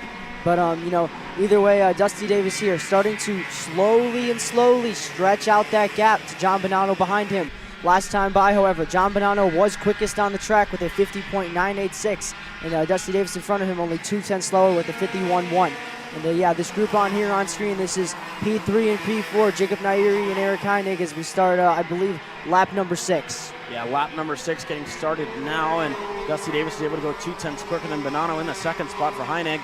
He ran his personal best lap time of the race at 51.090 for the Maranello machine, and then right behind him and Jacob Neary. Hasn't attempted a move as of yet in a turn number 4, but he does have a lot of pace here, Jerry, to say the least. And for Neary, he's been up there, and overall goal, these drivers want to come out here and win the race. But whenever Dusty Davis rolls up to the racetrack, he opens up that garage door and pulls out that methodical Ryan Perry Motorsports machine and K100 Masters action. You know he's going to be their class at the field. You know he's going to put that Ryan Perry Motorsports machine up at the front, and he's done just that this weekend on his return to the national karting scene. His first start in Stars Championship Series national racing action. Further back in the field, Montopoli is in an all-out duel with the Estes, and it looks to be Carapolati at the end of that group. So everybody's still fighting here. Kim there in this group as well, and the AEM there of Cook looking to go on Montopoli. He's able to get clear in 1, so for Peter Cook, he's able to get it done there into turn number 1. And again, Jerry, one of the biggest talking points that we had so far this weekend is that turn 2 barrier. Obviously, it was very busy and a very hectic conversation on Discord so far, and a lot of drivers wanted to know where it was going to start for the sessions. And again, you have the time on the outlap to figure out how you're going to drive your line. But again, with the hectic starts that we've seen all weekend long, with drivers trying to hold on to it around the outside, that has pushed that wall further and further away from that chicane and allowing more drivers, almost making a 1 or a 1.5 kart lane wherever drivers can hop that turn 2 curve. But it's obviously added a wrench into things and kept drivers on their toes because you don't know how the track is going to progress. It's almost like a moving racetrack. We talk about a lot of schools at Super Nationals, how the barriers continue to move. You can push the barriers just a little bit more. You can push the boundaries a little bit more. You can run wider in a couple of corners, and that's exactly what we're seeing here today on what's been a change overnight with the barriers in turn 2 to improve safety. Yeah, absolutely correct there, Caleb. Like you mentioned, we talked to Supernats, and these drivers, each time you come around a corner, you don't know whether the barrier might be pushed in or pushed out, and that's really the same case here, like you mentioned, with that turn 2 barrier. One lap you might go around, it might be a kart length out, and you just have to adjust to that as a driver and make sure that you are using every inch of the track that's offered, and that's exactly what Dusty Davis is doing right now, extending that lead out to about 8/10 last time by, and this time by here, we're going to take a look at the times. 50.9 for Dusty Davis, John Bonanno 51.1. So not gaining, but on your screen here behind John Bonanno, you have Eric Heinig on that Maranello, and behind him that is Jacob Nairi. And last time by, Jacob Nairi was your quickest on the track. Yeah, a good bird's eye view at the gaps currently inside of the top 4 here, and those drivers continuing to stay close, but the battle further back in between Romalo, Queen, Estes, and Cook continues to stay stagnant here. Those drivers haven't made any moves as well further back with Shane Burkett. He's in 11th. Again, not too many drivers making moves, not too many drivers risking all too much, because at this stage of the race, it's a long one. You have 6.5 minutes plus 2 laps still left to go, so you need to bide your time. Pick and choose when to make your moves. That's been the talking point all weekend long, and we continue to stress that week in and week out whenever you have such long races here at Stars. And it's good to see some of these drivers as well biding their time. For Neary, he went purple the lap prior, but he's not getting desperate or wanting to go here on Heinig. They're still fighting for hardware here for second, and they're also reeling in John Bonanno here as he's lost a whole lot of time to Dusty Davis and a whole lot of time to Heinig, but going wide there on the exit of 4, definitely not going to help out their charge, Jerry. Yeah, definitely, Caleb. A little bit of a mistake here and there, and that driver in front of you, you'll see him slowly open up that gap. But here in that braking zone in turn number 8, he's going to get late on the brakes there for Eric Heinig and Jacob Nairi, kind of giving him a little bit of a push there into that braking zone, telling him, all right, we got to get up there and we got to stay into that draft. But, with 5 minutes and 40 seconds left on the clock, they still have time to sit in behind Bonanno and, get to studying, see where they're better than John Bonanno, see where John Bonanno is a little bit better than them. And, based off of that, make a little bit of an adjustment to their driving and, pick your point and make that move. Yeah, that's definitely going to be critical here. And again, that gap continuing to close down. We'll compare the lap times here in between John Bonanno and Eric Heinig. Jacob Neary continues to go quicker than anybody else on the racetrack. He was 2/10 quicker than Bonanno the last time around, and for Heinig, he was 1/10 quicker than John Bonanno. So they continue to close down. Look at Heinig on the inside at turn number 8. And again, pass or be passed in this class. He's going to get through. Bonanno going to go a little wide side by side with Neary there. This could, again, change up the championship here for Bonanno and Austin Queen, but he finds himself way down the order in 7th. Bonanno just needs to keep it on the racetrack, and it could be his worst finish so far this year. In main event action, could be a 3rd place finish. Then you look further back in the battles here with Montopoli, Shane Burkett, and a couple of others that are continuing to battle here so far. And you look back, Dusty Davis continuing to run away with it, and everybody else single file line. But Jerry, it's been a wild weekend for these Masters, and I'm sure none of them expected Dusty Davis to show up, or whenever they did see his name on the entry list, they knew it was going to be a hard one to win.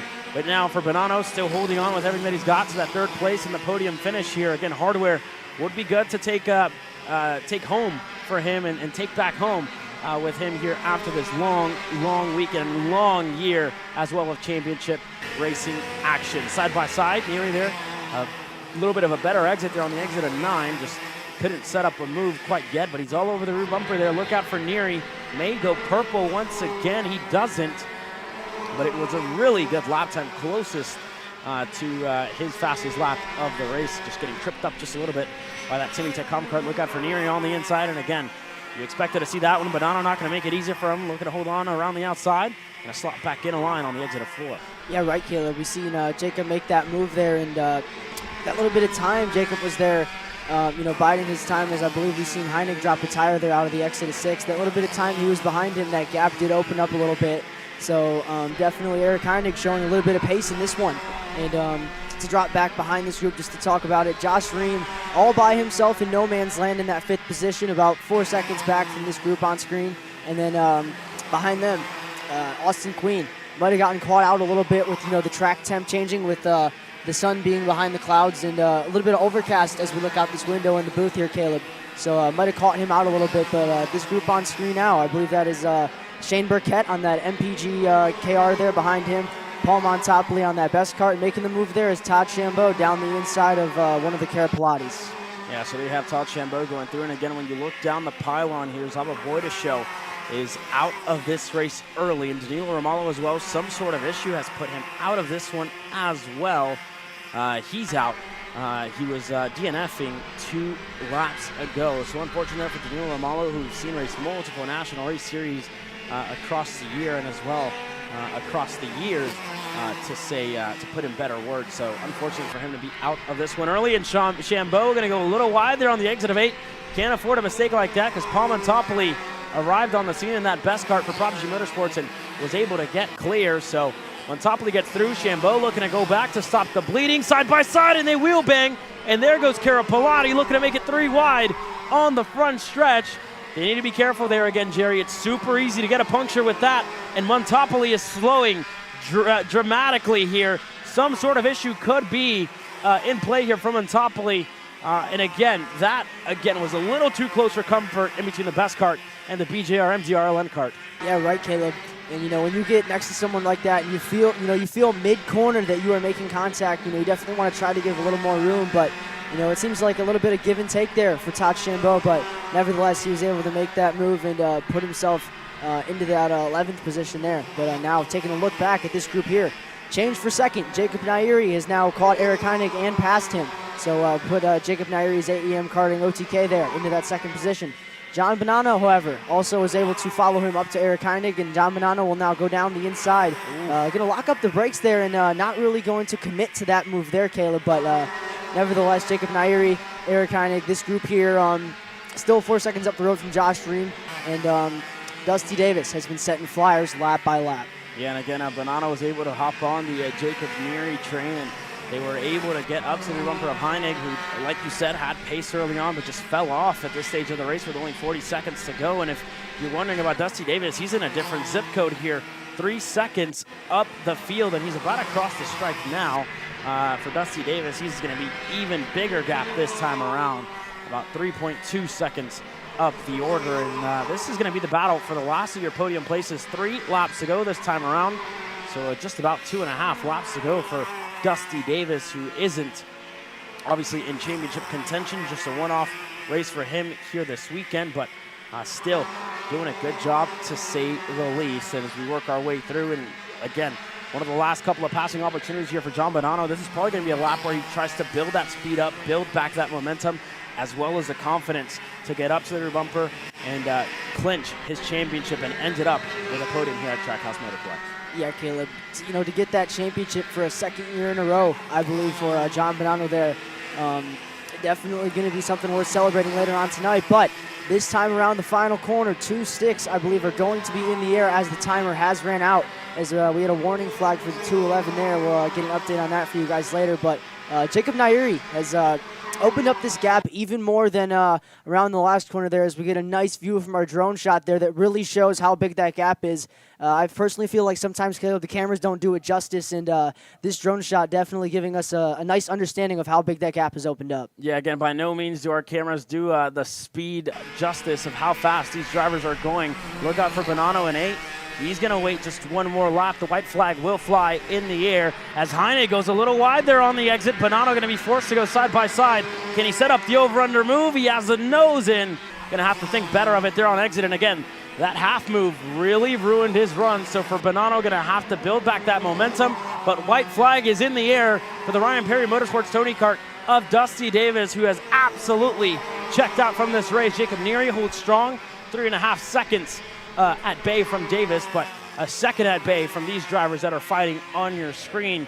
As long as Bonanno keeps it on the racetrack, he will be the Stars champion. He has had a good year, and again, he'd love to finish it off with a podium finish, but for that driver, still doing a good job and still trying to close in on Eric Heinig here in a turn number 8. This is going to be his last real shot. Neary drops a tire. Not going to be close enough, but for Dusty Davis, he shows up this weekend on a one-off, has put an absolute clinic on the rest of the field. The Ryan Perry Motorsports machine pitting out of his very own garage here this weekend. Dusty Davis, methodical at Trackhouse Motorplex. He wins the main event in KA Masters. Across the line in second, Jacob Neary. Heinig crosses the line in third. And your champion in 2024 for Stars Championship Series action, John Bonanno is your KA Masters champion. He holds on to that number 1 plate. Yeah, and behind them, Josh Ream going to round out the top 5 there with a good run for him. Peter Cook in that 6th position. Austin Queen is going to end up 2nd provisionally in that championship standings. Brant Estes in that 8th position. Todd Chambeau able to recover to where he started in that 9th position. And Kim Carapolati going to round out the top 10 in K100 Masters. You go back to Burkett, Montopoli, Stifler, Carapolati, Melanoy, and Tom Gershner. Your 16 finishers here in this one. And again, big stories out of this one. Sinescu, Simon Ellick, Kevin Simon Ellick and Ken Simon Ellick both out of this one early. Romalo as well showed good pace. He finished 20th, and Zaba Boy to show your field here this weekend. And your couple of drivers who unfortunately did not finish. The first one is done here in the night fight. More racing action, more rounds left in this fight getting set to come your way. The Micro Swift drivers getting set to come out onto the racetrack. Zane Burgess and Santi Orioli go head to head here in a couple of moments' time. This is Henry. Henry feels sad.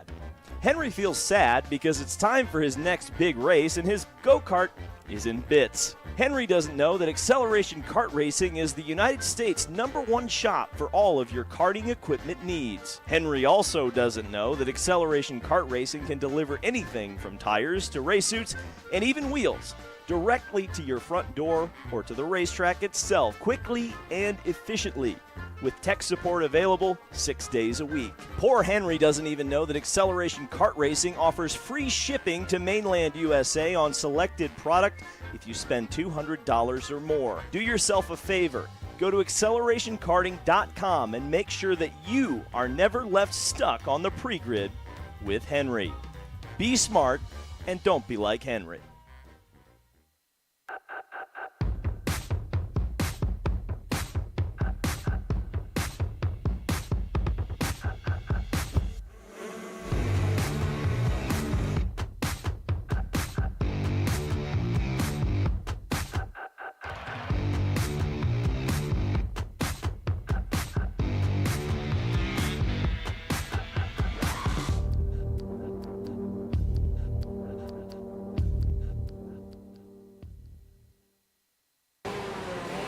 Brandon, why are there all these charges for just over $200 from Acceleration Kart Racing's website? That's because AKR gives you free shipping on orders of $200 or more within the continental US. Okay, but I thought you were just getting a pair of gloves. That's what, 70 bucks? But if I'm getting a new pair of gloves, I might as well get a new pair of shoes to match. And then on top of that, I'll get a neck brace because with the shipping, it's basically free. Yeah, I do not think the math checks out on that. Everything you need, all in one place and shipped to your door for free for orders of $200 or more. Exclusions apply. Spend responsibly. Shop AKR.com.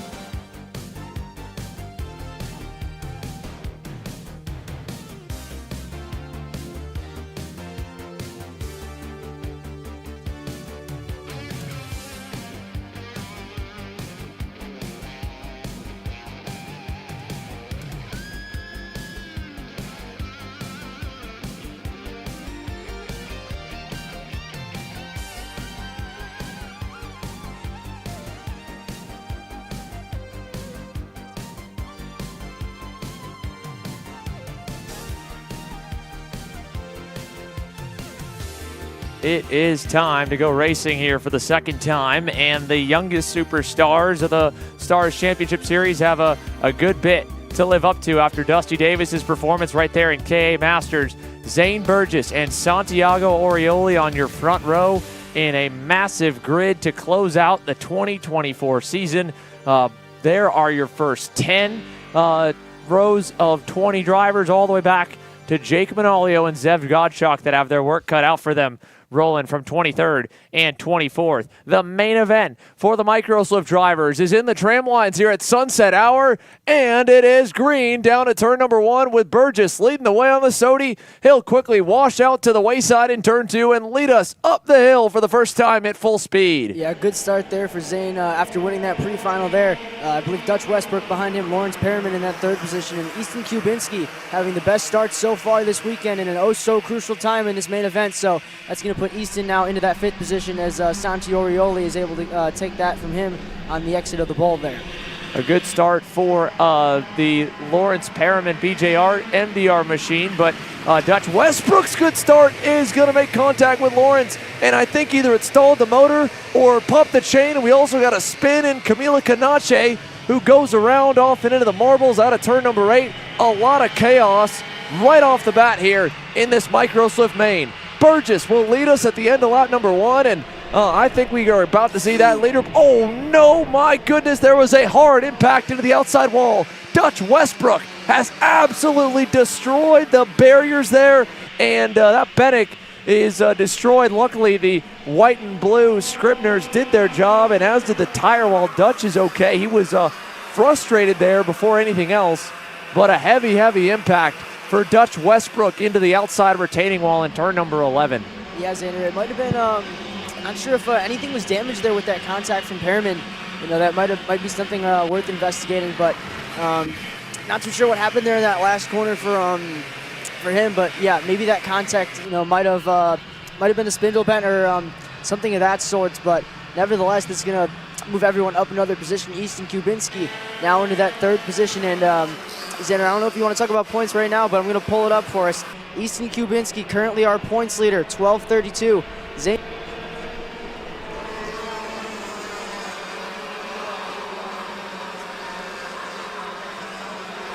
but Zane Burgess is definitely trying to get that championship.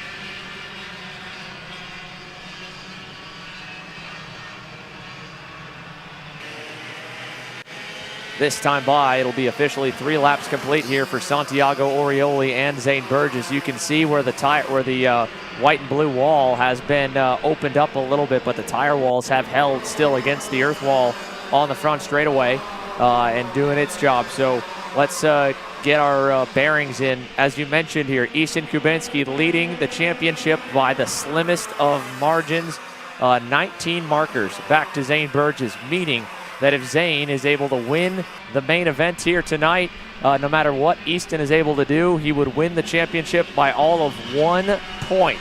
Easton Kubinski, on the other hand, he is right now Santiago Orioli and Jaden Francisco's biggest fan. If both of those drivers can keep Zane out of the lead, he should still be able to eke out the title because there is a 5-point swing through 3rd and 4th and on back. 180 points to P2.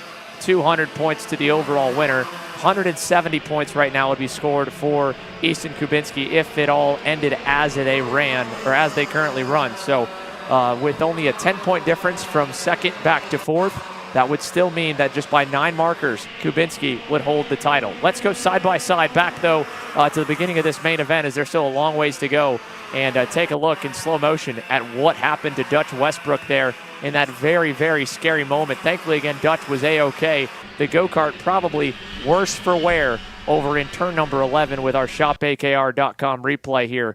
But as it looks there, looks like we'll pull that up here in just another second, queuing that up for you guys to be able to see. with Kubinski leading this pack of Danny O'Gara, by the way, as well. We haven't talked about him yet on the main event broadcast. That black and white MPG Motorsports machine runs right behind the 38, and then Isaac Carvalho working together with the MPG crew and the Oriole Kart Performance kind of mini and micro combination, pushing with Easton Kubinski, but they have not yet made too much headway. Here's a look at the official replay. Check this out. Dutch Westbrook, big send down the inside in that last turn. Oh, no. He was up the road, and I don't know if he just hit something or what, but, man, was that a crazy impact. So this was a pass behind by one of the Godshocks. That was Zev, I think, going to the inside. Dutch just kind of, yeah, I don't think he anticipated the tires is low on air, and, man, talk about a heavy, heavy impact there for that young man. Glad to see that he's okay and was instantly walking up from that. He took a barrier basically to the dome.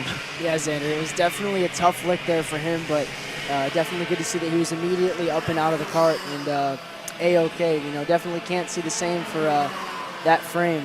But, yeah, after that K100 Masters heat race earlier, I believe we have caught up with Dusty Davis. So, Caleb, do you want to run us through that? There, Jerry, and indeed, Dusty Davis, you're methodical here at Trackhouse Motorplex, and again, another win to your name here in this one. Walk me through that race and your weekend as a whole as well, getting back on that top step of the podium. Yeah, so, you know, the Ryan Perry Motorsports, they had me hooked up all weekend. I kid you not, I think we changed tire pressure and a gear, and that's about it. So we just rolled with Ryan's setup, and he was on it. Kart was great. You know, throughout the weekend, I was really trying to maintain tires because in stars, you have to keep the same set all the way to the finals. Yesterday, we actually didn't make the second heat, and that was pretty devastating, but it kind of gave us an advantage because we had better tires. And, you know, if there's any time to have a mishap, it's better in a heat race than a pre-final final. And then, yeah, today just lights out, man. Just trying to get out front and just be consistent, not overdrive. I wasn't trying to be a hero, just hit my marks and just, you know, save the tires. It's a long race, 20 laps. Yeah, and I know you're obviously not with a big team this weekend. You're pitting out of your garage, but I know you have a lot of people to thank back home and here at the track this weekend. So I'm giving you this time to thank whoever you'd like. Yeah, so, I mean, first off, we are still with Ryan. I just like to pit out of my garage because it's right up front and you can't beat it. But, yeah, no, thanks to Ryan. My dad's wrenching. So, you know, me and my dad grew up go-karting, and then I went on to race professional. And so now it's gone full circle where, you know, to have him back here wrenching on me is just really fun for us. My wife at home's watching, my family. And then Ryan and Comet for the motor. I mean, just, yeah, everybody. We appreciate it. Well, there you guys have it from Dusty Davis, methodical at Trackhouse Motorplex. Back to you guys.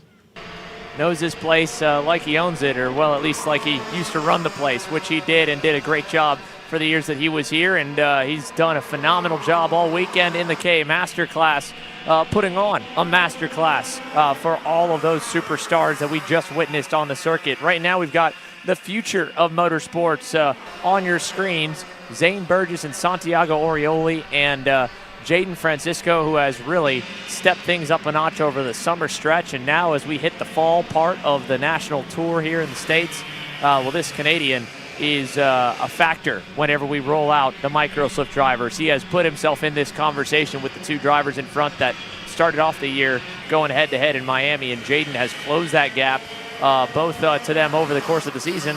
And literally right now, last time by, he went purple, Jerry, a 53.915 for Jaden Francisco. And that time, things kind of even back out with Zane putting a good lap in. But a big breakaway for those three up front and a fun battle back here. Check out the forward progress of Zev Godshock. Zev Godshock started back in that back all the way in 23rd. That young man has driven up 19 positions, and granted, he just lost 2 of them there. But Team Bennick's number 21, one of the youngest drivers in the field, has picked up a ton of positions by the halfway point here in this main. So he's still got a little more work to do to get back forward. Danny O'Gara now has taken command of 4th and this kind of second pack with Dominic Gaddis in tow. But we're going to take this moment while they're still sorting themselves out, and Lennox Lockhart there looking on along with Easton Kubinski, who's trying to get back up the boards in terms of the points with our newly crowned provisionally crowned K Masters champion. Caleb? Champion so far, and I think you're almost done in tech as well, so it could be almost official. But What a year for you, John. You're the champion so far this year. Walk me through the year as a whole and this weekend as well.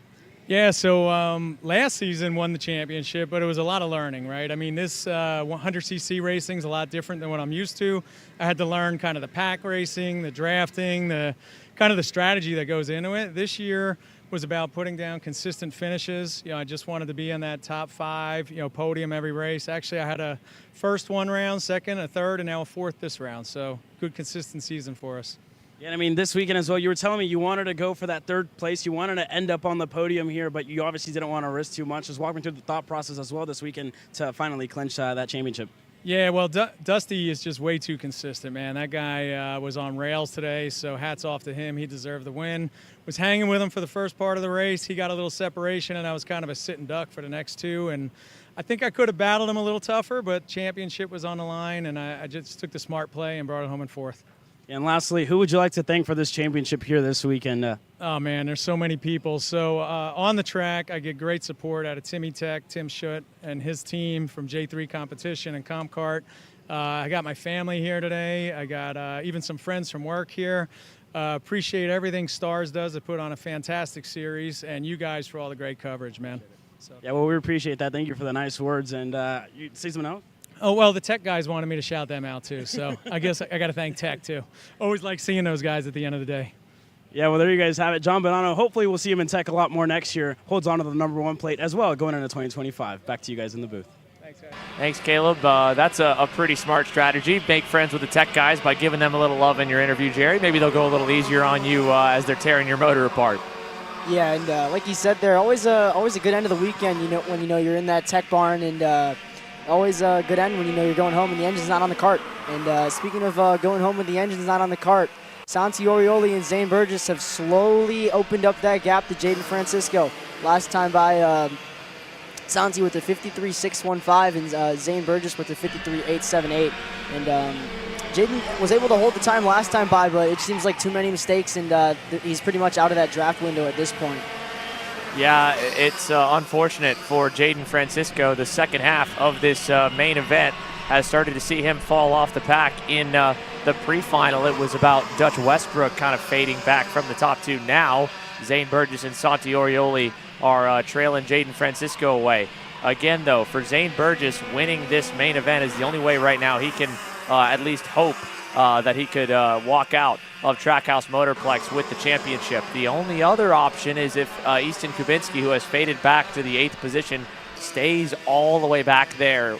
After penalties, that's a pretty decent-sized gamble to hope on, because, again, a 20-point swing would not be would just be enough for Zane to be able to get the title. As they run, I think he's got it by a hair. 180 points he'd score finishing second, and for Kubinski down in the 8th spot, he would score 150, so it'd be a 30-point difference, and it would be Zane as the champion by 11 markers. This is as close as it gets, and with 2 minutes and 30 seconds left, Zane's got the opportunity to get one more position. Easton is on the cusp of being able to get as many as another 4. So that could change things in an instant. We've got basically 2 battles to watch on the racetrack. The one for the overall fight for the race win, obviously. But beyond that, we've got to keep a tab on how Easton Kubinski and that second group is doing. Now, that's, of course, for the 2 trophies at the end of it all here, Jerry. There's still a lot of other storylines in a race like this. We've talked about Zev Gottschalk moving up the grid. Dominic Gaddis in that middle group has also put on a fantastic performance to crack his way into the top 5. And now, as we take a look here to Lawrence Perriman and Easton Kubinski and Zev Gottschalk, well, there is no MPG machines in frame. I don't know what has just transpired, but if it's something we missed, either with these 3 or with the 2 Kart Republics in front of them, we were in a 5-car pack with those drivers. We're down to just 3 of them. Have they gone away? Yes. My goodness, have they gone away. They just added about 2 seconds to the delta back to Kubinski.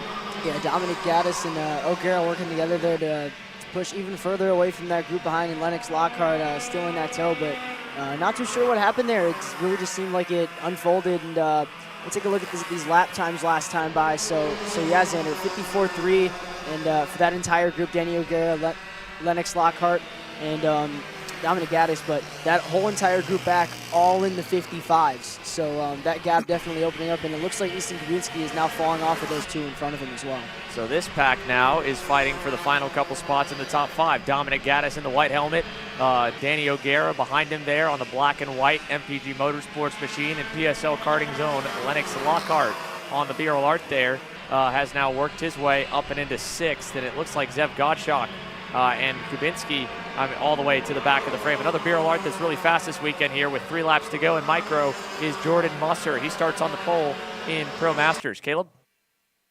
Thank you. And Jordan, really quickly here, you've had a good weekend on your return back to the national scene. Walk me through your weekend so far. Oh, man, it's been a dream weekend to come back to. Having never been here, I was kind of excited to drive a new track, which doesn't happen very often as much as and long as I've been racing. But and also coming cold after not racing for a while was good. Been practicing quite a bit, but to get back in race mode feels really good. I was a little off on the practice day, but just knew I needed to stay focused and work on the fundamentals, and here we are right in the front. Well, there you guys have it from Jordan Musser, getting excited to starting from the front. Back to you guys. He's got a great race ahead of him. We're in store right now for one heck of a battle in Micro Swift also. This is for the race win. All the way down to the inside for Zane Burgess. He'll take that lead back away from Santi Orioli now with a lap and a half remaining. And behind him, Jaden Francisco, 2 seconds away, is hoping for more battling just like that here. And a ride to the low side into turn number 8. Let's see if Zane leaves the door open. He will, so no major move there. Maybe a little half block by about a car width down to the inside though, Jerry. Yeah, as we now go into the entry of this double right-hander here, turn number 9. Zane gonna hit that curb on the inside and slow up Santi Orioli behind him, so Santi wasn't really able to get a run there. And now coming into this last corner, he's gonna leave the door open. Orioli down the inside, and he's now going to take that MPG Kart to the point here with the white flag in the air. Yeah, back to the point though for Zane Burgess with the move down to the inside again. And now, what was 2.5 seconds, back to Jaden Francisco, is down to 1.3. Down the back straightaway, Burgess to the bottom side again. Big high side run, now down low for Orioli. Nowhere to go with any of that momentum as they head into the infield chicane for the final time. Yeah, he's going to block right there for Zane Burgess, and not really the move that we seen yesterday from Santi Orioli, and Zane's going to do the same here. He's going to block to the inside. Orioli choosing the outside. He's going to try to get a run on the exit, but Zane's going to cover that off just enough, and Jaden Francisco has now joined the party. Now Orioli's going to go all the way to the high side in turn 9. Zane still has him there. Big run for Santi. Around the outside, he's got a nose ahead, but Zane's going to get a big shove from Jaden. And to the final turn, another over-under from Orioli, but Burgess wins the main. And with that, Zane Burgess, no matter what happens behind him, will provisionally win the championship as the fight continues. Back for position number 4. Here's Easton Kubinski and the rest of the pack to the final turn. And at the line, Dominic Gaddis, Lennox Lockhart into the top 5. He gets ahead of Danny O'Gara there at the checkers. Yeah, behind them, Zev Gottschalk.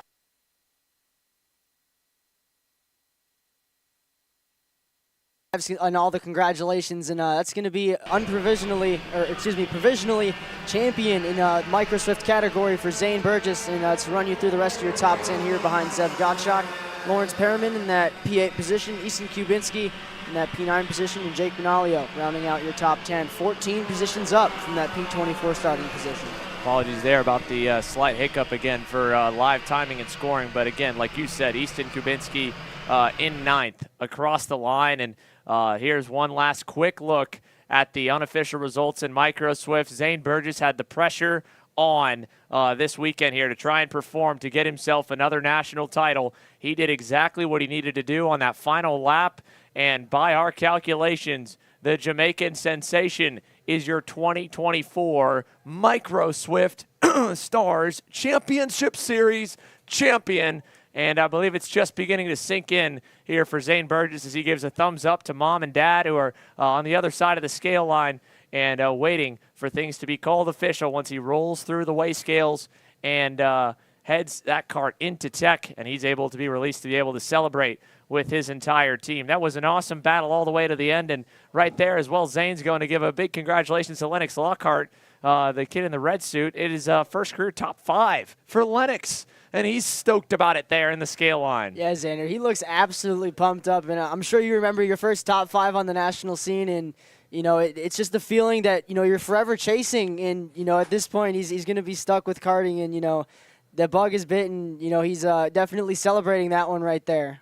Well, there is one thing that kind of haunts the celebration a little bit, but it does make this a little easier, and that is all of that rubber buildup in the scale line. The kids need a little help trying to get the tires unstuck from the ground and pushed on through. Big kudos to Lawrence Perriman for pushing Zane Burgess' Sodi on through. Let's go ahead and take a look back at that Coastal Link custom printing recap and check out how we got to where we were. Zane Burgess, as the race winner, provisional champion, led us to green. And while it was a little bit shaky there through turns 1 and 2, the field made it through there, but they did not make it through cleanly in the infield hairpin. Lawrence Perriman getting kind of booted to the wayside, contact with Dutch Westbrook. Then that ultimately, as Dutch was trying to fight back into line, saw Camila Canache get turned around. And then it might have been, honestly, from that initial contact with Camila Canache that broke the front end of Dutch Westbrook's Bennick, and he was a passenger in that last corner. But all of that opening lap chaos instantly opened the door for the leaders to kind of get away. And for a little while, it was a 3-kart break, then a 2-kart break, and a very familiar tale. Santi Orioli versus Zane Burgess here, Jerry. Yeah, and here Santi was leading us into, or Santi there down the inside going to reclaim that pole position, or excuse me, that P1 position. And Zane going to go right back down the inside, telling him, no, you are not. But continuing to block here for Zane Burgess. And here you see coming into the frame now, that's Jaden Francisco on that RPM Tony Kart there, able to get up there. And Orioli was trying to go around the outside there, but to no prevail, and Francisco is going to give Zane Burgess that final push he needed to pick up the win and unofficially the champion this year in the Micro Swift class. One heck of a performance for Zane Burgess here as the sun slowly works its way down towards that tree line at the Stars Championship Series night fight. A gorgeous day here after overcast skies and a threat of liquid sunshine yesterday. And we're ready now for what will be one of the most awesome parts of our sport, and that's a standing start with the gearbox machines for KZ and Rock Shifter Masters here. A perfect angle for the photographers, sunset hour and shifter carts. You don't get a much cooler combination than that. And we've got it here for the Stars Championship Series night fight from Trackhouse Motorplex. This packed facility has played host to this event now for a good amount of time, and we are ready for more main events to roll through here. We're just getting going, and then strictly all the way till 8:50 p.m. Eastern, and then the Mazda Motorsports Pro Show will get underway with OKN and Pro Stars. But there's not there's maybe a couple parking spots left. That's about it. This is packed out and ready for more main event action on the other side of the break. Are you ready to get behind the wheel? From Formula One to NASCAR and IndyCar, all the pros start here.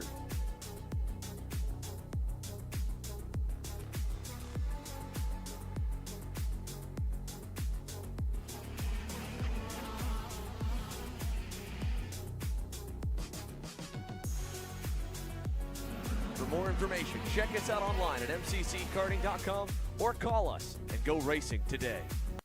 USA, a top-level performance team with unmatched hospitality, offering a full-service driver development program with year-round testing available in Miami, Florida, and the official North America racing team of Parolin Racing Chassis.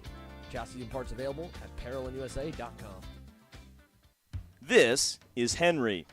Henry feels sad. Henry feels sad because it's time for his next big race and his go-kart is in bits. Henry doesn't know that Acceleration Kart Racing is the United States' #1 shop for all of your karting equipment needs. Henry also doesn't know that Acceleration Kart Racing can deliver anything from tires to race suits and even wheels directly to your front door or to the racetrack itself quickly and efficiently, with tech support available 6 days a week. Poor Henry doesn't even know that Acceleration Kart Racing offers free shipping to mainland USA on selected product if you spend $200 or more. Do yourself a favor. Go to accelerationkarting.com and make sure that you are never left stuck on the pre-grid with Henry. Be smart and don't be like Henry.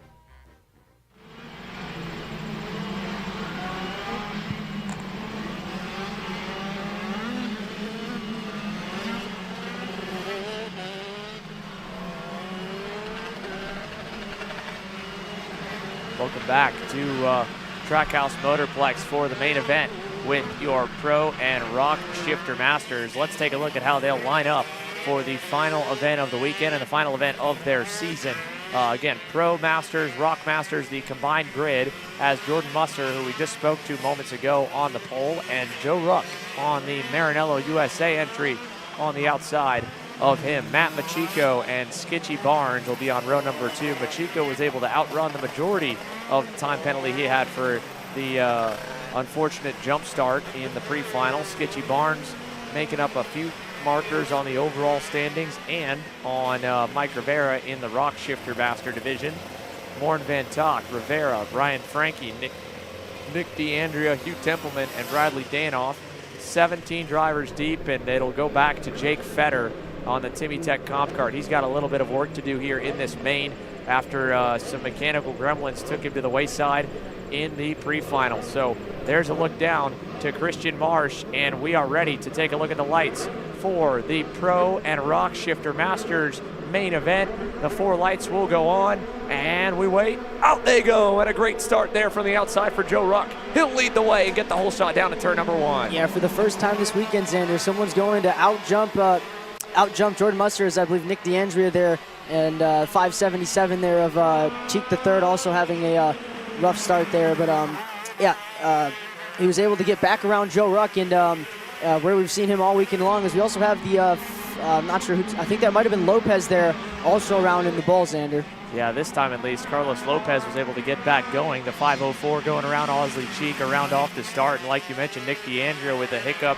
that has all happened beyond your top 5. Good start for Skitchy Barnes, great start for Joe Ruck, but just like that, as we even pan back for a minute to check in with the rest of the field, Jordan Musser was able to already get his way back up and into the lead. So a long main ahead, but Musser, while he lost the jump and the run to turn number 1, he's got himself back at the helm of this race. And how about Jake Fetter?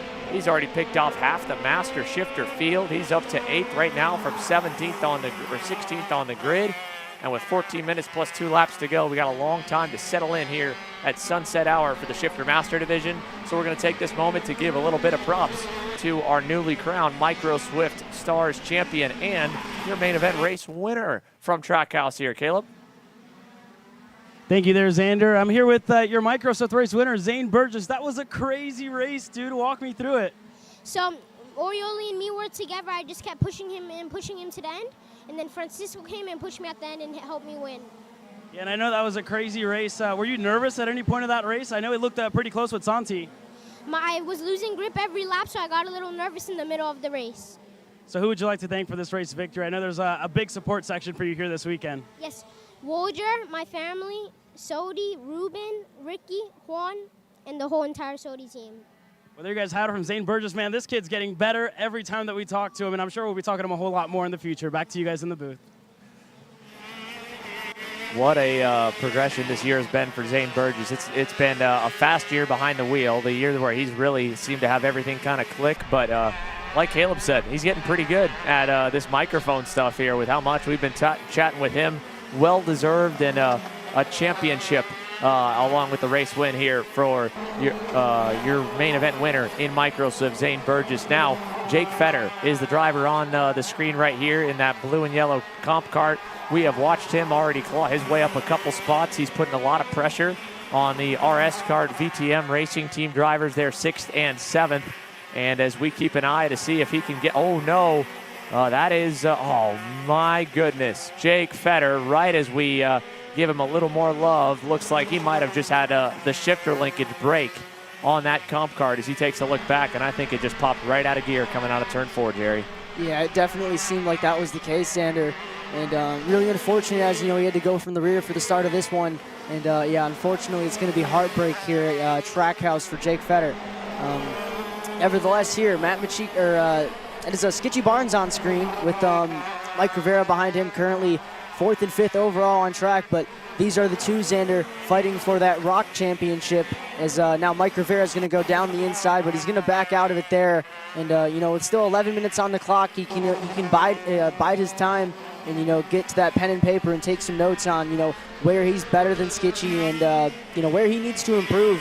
You know, even after, say, he does get around Skitchy keep going up the road to possibly Matt Machiko and company in front of him. And the thing to keep in mind here in Shifter Master is that Mike Rivera and Skitchy Barnes still have a shot at the overall title. Rivera even better than the man from Bermuda. So if Mike can get by him early and pull away, he could score some valuable points and bring himself into the title fight overall, as well as clinch that Rock Shifter Master title. Now, it wasn't a championship on the line for Lennox Lockhart, but it was a lot of celebration. First career national top 5 for that young man at PSL Karting. He's standing by with Caleb.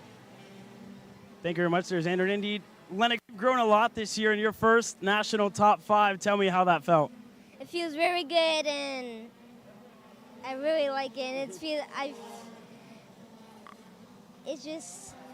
I feel very happy that I got top 5. Yeah, and walk me through that race as well. You told me you were smiling in the last couple of laps because you knew you were in the top 5, and I'm seeing the emotion here from your dad and your mom. They seem super happy for you as well. Just walk me through the race and how it pretty much felt whenever you realized you were in the top 5.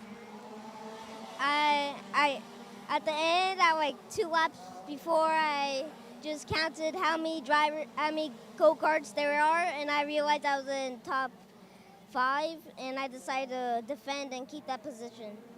And lastly, who would you like to thank here for this first national top 5 for you?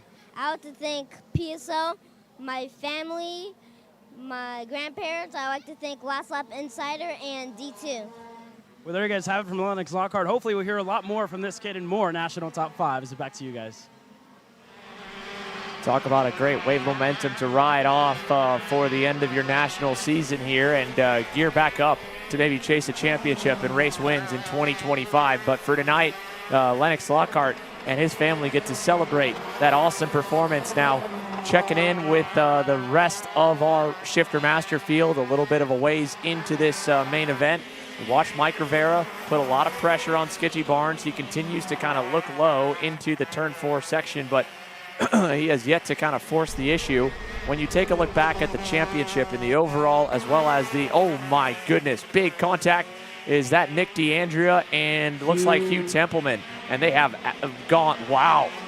Oh man, Hugh Templeman and Nick D'Andrea, they are buried in the Scribner barriers here on the outside of turn number 4, and neither one are happy with each other right now. Yeah, definitely, Xander. I believe last time by they were in the 9th and 10th position, and I was going to mention how Nick was recovering there. But yeah, definitely unfortunate for the two of them there having contact in the bowl, and their day is going to be done and dusted here. But it's going to move everyone up in the order there, and on screen now it's that is Skitchy Barnes and I believe Mike Rivera, and with all those half passes that Rivera has been putting on Skitchy Barnes, it has brought the 3 Ralph Schumacher karts behind even closer and closer, and right there into turn 8. Oh, Skitchy goes around in the middle of the hairpin, and the Bermuda group is going to follow their leading man down the board. Scott Presti gets through. Ryan Frankie gets through. Morn Van Tok. Bradley Danoff, I think, is too far back on the Maranello to take advantage.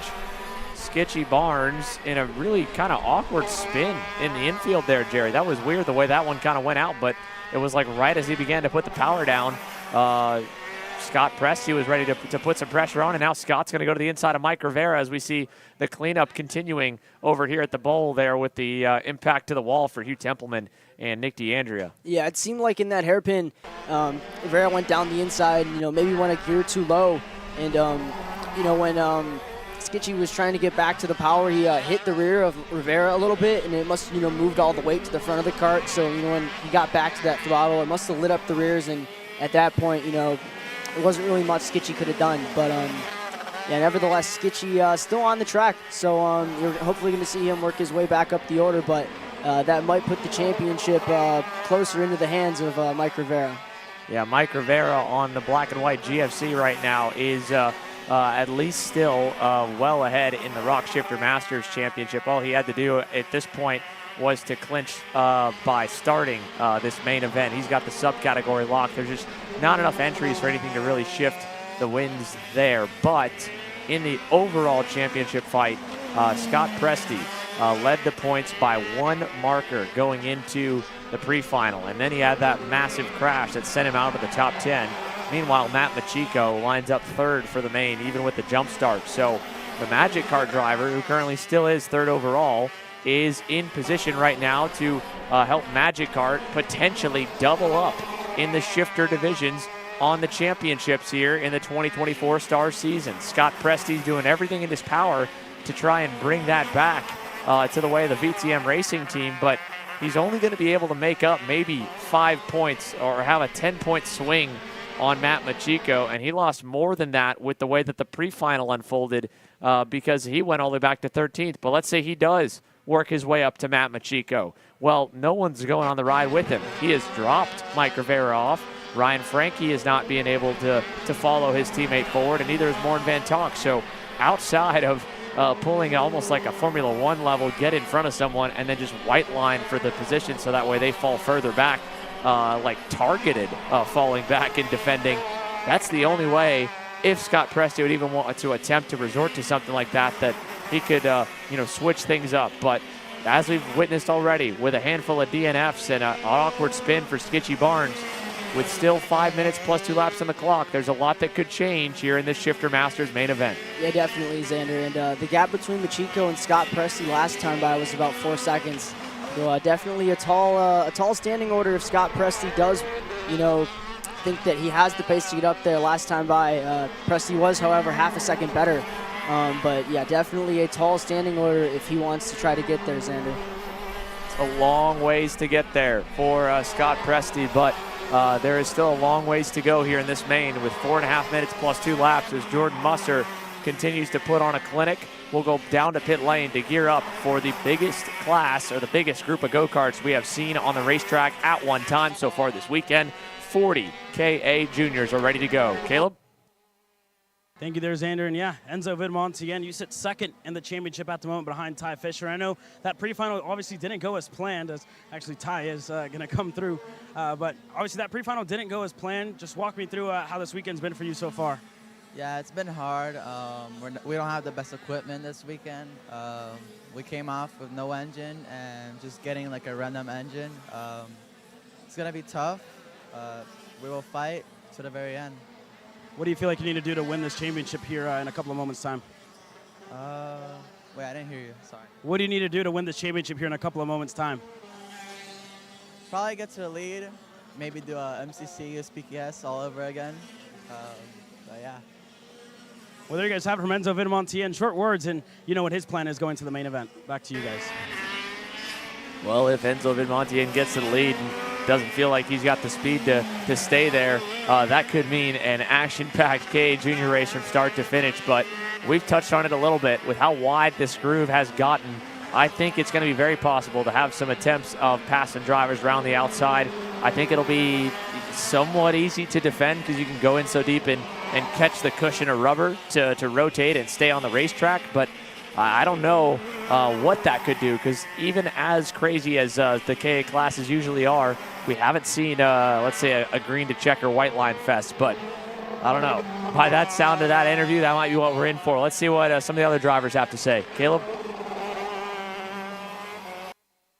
Championship points leader at the moment. Ty, you are undefeated so far this weekend. Talk to me about the speed you guys have had in those TB karts.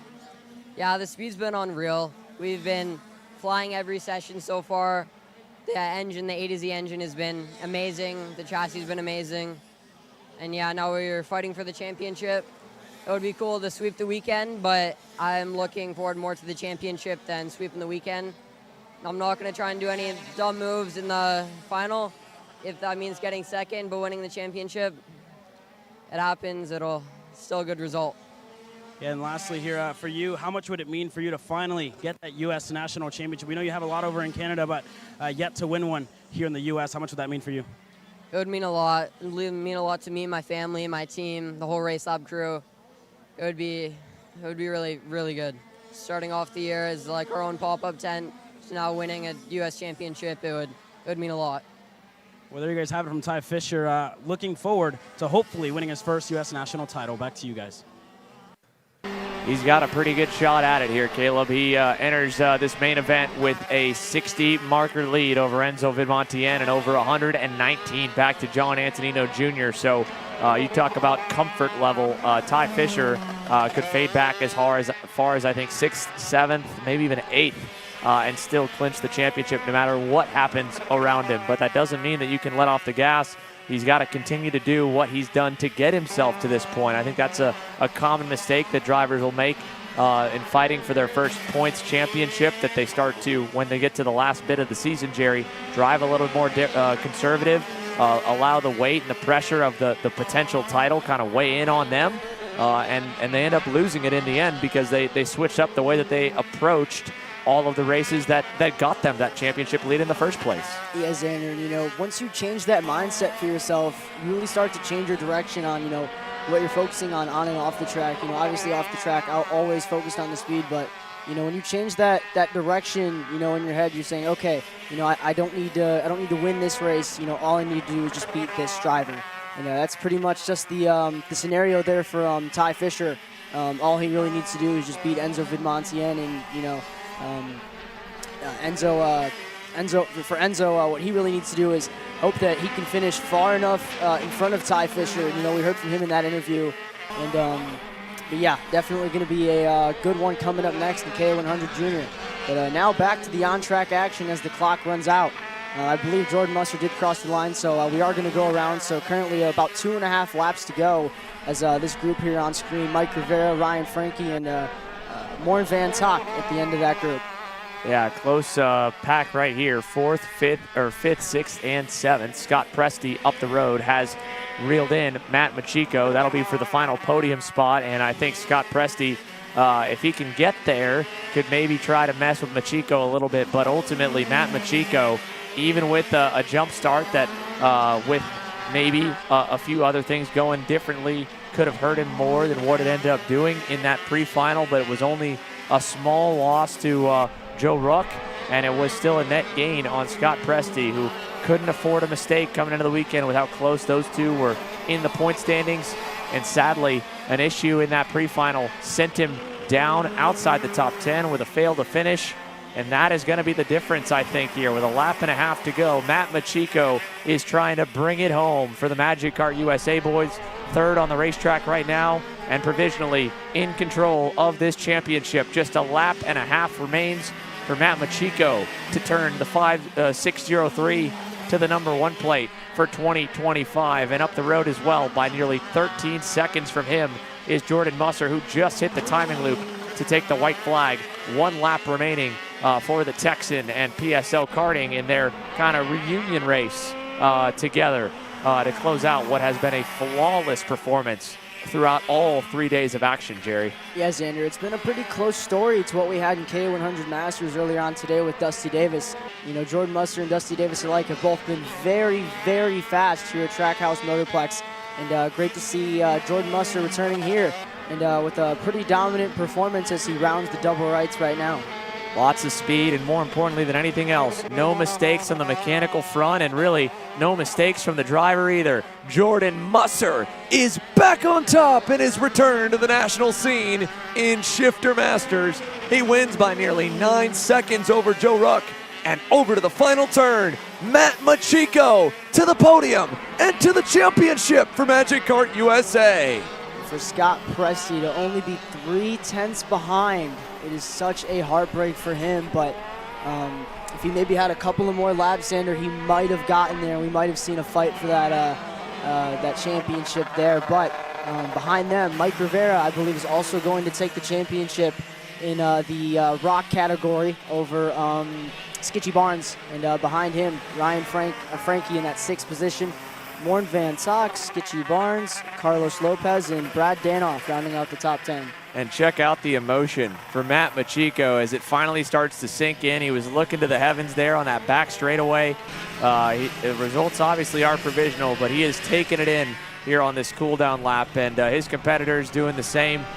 Mike Rivera there also a long and slow cool-down lap as Mike Rivera and Matt Machiko. What a moment right there. What a shot of your 2 Shifter Masters champions, Mike Rivera in Rock Shifter Masters, Matt Machiko in the overall Pro Masters class.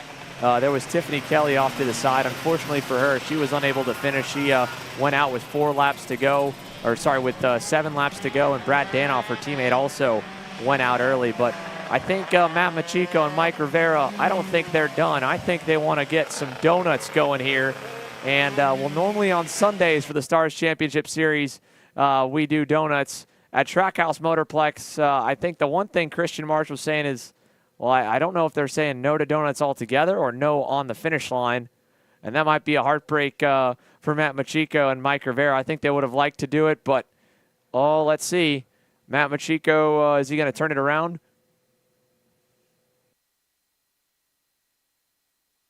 Here, nonetheless, I know we've got at least a victory lap. There is the checkered flag. One more lap to take it on in. Check this out for Magic Kart's Matt Machiko. He'll get to celebrate with the entire Magic Kart crew and get the official checkered flag from the head flagman, Justin Dittrich. One quick kind of little parade lap for Matt Machiko and Magic Kart USA. This is a heck of an ending to the weekend for them. And as he'll give that flag back, but get the full moment to bring it in one more time, that Matt Machiko is scoring his first Shifter Master Championship, and he does so in one of the closest fights coming into the weekend. Less than a couple of points separated the pair of him and Scott Presti. And check out the congratulations from Hugh Templeman as he goes up to say, hey, man, awesome job. Mike Rivera, Matt Machiko, champions in the Pro and Rock Shifter Masters divisions. And we're going to get to, I'm sure, hear from them on the other side. So congratulations to the pair. And we've got just 3 main events done and a lot more racing as we head into the night for the Stars Championship Series with K.A. Jr. on deck. Are you looking for an advantage in your competition? Well, Kart Class has done the hard work for you. We've traveled to your racetracks to give you the inside knowledge. So what does Kart Class offer? We've got drone footage that captures the racing lines, visual markers for your braking points, acceleration zones, and the best overtake opportunities on your racetrack. Pedal cam to show you where to brake and when to accelerate, and 360-degree footage to make sure you don't miss any parts on the racetrack. We've covered 13 racetracks in the United States, and Australia, you're up next. So visit kartclass.com to get your track information. So you finally want to get behind the wheel, huh? Yeah, I've been shooting for 3 years and I've never got to drive. Well, you're going to need some more gear than just your helmet. Why don't you go to shopakr.com. They got their inventory online and they'll ship it the same day if you order before 5:30 p.m. Eastern. They got shoes? Yep. Gloves? Yep. Rip protectors? Got those too. Can they make me go fast? No. Here at Acceleration Kart Racing, we've got everything you need to get on track. What happens next, well, that's on you. Check us out online at shopakr.com. Are you a racing enthusiast? Drive Your Line is the Mid-South's only full-service kart shop. We make dreams a reality for those 5 years old and up. All racers start in karting, and we're the purveyors of fun for the whole family. Karting the Coast is presented by Drive Your Line Kart Shop and is the premier race series on the Gulf Coast and brings racing to Biloxi at Finish Line Performance Karting and at the world-renowned NOLA Motorsports Park. Call us at 601-667-0770 or find us at driveyourline.com. Also on Facebook or Instagram.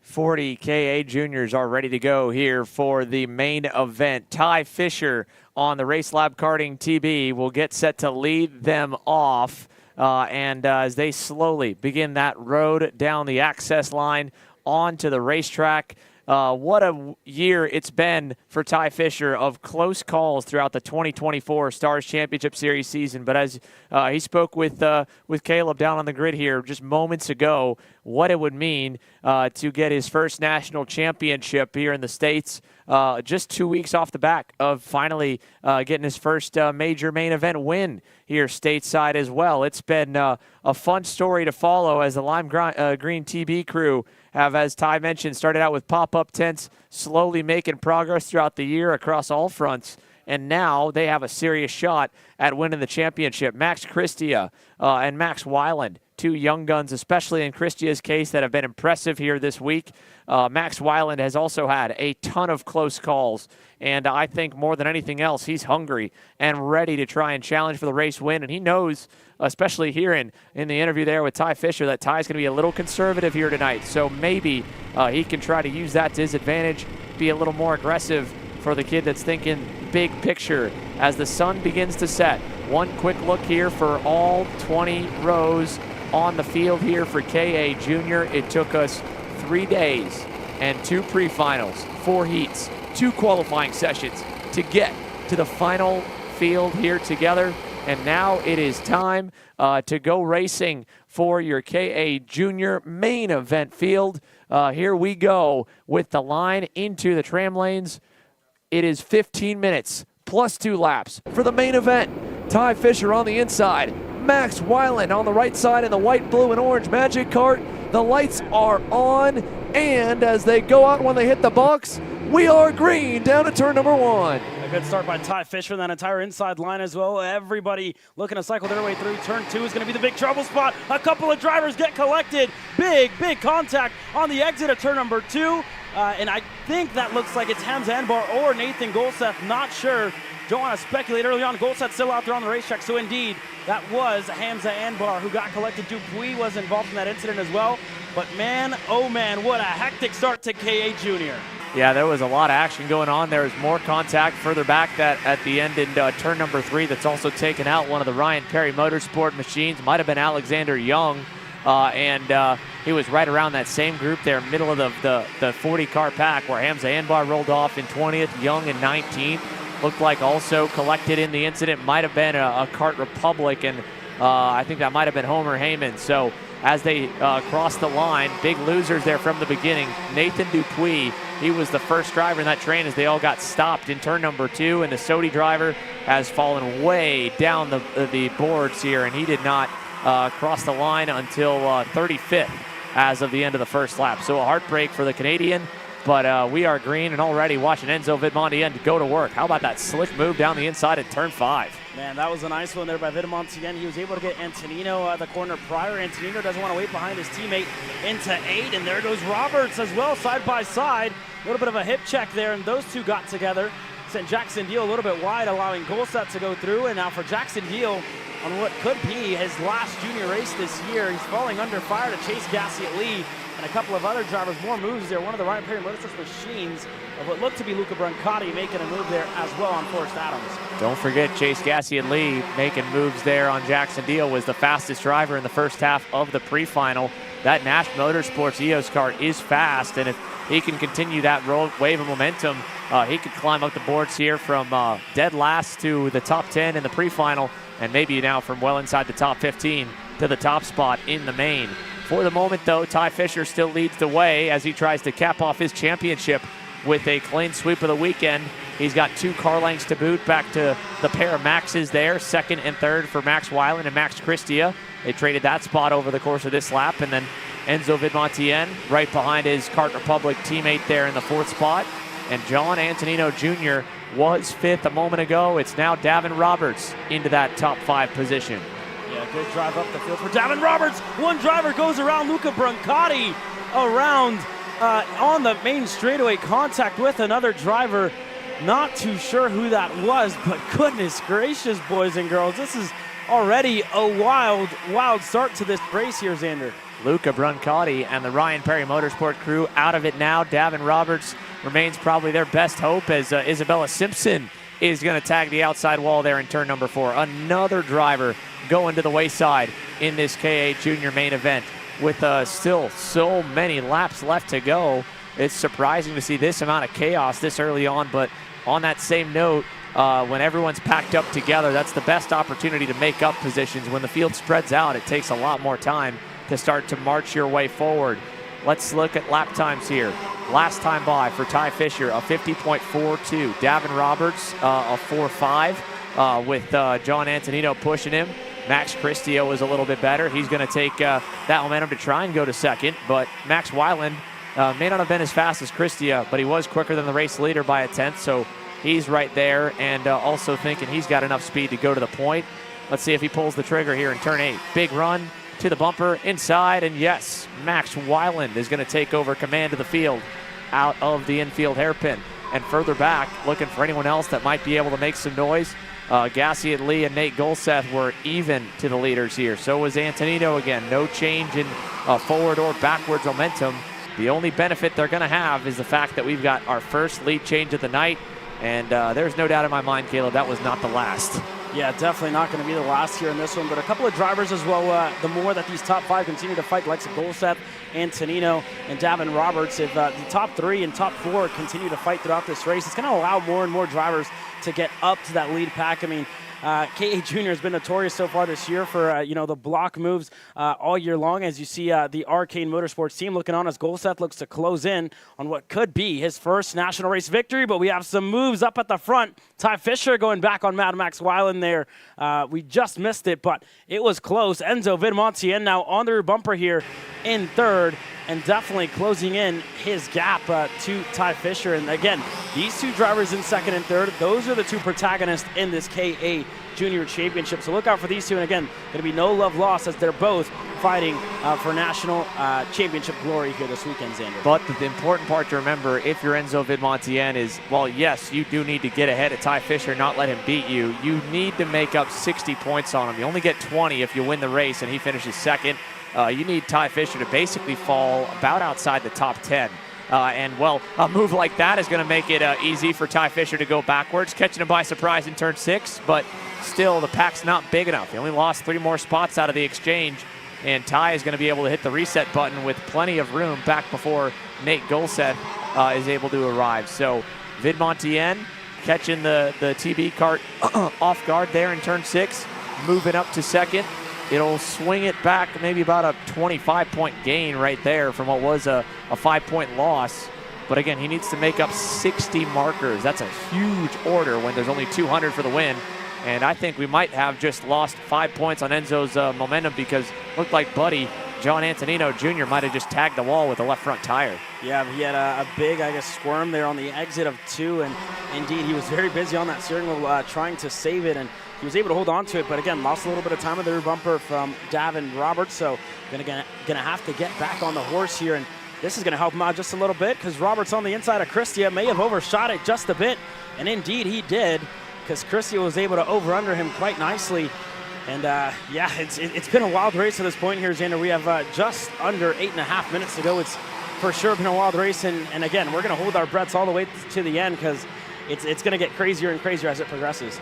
There's so many more drivers that are just outside of our frame but could easily join the picture. I mean, Travis Pettit, Ty Fisher's teammates right there behind Nate Golseth, another young gun looking for a big race win. He's gone by Nate now, and he's into the 7th position. And right behind him, there's more where that came from. Forrest Adams, Chase Gassiet Lee, Jackson Deal is still there, and it's about a 1.5 seconds to find Emerson Lane. All it takes is a little bit of fighting here for the lead, and you'll have a lot of cars in the mix. And if Enzo Vidmontien gets to the point and backs them up a little bit, or anyone does for that matter, well, then it really becomes possible for Enzo to win the championship. He needs this lead pack to be huge. If it ends up being a pace-based race that strings everyone out, I think Ty Fisher's fast enough that just riding right there in the 6th spot, I mean, that'll easily clinch the championship for him. So now with a teammate behind as well, he's in a safe spot. He doesn't need to go forward. Enzo Vidmontien, as much as I hate to say it for everyone else's sake, he needs to create some chaos if he wants this title. Yeah, there goes Davin Roberts on the inside of his teammate and Max Christia. That's going to split up the two Trinity Karting Group Kart Republics, Vidmontien and Christia, who falls back and may fall under fire here shortly to Ty Fisher, who's been patiently making up some time, but one driver dropped the tire there. It looked like it was Roberts, because Antonino's going to go, Vidmontien going to go as well. Roberts looking to follow through, and Weiland stuck on the outside, drops a tire into the dirt, and sparks are flying here already. Fisher looking to set up that over-under. He's able to get it done there on Christia and able to make up another spot inside of the top 5. But for Max Weiland, that could have ended pretty badly if you went just that little bit wider there, Xander. The pressure is now just slightly turned up for Ty Fisher as Enzo Vidmontien, making the improvement to go to the lead, now puts himself at around 30 or 40 markers ahead of the TB Kart driver. But just like that, one move for the lead by Davin Roberts takes it back down to 20 or 15 points between them in terms of the delta, or actually I should say takes it back up to a bigger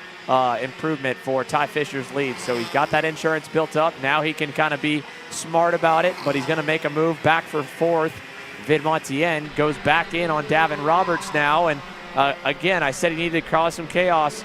He's stacking them up a little bit, not necessarily by white lining, but just by fighting for the lead and the win, because he knows that his championship depends on it, and now the defending begins. Here we go. Mark him at 10 cars deep here down the front stretch all the way to the white line. Yeah, this is where it starts. Ty Fisher around the outside needs to be careful here on Davin Roberts. He's able to get up to 2nd. But when you're fighting for a championship, that was a scary, scary move. Everybody to the bottom of the racetrack. Fisher to the top. Christia looking to follow him through. But like you said, it's about to ramp up here, and it already has here, Xander. Fisher going side by side with Antonino in a 6. Antonino going to lose a lot of time there. And this is exactly what Enzo Vidmontien does. He knows what he needs to do to win the championship, and he's doing just that. Yeah, he, again, is going to the bottom to cause the pack to stack up here, to bring more karts in the fight, and to hope that maybe the chaos spurs a little bit of contact for his championship rival in Ty Fisher. But Ty, even though he's definitely making, I'm sure, his dad and the rest of the team's heart beat a little bit faster, has stayed away from any crazy contact to this point.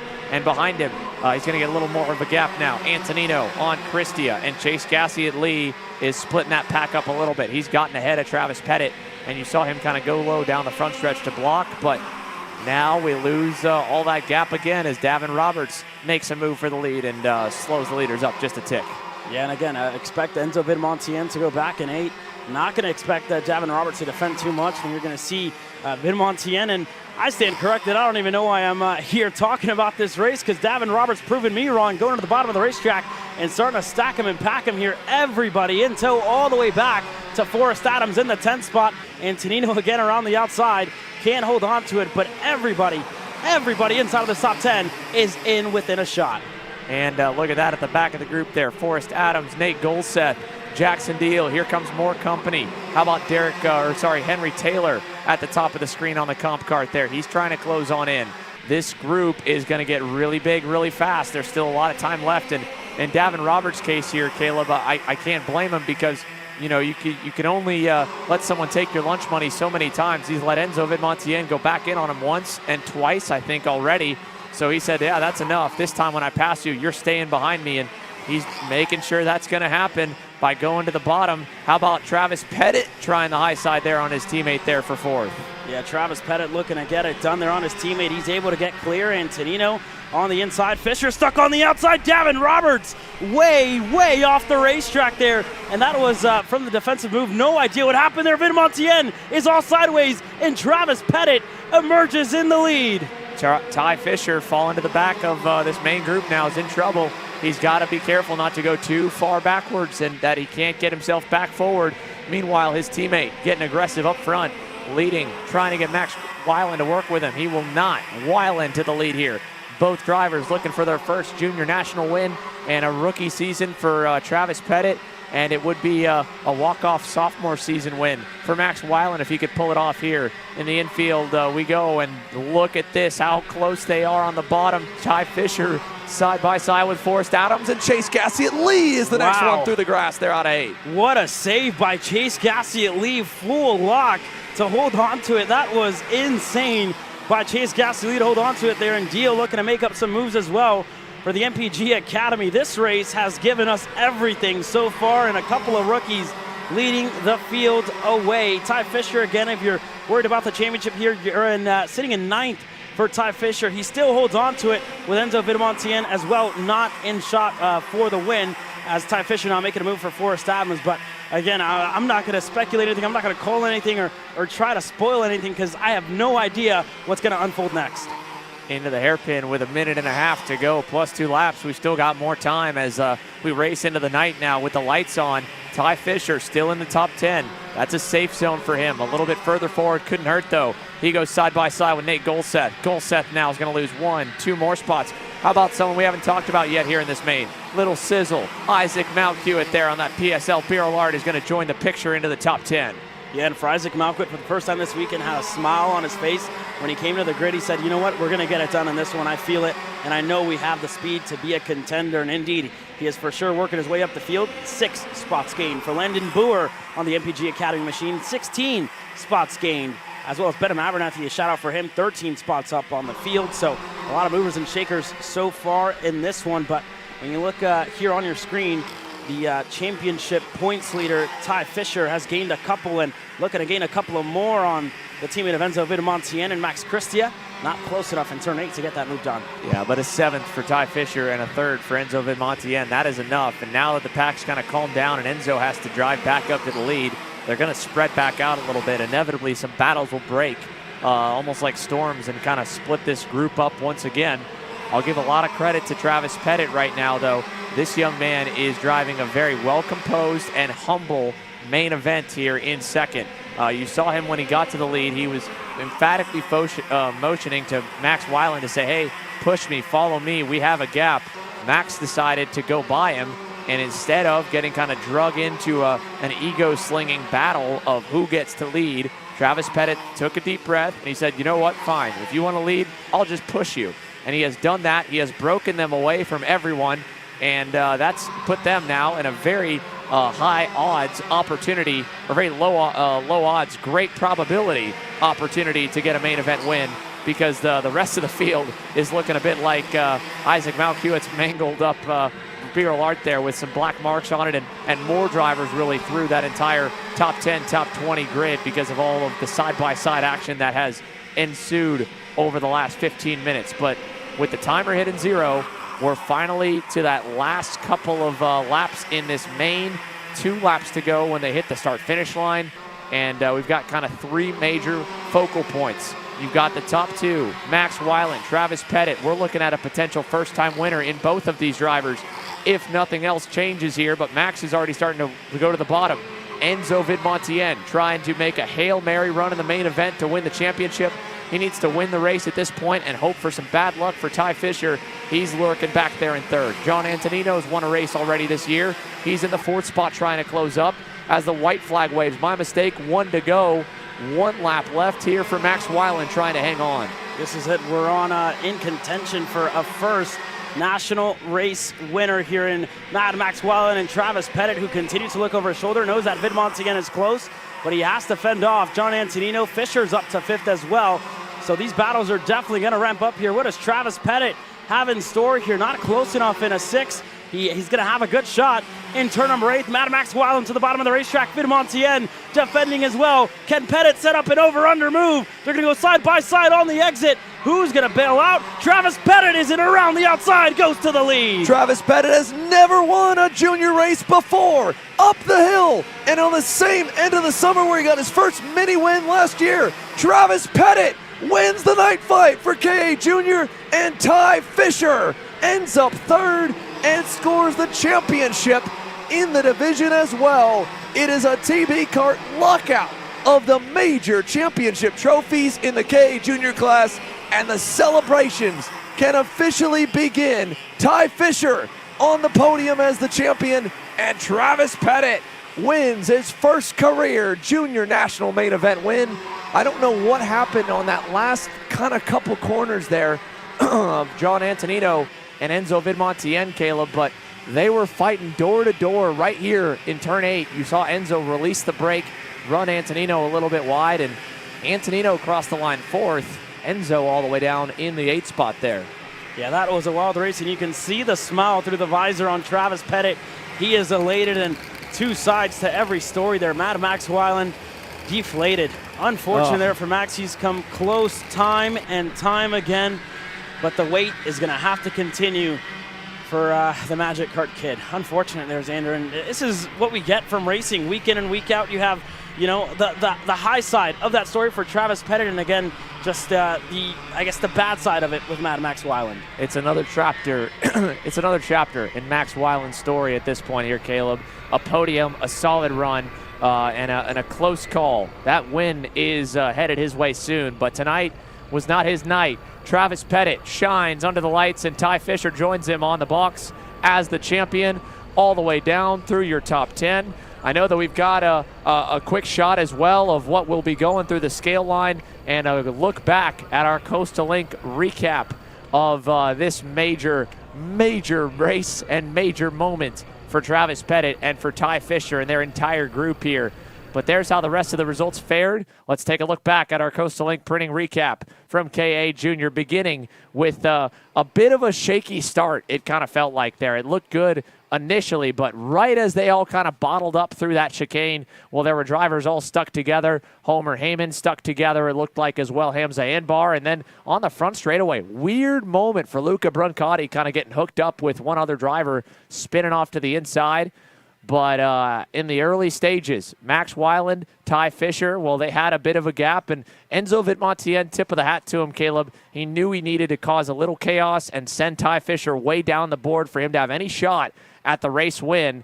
And, man, did he do everything in his power to try and make that happen. Yeah, and the same thing for Davin Roberts. He was up there, knew that, you know, nice guys definitely don't tend to win all the time, and found himself in the grass, but he was up there for a good bit of the race. As this move here from Ty Fisher definitely surprised me, as he's racing here for a championship, and Roberts knew he had to go back on Vidmontien, and then it all kind of just fell apart for Roberts right after this moment, and on the exit here of 8, if I'm not mistaken, going into 11 and 12. But again, everybody was stacked and packed at one stage of this race, and people were getting creative. Travis Pettit around the outside looking to get something done, and this is where the ultimately came unstuck, and Enzo Vidmontien and Davin Roberts just running out of room and making some contact. Yeah, it sent Davin all the way down to the mid-teens. Enzo also got tripped up at the same point in the last turn, and Travis Pettit at first was like, Max Weiland, we've got a shot to get away. Why are we fighting each other? But luckily, Travis was able to still keep the gap and keep going, as Chase Gassiet-Lee had his crazy moment there coming out of turn 8, popping tires and getting shoved into the dirt. And here's a look at that last lap kind of run. First with the leaders, you see this great over-under move from Travis Pettit on Max Weiland. And then Antonino and Vidmontien right behind the pair. So you see Pettit getting through, and it must have happened there at the outside of turn number 9. But let's go down to Travis Pettit, as he is officially a junior main event race winner in one of the craziest ways possible, Jerry. Dude, Travis, I seen you working your way all the way up there. You seen you pick off carts one by one. Tell me a little bit about that race. Oh, man, it was great. Let's go. There's so much emotion going around. Thanks to everybody. Thanks to my dad, my TB car, Mark that does my engines. But, yeah, I mean, the kart felt good. Everything was good. I didn't have the best start, but, you know, can't give up from there. I just have to keep going and never give up. Dude, I mean, I can see the emotion on your face. And when I was walking over here, I seen you celebrating with everyone. And, you know, I've been watching you work your way up through the ranks, and, you know, definitely good to see you finally get your first win here at the Stars Championship Series. So I'm going to see if I can find his teammate, Ty Fisher, soon here. And until then, this is your race winner, Travis Pettit, everyone. About that, Travis Pettit is a national race winner in junior. What an awesome performance as the engines get ready to come to life for our next division. Right back to it with the Swift Stars getting set to go green. KA Stars, OKNJ, all still the roll here later on this evening. But Ty Fisher is also standing by, and I know Jerry's getting ready to chat with him also, as he is probably swarmed right now with championship congratulations. So, well, Jerry, we'll send it back down to you here once again while we wait for the last moment for the next main to roll. A newly crowned KA Junior Stars champion, Ty Fisher. Jerry? Yeah, guys, so I've been able to catch up here with your new KA100 Junior champion for the 2024 Stars Championship Series. Ty, you've had a pretty consistent run out qualifying and being able to sweep both your heat races, you know, and the pre-final as well today. And so I want you to talk me through a little bit of that start in the middle portion of the race. Yeah, I was able to keep the lead. I was staying out front, was pushing whoever I could, and then it started to get a little crazy. I ran a little wide, went into the dirt, fell back a bit, and then I just kept working my way back up, and everyone started battling, and it reminded me of Utah or Ohio when everyone was just battling for like 17 laps. So I was able to get a P3 falling back to around like 10th-ish. So it was a good race. And my teammate Travis Petty, he was able to get the win. So really happy for him, really happy for with the championship and a win. Yeah, definitely, Ty. And we talked on the grid with Caleb. He was able to interview Enzo, and Enzo kind of gave out his game plan there, like you mentioned at MCC. He said he was going to get out front and back everyone up. And it was a point in that race. You two were 1 and 2. What were you thinking at that moment when you see Enzo right in front of you? Well, I was going to try and push him. I wanted to get away, have a 2-car battle, but I knew he wasn't going to want to do that. He was going to want to battle and try and set me farther back so he could have a chance at the championship. So that's what he did. It worked out for a bit. Then I was able to work my way back up, but yeah. All right, well, last but not least, everyone you got to thank, and just go over all that real quick. Damus Rutrowski, my mechanic, my coach Martin Pierce, Ray Saab and TB Kart, A to Z Engines, been amazing power all week, and the car's been on rails. My mom and dad for everything that they've done, and everyone under the Ray Saab and TB Kart tent.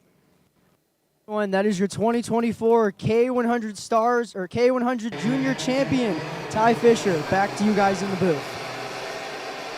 Thank you, Jerry. Crazy start here for the Swift Stars as well, as they just got underway right at the end of chatting with our newly crowned K Junior Champion, and we've got a little bit of chaos there at the top of the screen. Looks like about 4 carts all collected. Alyssa Eddy, Parker Stewart, I think 2 more I couldn't quite get an ID on, but great start for the Texan Royce Vega. He leads over Marco Salmon, and we got more. Off the racetrack goes Katowski and into the big cloud of dust out of turn number 6. Unfortunate there for Nico Katowski, who as well was well up in the championship standings, but that's going to put him back by a whole lot there. He would have finished on, I guess, in the podium in the championship, but being third and with Josh Bergman so close behind, that's going to be big implications on who's going to move up into the podium places here as this race continues to progress. Callan Berghofer there, Valentino Santillan side by side, and over under by Fernandez in a 1. He's able to get it done there on Valentino Santillan to make up a space. So they're going to move there by Benja to gain a spot, but everybody else still single file line. And again, a couple of the North Carolina natives in Bowen Green and Cade Wolf, 7th and 8th respectively for the Timmy Tech Comp Kart team, and Nicholas Mose as well on the Oriole Kart Performance Kart Republic sits in 9th, but already a 3-car breakaway up at the front. Vega, Samet, and Holden Myers. This isn't going to be exactly a breakaway, as they're going to close back down with that move by Samet on the inside of Vega. Myers is able to get through for second. Callan Berghofer is now closer, but he goes wide, and that's not going to help him out at all, as they're going to go side by side. Fernandez on the inside in turn 12. He gets clear, and Santillan goes through as well. Check it out. We've got a good group here already fighting, and Valentino Santillan, Callan Berghofer back and forth down that front straightaway. Long race here, boys. Don't lose sight of the big picture, and that's staying within earshot of the leaders, because they are going to start to work together earlier than maybe most will. Right now, Marco Samet, Holden Myers, Royce Vega. No movement there going into 4. Nothing in 5 and 6 either. They are beginning to try and lock and load to break this pack away. The 3 of them are about half a second up on Benja Fernandez. It is kind of that tipping point where they could either start to build a gap or watch the rest of the field hunt them back down if they begin to battle.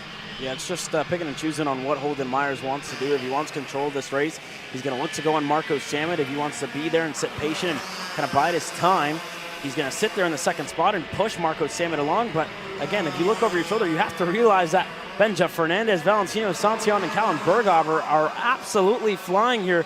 Fastest lap of the race belongs to Santillan, and that being said, there goes Fernandez on the inside on Royce Vega. He's able to get clear, and now Fernandez wants to go on Holden Myers, so that second group is already starting to get in the mix with that first one. Myers getting pressure from Santillan. They're going to go side by side in a 5. Myers able to hold on, and Santillan is in on that Paralyn machine, so he's going to lose a spot there, but that second group was wicked quick from the start here, Xander, and Benjamin Fernandez is at the helm of it. And I would be careful here if I'm Marco Samet. It looks like there might be some lap traffic up the road from some of the early incidents typically the black flag will fly, but if that driver doesn't see it in a moment, oh, that's Eliza Eddy. Oh, heartbreak for that young lady. She'll pull into the pit lane. Very gracious of her, but sadly doesn't get to experience the night racing here in the main from that incident early on. She'll drop off the boards there and get credited with P27. On the other end, though, this group, they need to, get back sorted out and not throw the race away right now. Let's see if they can at least stay in line to turn 4. The front 3 will. Royce Vegas trying to go by on Callan Berghofer. That'll put them side by side, cost them a little bit of real estate, but they're still well close enough at this point, thankfully, to stay in touch with Marco Sammet, because we've seen it a few times, even in a draft-dependent class like Mini or Micro Swift. Too much fighting in the first few laps builds up a 3 or 4 second lead, and you get a good driver that's really consistent out in front that, yeah, you're faster by 2 or 3 tenths pushing, but if they can stay at the limit by themselves, they can expend that gap that you give them in a lap or two over the course of a main, and you'll never see them again. Yeah, for sure. And a couple of drivers who are working their way up the field. Josh Bergman is up a couple, but Benja Fernandez for the first time this weekend is going to lead the race and going to lead us away here in Swift Stars.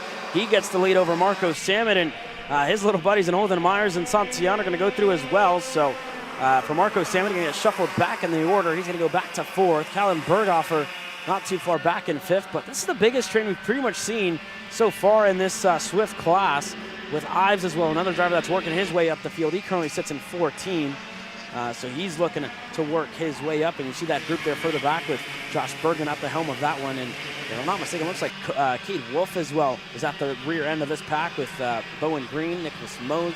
A couple of others looking to close down their gap as well to these top 5 drivers. We'll see what the lap times look like. Holden Myers was quickest the last time around at 52.917 for Myers. Definitely going to help his push with Benja Fernandez here. And again, he played it nicely with Marco Sammet a couple of laps prior, but we'll see how nicely he plays it with Benja after seeing how many positions he did end up losing after he didn't make a move. Down the back straightaway for the race leaders here. Valentino Santillan made a little fade to the inside, but he tucked right back in to the bowl, so nothing there that time by. Through the infield, you can see that we have 2 of our 5 drivers in a funny moment here to just break away from the seriousness of the action on tinted visors. Marco Sammet, obviously he feels like he can see this place well enough with the tinted visor, and the same for Holden Myers. But the rest of your top 5 have gone to the clear visor shields, and in the same way that Davin Roberts was fast with the tinted visor last night and fast again there in that KA Junior main, that's a testament to the fantastic lighting system here at Trackhouse Motorplex. You can even do that, because most go-kart tracks, even with the lights they have, they're not necessarily bright enough. You can run with a dark visor without missing apexes, Caleb. Yeah, no, for sure. I mean, we saw the issues that Chase Gasly had as well with his vision, but for Holden Myers, no issues for him on that tinted visor on the inside of turn number 4. He gets clear side by side, Sammet and Benja Fernandez.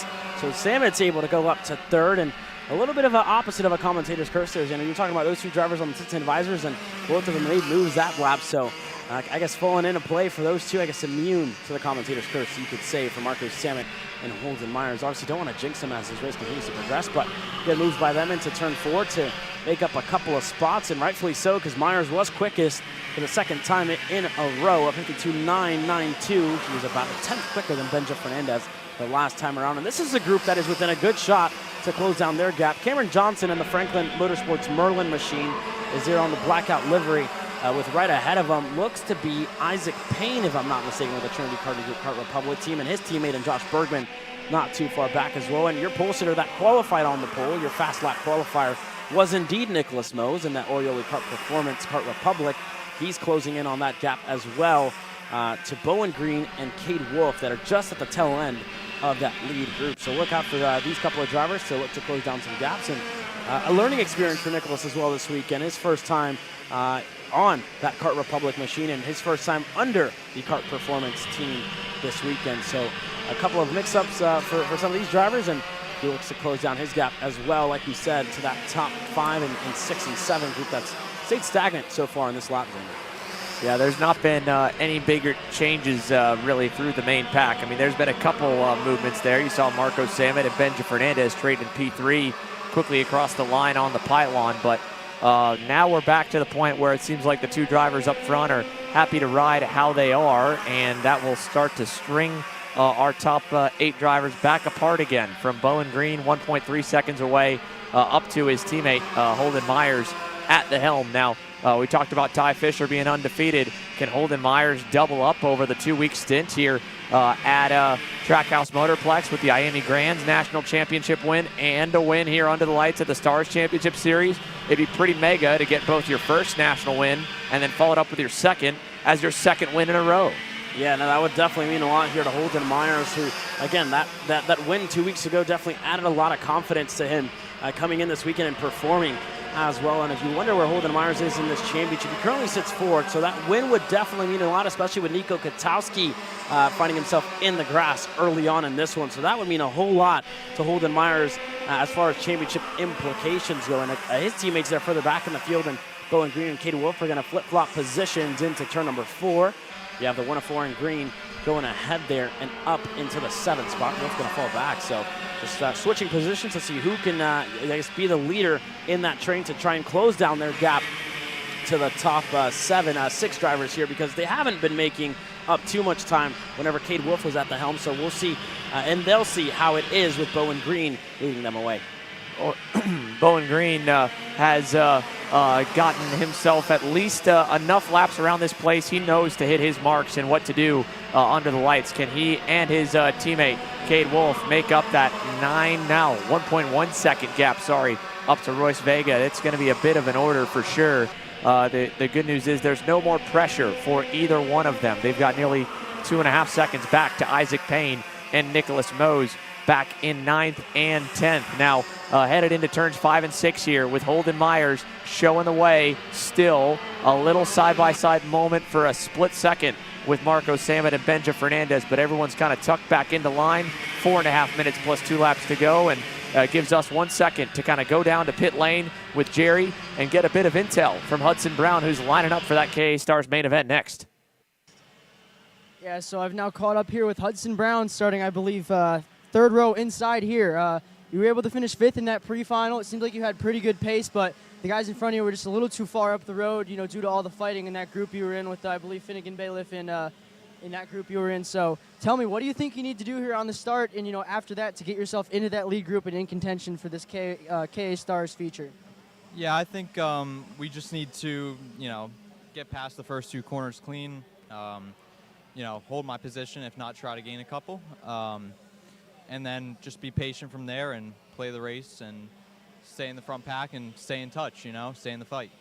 Yeah, and I'm sure you were probably on the fence for that K100 junior race. Are you expecting most of the same, a lot of blocking up front and, big packs?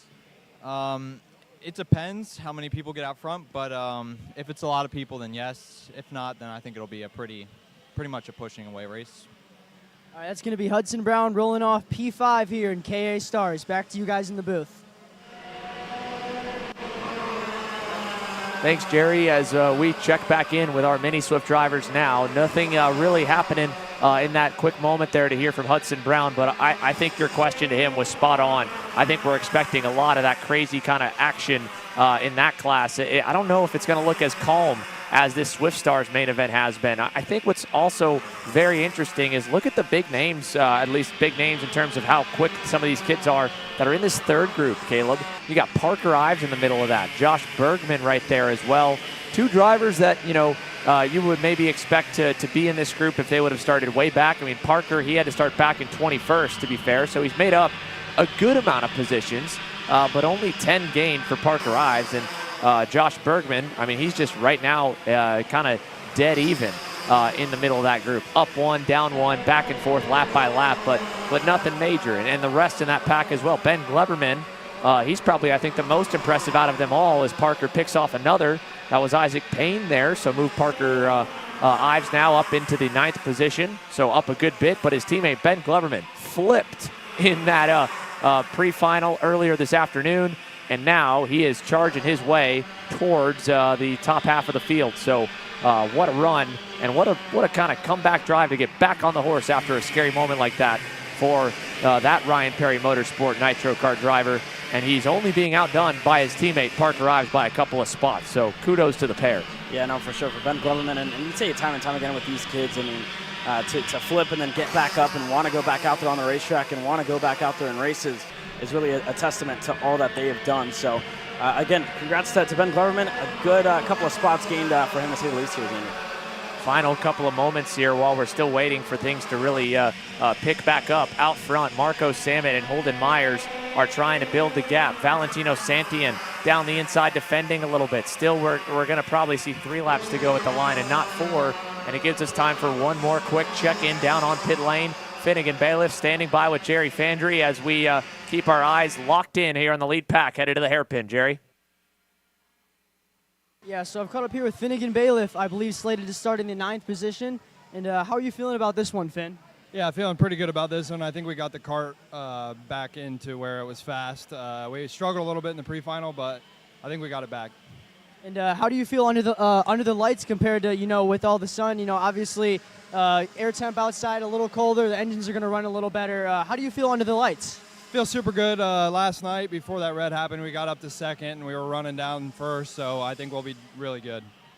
And final question. I said the same question with Hudson moments ago, and I'm sure you were on the line for that K100 junior race. And, it was all action-packed out front and a lot of close, tight racing. Do you think it's going to be the same here?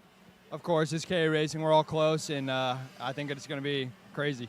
Yeah, I'm definitely expecting the same here for this K100 senior final tonight. Finnegan Bailiff, and back to you guys in the booth. There you go from Jerry Fandry and Finnegan Bailiff with 5 seconds left on the clock. This time by, we're going to go right to the buzzer, it looks like, here in this mini Swift main event. Marco Samet, Holden Myers, do they get the 2 to go signal at the line? I believe they should have gotten the double sticks from Justin Dittrich, so that should have been 2 to go, and there it is indeed. 2 laps remaining. They have built this gap, Caleb, to just shy of a full second back to Royce Vega there in 3rd. Yeah, that's exactly what they needed to do, especially with Santillan kind of defending for that 3rd spot. Vega on outright pace didn't really have it at the initial point of or stage of this race and kind of put him further back in the field. But again, with all the passing and all the defending that was going on by Santillan, he was able to get himself back into the podium places. But Marco Samet already has a win to his name. He got it done at the King of the Castle, and he comes in to this weekend just a couple of points behind Parker Ives. 1,119 there for Marco Samet, and for Parker Ives, 1,205. So it's going to be super close here. Marco Samet needs to hold on to this all the way to the end if he wants to put himself within a shot to win the Swift Stars Championship. But keep this in mind here. He's now got himself a car length gap. If he's able to just defend maybe in turn 4, he might be good all the way to the end. But it looks like that second group, they have been able to trust each other enough to hit the normal line. So they're closing in. 3 car lengths, 2 car lengths down at turn 5 and 6. Royce Vega, Valentino Santian, Callan Berghofer. They're closing now down to turn number 8 for the final time. Yeah, it's going to be close. Samet going to go to the bottom of the racetrack, defending from Holden Myers, who looks to set up an over-under. Samet may have defended too much. They made contact there. Holden Myers goes to the lead. Santillan looking to make a move on the inside. He's able to get clear and up in a second. Unbelievable. Holden Myers by 3 car lengths is well clear. He's going to sweep the events at Trackhouse Motorplex over 2 weekends. Main event national win number 2. Holden Myers wins the night fight over Valentino Santian in his return race, return couple of races back. The Paralympic USA number 111 is going to the podium tonight. And Marco Samet, oh man, so close. So close to the win there, Caleb. But like you said, just defended a tick too much, and that little bit of local experience, I think, paying off for Holden Myers, knowing that he had that race won the moment that Samet started to wash out in the center of turn 8. Yeah, 2 weeks apart, 2 major national race victories for that Timmy Tech Kart in Holden Myers. What a race. What a move to get it done here. Again, he's going to finish on the podium here provisionally at the Stars Championship Series Championship in 2024. Congratulations, Holden Myers, and that entire Timmy Tech Kart team. 200 points to his name, and unfortunately, Monika Katowski further back in the field. Not going to be enough, if I'm not mistaken here, Xander, to hold on to that 3rd place spot. The rest of your finishers here, Santillan, like you said, first outing with the Paralympic team. 2nd, and Marco Samet, unfortunately, falling just short of the championship, if I'm not mistaken, and the race win here tonight. 3rd place is the best he could do. Yeah, a win back to ninth. It would have been still just a little bit too much to ask. Parker Ives had the pressure put on, having to start all the way back in the 21st position. If he would have finished back there, he would have lost the championship. But a ninth place result for Parker Ives should clinch the title for him. Whether or not Marco Samet would have taken the checkered flag first, I don't think that would have changed things with the way that the points work out for the Stars Championship Series. So Parker Ives, your provisional mini Swift Swift Stars champion, and Holden Myers gets his first Stars Championship Series win, his second U.S. national win, and his second U.S. national win in a row. Awesome stuff for him. Great stuff for Ben Gloverman as well to drive all the way from the back of the grid up and into the top half as well. After a nasty, nasty flip and a scary moment earlier on in the event. Here's a look from the Skycam as the KH Stars are lined up way back down the grid, 40 deep here as we check in with Jake Drew, one driver to keep your eye on that's rolling just past the midway point here in the grid after a unfortunate moment that caused him to fail to finish that A pre-final. The black and white GFC 974 is on a mission to go to the front. And it's got one very experienced superstar behind the wheel, along with Alan Isambard on his outside, who also would be looking to move forward on that Sodi, but he had some issues that took him out. So we'll keep an eye on who is moving forward, who still has some pace to stay at the front, because 40 KA Stars are ready to go green on the other side of the break. Again, the awesome Skycam showing you this packed house here at Trackhouse Motorplex. The night fight for the Stars Championship Series rolls on the other side. This is Henry. Henry feels sad. Henry feels sad because it's time for his next big race and his go-kart is in bits. Henry doesn't know that Acceleration Kart Racing is the United States' #1 shop for all of your karting equipment needs. Henry also doesn't know that Acceleration Kart Racing can deliver anything from tires to race suits and even wheels directly to your front door or to the racetrack itself, quickly and efficiently, with tech support available 6 days a week. Poor Henry doesn't even know that Acceleration Kart Racing offers free shipping to mainland USA on selected product if you spend $200 or more. Do yourself a favor. Go to accelerationkarting.com and make sure that you are never left stuck on the pre-grid with Henry. Be smart and don't be like Henry.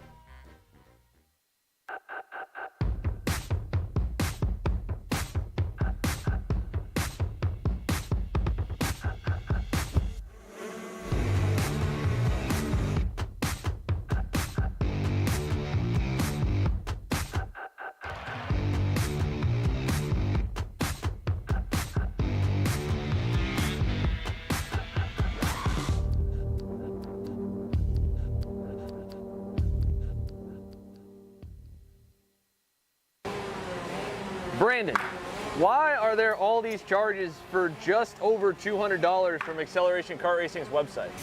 That's because AKR gives you free shipping on orders of $200 or more within the continental US. Okay, but I thought you were just getting a pair of gloves. That's what, 70 bucks? But if I'm getting a new pair of gloves, I might as well get a new pair of shoes to match. And then on top of that, I'll get a neck brace because with the shipping, it's basically free. Yeah, I do not think the math checks out on that. Everything you need, all in one place and shipped to your door for free for orders of $200 or more. Exclusions apply. Spend responsibly. Shop AKR.com.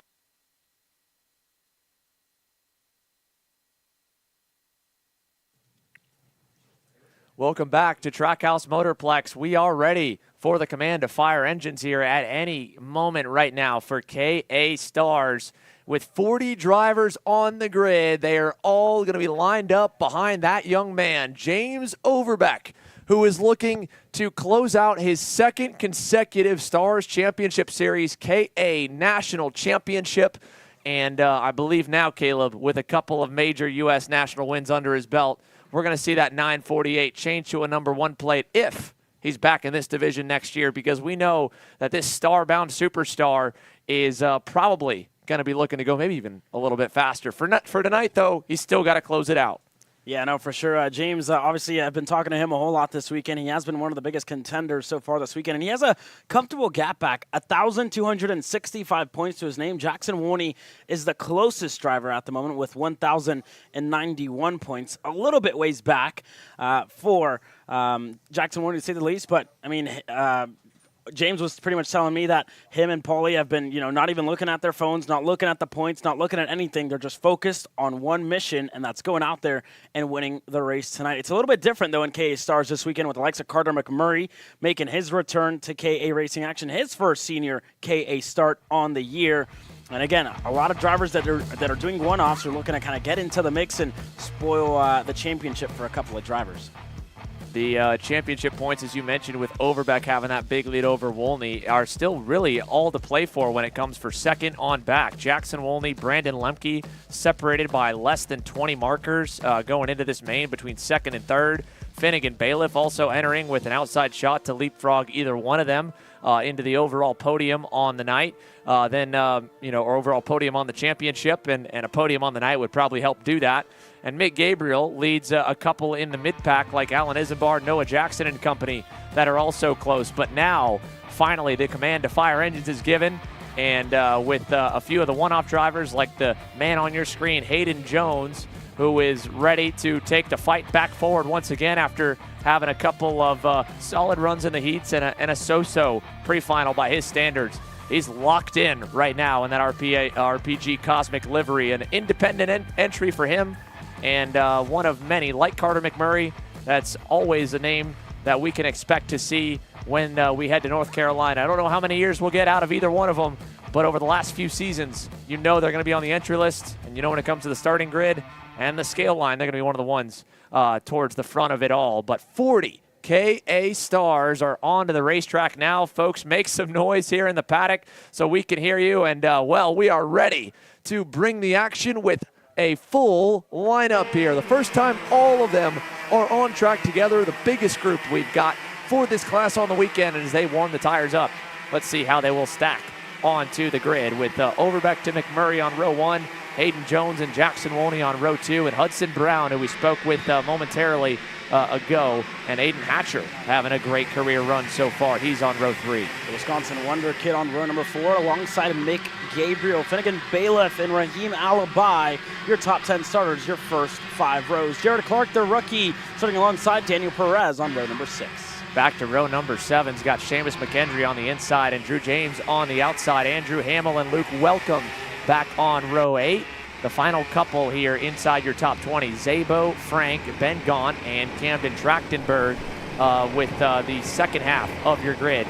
First 5 rows on this page decided by the back 10 finishers from pre-final A, and the final few decided off of that pre-final B. So 39 are on the list here, and I believe we've got them all into the lanes for the last time in the 2024 Stars Championship Series season. We go to the lights for James Overbeck on the inside in the blue and white, Carter McMurray on the blue and yellow. We are lights out and racing down to turn number 1 with 39 drivers ready to get after it as they climb the hill and get up to full stong for the first time at night here down the back straightaway. Yeah, they have to be careful there in turn 2. Everybody seems to make it through, and again, another big trouble spot here in turn number 4. A lot of drivers looking for moves. A couple there going on the inside and getting clear. Everybody seems to make it through for now as we go into turn number 6, and a couple of drivers going 3 wide there further back in the field. But James Overbeck already with a good gap back to Hayden Jones. Everybody else side by side all the way throughout this field. Ben Gaunt, Drew James, and a lot more already looking to make up some spots early. And when we talk about that, Brandon Lemke, a driver who's made up a couple. Jackson Wolney was trying to do the same thing there on Hudson Brown. It did not work. He could not get past the Gold Card driver, so no change there. Overbeck, McMurray, Hayden Jones, 1, 2, 3, with Brandon Lemke's BJR MDR debut into the top 5 at the end of the opening lap here with a long line of go-karts climbing the hill to turn number 3, all single file after a few kind of drivers poked out in turn 1. It's one long train through turn number 4. No moves there into the bowl either. So let's keep a tab on the entire group, because at any given point in turn 8 here, I think we could see some calamity or some chaos. Here's Hudson Brown, going to be the first one to send it. He goes on Lemke with Wolney through, with Bailiff through. Jared Clark is there. He's not able to get by Lemke, but he'll let his newfound teammate into line just ahead of him. Yeah, Lemke just getting mobbed by a bunch of young guns there into turn number 8, lost a couple, and now Jared Clark next on the docket to try and get around on Brandon Lemke. So we'll see what Jared Clark can do. He's been patient so far, and again, he kind of realized that he was defending just a little bit too much, and it was kind of costing him, and he was shooting himself in the foot ultimately in the first heat race, kind of calmed down in the second one, and again, he's driving stupendously so far in this one and picking and choosing his moves. Looking to do it now with Lemke, not close enough that time by. Bailiff and Hudson Brown, though, are going to start to fight into turn 5. Who's going to pull out? Finnegan Bailiff going to slot back in the line. Yeah, he gets right down behind the Gold Kart driver as they go through the infield, and now they've lost a little time to Hayden Jones. Here's Clark with a little look to the inside of Lemke. Teammates now side by side over to turn number 9, and luckily they've got Seamus McKendry, another teammate there right behind them, trying to give them some breathing room, but Mick Gabriel is not on the BJR MDR crew, and he's going to split them up. First one, he'll take Seamus McKendry's 9th position away there in the last turn as we come to the conclusion of lap number 3. Still a long ways ahead, but looking already that the 2 leaders, Carter McMurray and James Overbeck, are putting a bit of a gap right now on Hayden Jones and the rest of the field. And Carter did exactly that with Hayden in the heat races to make it a 2-kart fight. He's trying to do the exact same thing, lock and load. His dad, Jay McMurray, is one of the best when it comes to drafting racing. You have to be a pretty talented race car driver to be able to play the entire field in a free-for-all chess match. And, well, Jamie's done it on the biggest stage and won it at the Daytona 500. Chip off the old block is doing the same thing right now, pushing James Overbeck away from the madness behind him. As we see it now, open up in 3rd. Jackson Wolney through. Yeah, going back to that point about Jamie McMurray, he was talking with Carter a whole lot this weekend, telling him, not to be so desperate whenever he gets in 2nd, not to try and go for the lead, to be patient, bide his time, and to push the driver ahead. Specifically was Hayden Jones and James Overbeck, the 2 drivers that Jamie specifically told Carter to work with and to push all the way up through the field to put himself within a shot to win this race. Unfortunately for Hayden Jones, though, he hasn't been in the picture so far. He's been on the needles all race long, and you see just continues to have that carburation issues. It looks like he may be driving that kart with that throttle, if I'm not mistaken here, Xander. Yeah, either the throttle cable broke or that airbox is about to fall off. Hayden Jones is one-handed it right now, and it looks like the way that his hand is, I think that airbox is falling off on the 916. He's trying to shove that back on, so the hose clamp either has snapped or the airbox kind of connector rubber piece has cracked and broken. Either way, this is going to be an uphill battle and a long 10.5 minutes plus 2 laps for Hayden Jones as he was looking for a fun weekend here. This is not going to be too fun right now. Here comes a big look down the inside from Danny Perez. That won't work, but there are about probably 12 karts already waiting in line trying to find a way past Hayden, who is doing, granted, one heck of a job one-handed, but he's already got more company looking for the inside in turn 8. Here comes Perez. Teammate, not teammate, Raheem Alibi going through. There goes McKendry through, and they're side by side behind. Hayden's finally going to get a little room to breathe as they go at it in the mid-teens there. But Jackson Wolney and Finnegan Bailiff now, a couple of Kart Republics, are hooked up and trying to hunt down the 2 leaders. That time by, though, they lost an additional 1/10 of a second. Carter McMurray and James Overbeck, a full 10th better than anyone else on the circuit. Again, Bailiff finds himself 4th in the championship here, 1,015 points coming into this main event here. He's behind Brandon Lemke, who's further back in the field, currently sits 6th. For Finnegan, spoke to his mechanic and Jared. Obviously, the big picture is going out there and winning the championship with James Overbeck being as quick as he has been. It's kind of out of a picture, but to find himself fighting for a podium finish and for some hardware at the end of the year at the Stars Championship Series is going to be good. But again, another championship where Finnegan Bailiff just fell just 1 race short from it. He fell short at the SKUSA Pro Tour, and unfortunately going to be the same story here this weekend at the Stars Championship Series. Lemke and Hudson Brown working together here, looking to close down their gap as well to the Kart Republic, so we'll see how their race continues to progress. Caleb, you mentioned earlier that James Overbeck had told you repeatedly, and Paulie Massimino, that they were not checking the points and they were just trying to do their job and get top consistent finishes. Well, with that in mind, we've heard directly from Ty Fisher, looking at that KA Junior race, he was okay letting the win slip away to secure the championship. At now more than 1.5 seconds up on the field, do you think James Overbeck is going to kind of not fight too hard with Carter McMurray, knowing that all he's got to do is close out his season with a P2 and he's the champ again? Or does he want to try and walk it off with a bang and get another race win? Look, I mean, I don't know. It's definitely going to be a toss-up here in this one. You know what, James Overbeck, at the end of the day, we're all racers here, Xander. If you find yourself in a position with the gap that you have behind the field, you're going to want to go out there and win this race, no matter what's at stake.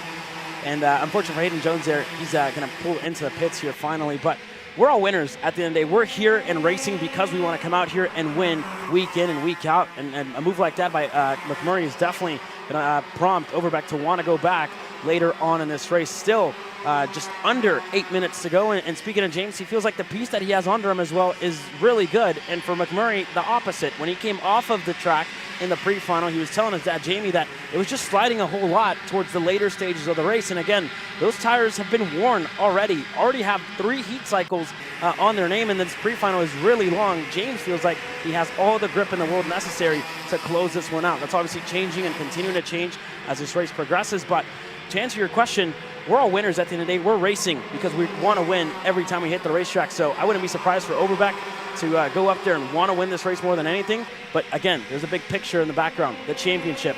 But again, don't expect Overbeck to play nice here and want to sit in second all race long. Well, I think at least the worst he's going to end up is second right now, because while Jackson Wolney and Finnegan Bailiff have been at least holding the gap even or making even a little bit of inroads, they've now been reeled in by the group behind them. Hudson Brown, Mick Gabriel, Brandon Lemke, Jared Clark, and I don't think they're going to wait in line when they get back up to those Kart Republics. I mean, they can't seem to decide who they want to lead back forward. Right as they've arrived on the scene of the top 5, they've started to fight again and open that gap back up.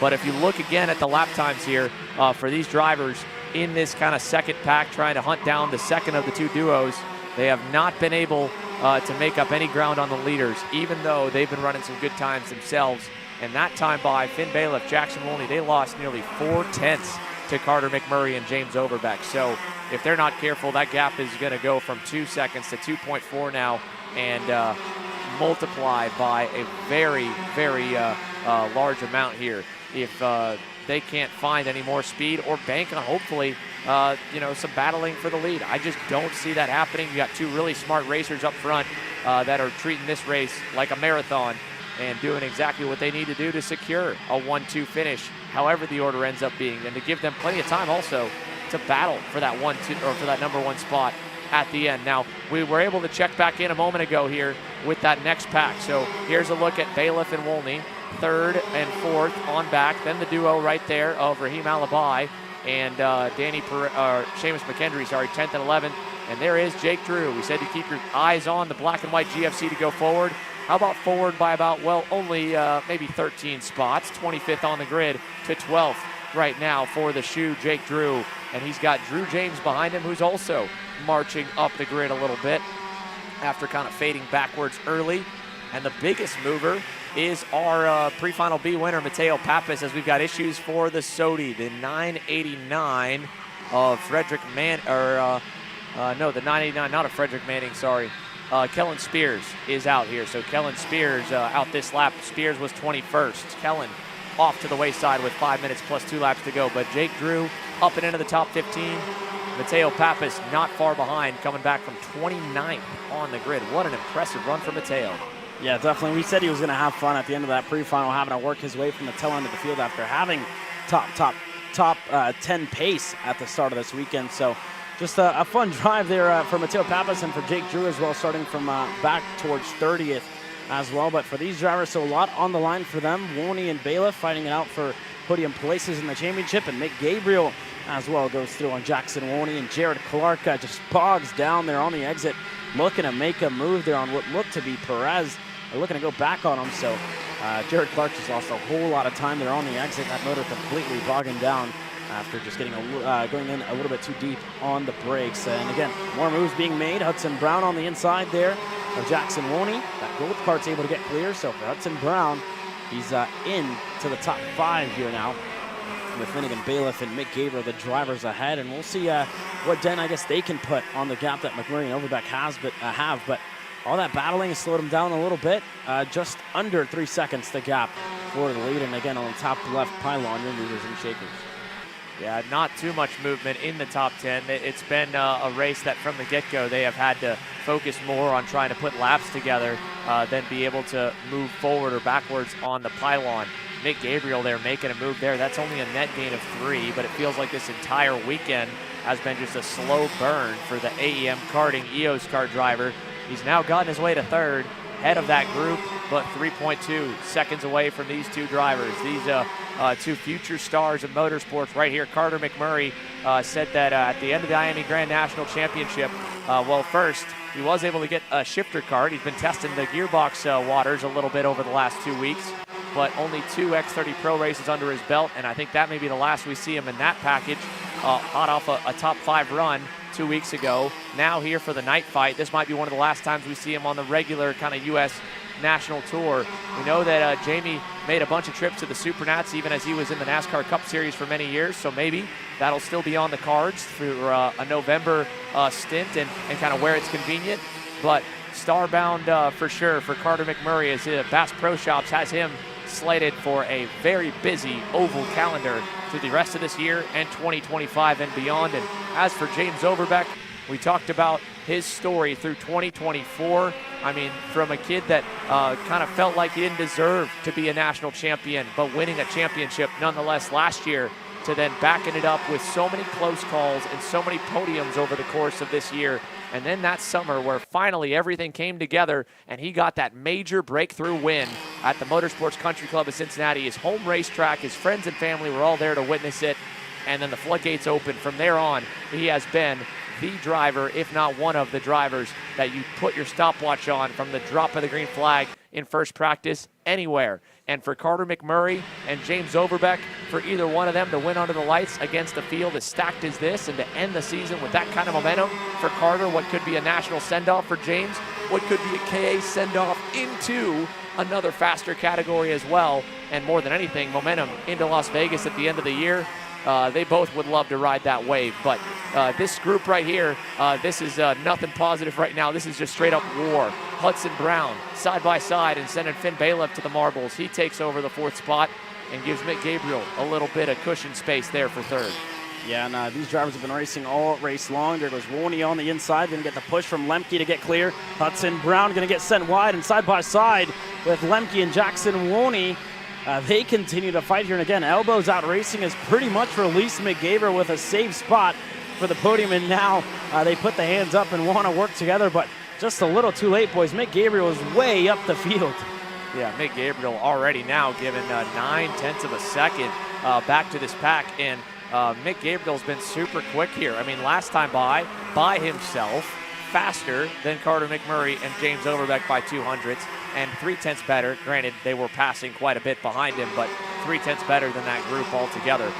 Jared Clark was the next best at a 49.831. Second fastest overall was the rookie at the back of the train, and he's just trying to find a hole right now to make up some more ground, as there goes Danny Perez on the inside in the JDC Motorsports X-Prix, following Finn Bailiff through. Hudson Brown from all the way up to 3rd and 4th, now back down to the 7th position with Jared Clark looking on there in 8th, and 2 to go now. It's time to dance. Finally, we've been waiting on it all 15 minutes. Carter McMurray, James Overbeck, they've built the gap so they can fight, and here comes Overbeck looking high, looking low into turn number 4. You're going to see one of the best racing exhibitions in KA senior history here.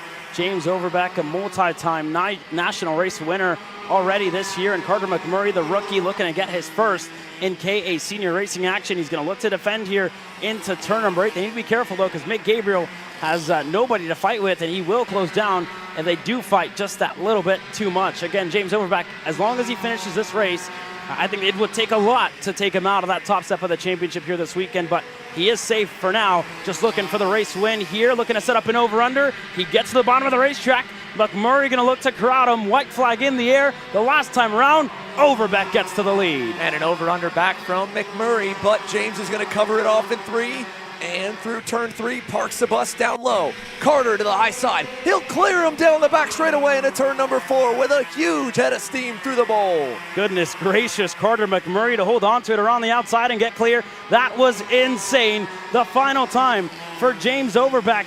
He looks to go in a turn number 8. This is going to be his last shot. McMurray goes to the bottom, Overbeck to the top. Can he set up an over-under? It's going to be close to 9. Overbeck has the nose on the rear bumper. They're going to go side by side. What does James Overbeck have on the inside? Looks to set up the over-under. He's clear. He's got it. Who can walk it off? Up to the hill. Final turn. Overbeck. McMurray with an over-under back at him. They're going to drag race at the line.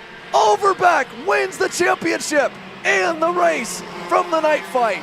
James Overbeck, a walk-off main event win for his 3rd national championship and his 2nd Stars Series title in a row. I don't think there's any doubt in my mind, Caleb, that number 1 plate needs to go on that BJR MDR entry in 2025. Carter McMurray, what a clean, hard-fought race all the way to the end. Nothing to hang his head about. I mean, that was a super, super smart drive from both of these young men, and they get rewarded with another 1-2 finish. As mentioned there, they had built that gap to more than 3 seconds back to Mick Gabriel, and they were able to expend it all. But James Overbeck, a race win, a championship secured. It is 2 for 2 on the U.S. National Championship so far for James Overbeck, with a win on the finale weekend in a main event and the championship. Here's one final look back at the results here from your KA Stars. Overbeck, McMurray, Gabriel, Jackson Wolney, Brandon Lemke, a solid BJR MDR opening weekend for him, and what could be a new home for the Wisconsin-based superstar, a top 5 on his LN kart. Finn Bailiff, Danny Perez on the JDC Motorsports Tony kart, their 7th, a great effort for the small Georgia-based operation. Jared Clark, the rookie, into the top 10. Hudson Brown on that gold kart, the only one in the field with AEM karting support this weekend in 9th. And Jake Drew from way back to the top 10 here in the GFC machine. So Mateo Pappas, also a great drive forward there from way back. And to the rest of your KA Stars drivers here, a good amount were able to finish for a class that's known for a bit of chaos. That was a pretty tame one, a clean race to the end that only saw a couple of DNFs, and we know at least a handful were mechanically based. Hayden Jones, a heartbreak there with the airbox breaking, a little bit of carnage on the opening lap, but ultimately it was a good one. And let's relive it here with our Coastal Link Custom Printing race recap before we get set for more racing action here from Trackhouse Motorplex. Beginning things off with a good start for the top 2 drivers. I mean, from the jump, that scoring pylon never saw Carter McMurray or James Overbeck, either one of them, slip further back than P2 here, Caleb. Yeah, those drivers were for sure the class of the field. They were mature and they bided their time, did everything they had to do to work their way further and further away from the field. Then you go back with Jake Drew, the shoe, working his way through the field. He said he was going to go out there and have fun, and I bet he did. And for Hayden Jones, this is where all the trouble started. That airbox getting loose, put him on the back foot here, and he lost a couple of spots, tumbled all the way down the order to what unfortunately led him to a DNF. That allowed Hudson Brown, Lemke, and a couple of other drivers to get clear. And for Hayden Jones, who was here to have fun this weekend, not a fun way to cap it off.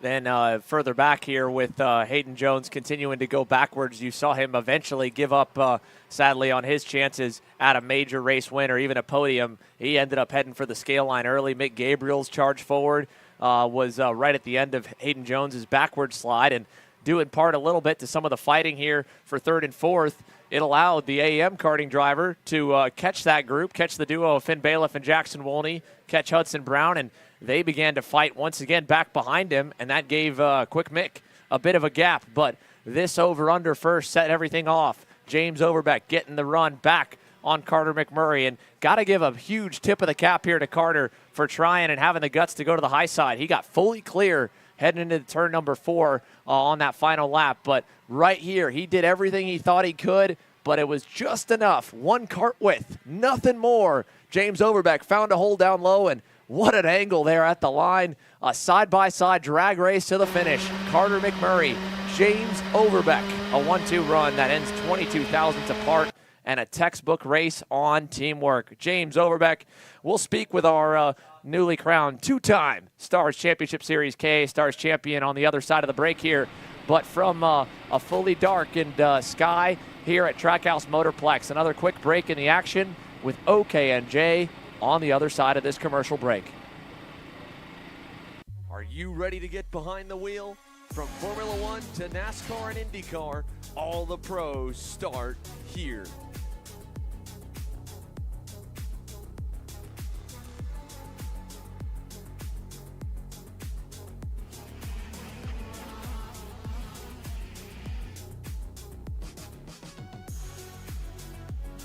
For more information, check us out online at mcckarting.com or call us and go racing today. USA, a top-level performance team with unmatched hospitality, offering a full-service driver development program with year-round testing available in Miami, Florida, and the official North America racing team of Parolin Racing Chassis. Chassis and parts available at ParolinUSA.com. This is Henry. Henry feels sad. Henry feels sad because it's time for his next big race and his go-kart is in bits. Henry doesn't know that Acceleration Kart Racing is the United States' #1 shop for all of your karting equipment needs. Henry also doesn't know that Acceleration Kart Racing can deliver anything from tires to race suits and even wheels directly to your front door or to the racetrack itself, quickly and efficiently, with tech support available 6 days a week. Poor Henry doesn't even know that Acceleration Kart Racing offers free shipping to mainland USA on selected product if you spend $200 or more. Do yourself a favor.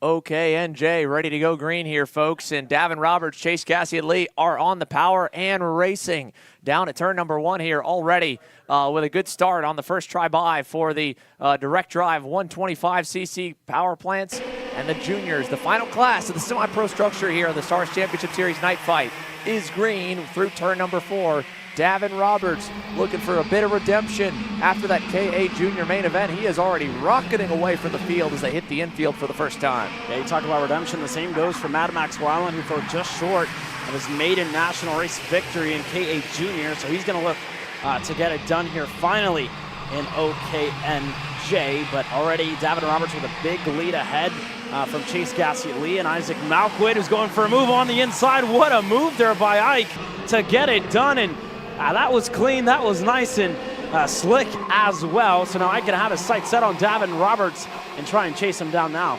Well, in Isaac Malkin's case there, he knew that Davin Roberts was already starting to break away, so he didn't want to waste any time. But Chase Gassiet Lee is going to go right back down the inside in turn 4, and we'll flip-flop second on the racetrack once again. Now, in terms of the championship standings, after that pre-final, Davin Roberts leads the points here by just a matter of what looks to be 17 markers from John Antonino Jr. And by winning this race here, obviously he's going to walk it off. But if Antonino can get all the way to the front and win, he can still steal this championship away. But second is not what will do it for him. He needs to get closer to the race leader. And now they're fighting just ahead of him for 3rd and 4th and 5th as Nate Golset, Max Weiland, and Isaac Malkut were side by side a couple different ways and a couple different combinations there through turn number 11 and on back. Yeah, it's already been quite a race there. Isaac Malquid unfortunately lost a spot to Chase Gassiet Lee again there on the exit, so he fell back and was finally able to get ahead of Mad Max Weiland. So for Ike, he looks to get himself further up the order here. Unfortunately, only sits 5th in the championship here this weekend, but for that kid who sits in 2nd, on the outside looking in, he's on the outside of the top 4 looking in as well, sitting 5th at the moment for John Antonino, looking to close in on the bumper of Mad Max Weiland, who sits 3rd in the championship here. Let's go down to pit lane as things begin to spread apart in this OKN Junior main event. A long ways to go, and the gap is now up to a full second for Davin Roberts. James Overbeck wins it in spectacular fashion and is a 2-time Stars champion. Jerry? Yeah, so if you're now caught up with your K100 Stars winner at the night fight, James Overbeck. James, it seemed like you and Carter were really throwing side pods there. Tell me about that race. Yeah, it was a good race. I even told Carter and Jamie after. I was like, he drove such a smart race. I mean, I like towards the end, I mean, it's better to just have a 2, maybe 3 car battle. But I mean, we were just able to push away. He was smart right from the beginning, wasn't battling early. And then he got past me around midway, and I started just kind of cool my tires, take it easy until about the last lap. And honestly, on the last lap, I messed up the block really bad in turn 3, but yeah, I was able to get him back, cross him over in the double rights, and almost still lost it at the line. But thankfully, I was able to hold on to it, and it feels so good to finally get a win at GoPro, especially on the normal configuration. I mean, I've only gotten a K win at a club race, and it was on the switchback configuration anyway. So yeah, it feels really good to get a win here and on this configuration. It feels like I've finally got the chip off my shoulder for getting a win here. Yeah, and like you told Caleb earlier, you know, you finally got that club race win here, and you wanted to run to the lights, and you were able to do just that. But with 2 championships now on the year and 2 wins here at the Stars Championship Series, you know, we talked about how last year you also won the championship, but you didn't feel like, you know, you deserved to put on that #1 plate. But I can definitely guarantee it's going to be on this year. So tell me a little bit about that. Yeah, it feels good to win the championship again. You know, last year I feel like I was happy to win it, but honestly I feel like I fully deserved it. I mean, I didn't even podium last year. I mean, I know you guys said I haven't won, but I didn't even podium at any of the final races. So yeah, it feels good. I podiumed in almost every race. I finished top 4 in every race. So I'd say that's pretty consistent. It's a successful year, especially at the Stars Series, and even when I won SKUs earlier. It's been an awesome year so far, and hopefully, I mean, there's a chance I can make it even better in 2 weeks at Newcastle, so I'm looking forward to that for sure. Yeah, USPKS Newcastle soon, and here I'm going to give you an opportunity to thank everyone that's a part of your program. Yeah, for sure. Everyone under the BJR MDR 10, I can't thank them enough for the driver that they've turned me into. I mean, first Brandon, he started everything. He's gotten us to the point here. Smiles, even Paulie. About almost 2 years ago now, I came out here, did coaching with Paulie on how to block here, just how to get better with my racecraft. So I was definitely able to use that in the final. And Eddie, for sure, BBS Racing Engines, my family for all coming down, my mom and sister drove all the way down here, my dog, my dad for being my mechanic every step of the way, Verde Speed Resources, my girlfriend for watching back home. Sorry I couldn't be at homecoming with you, but still got it done.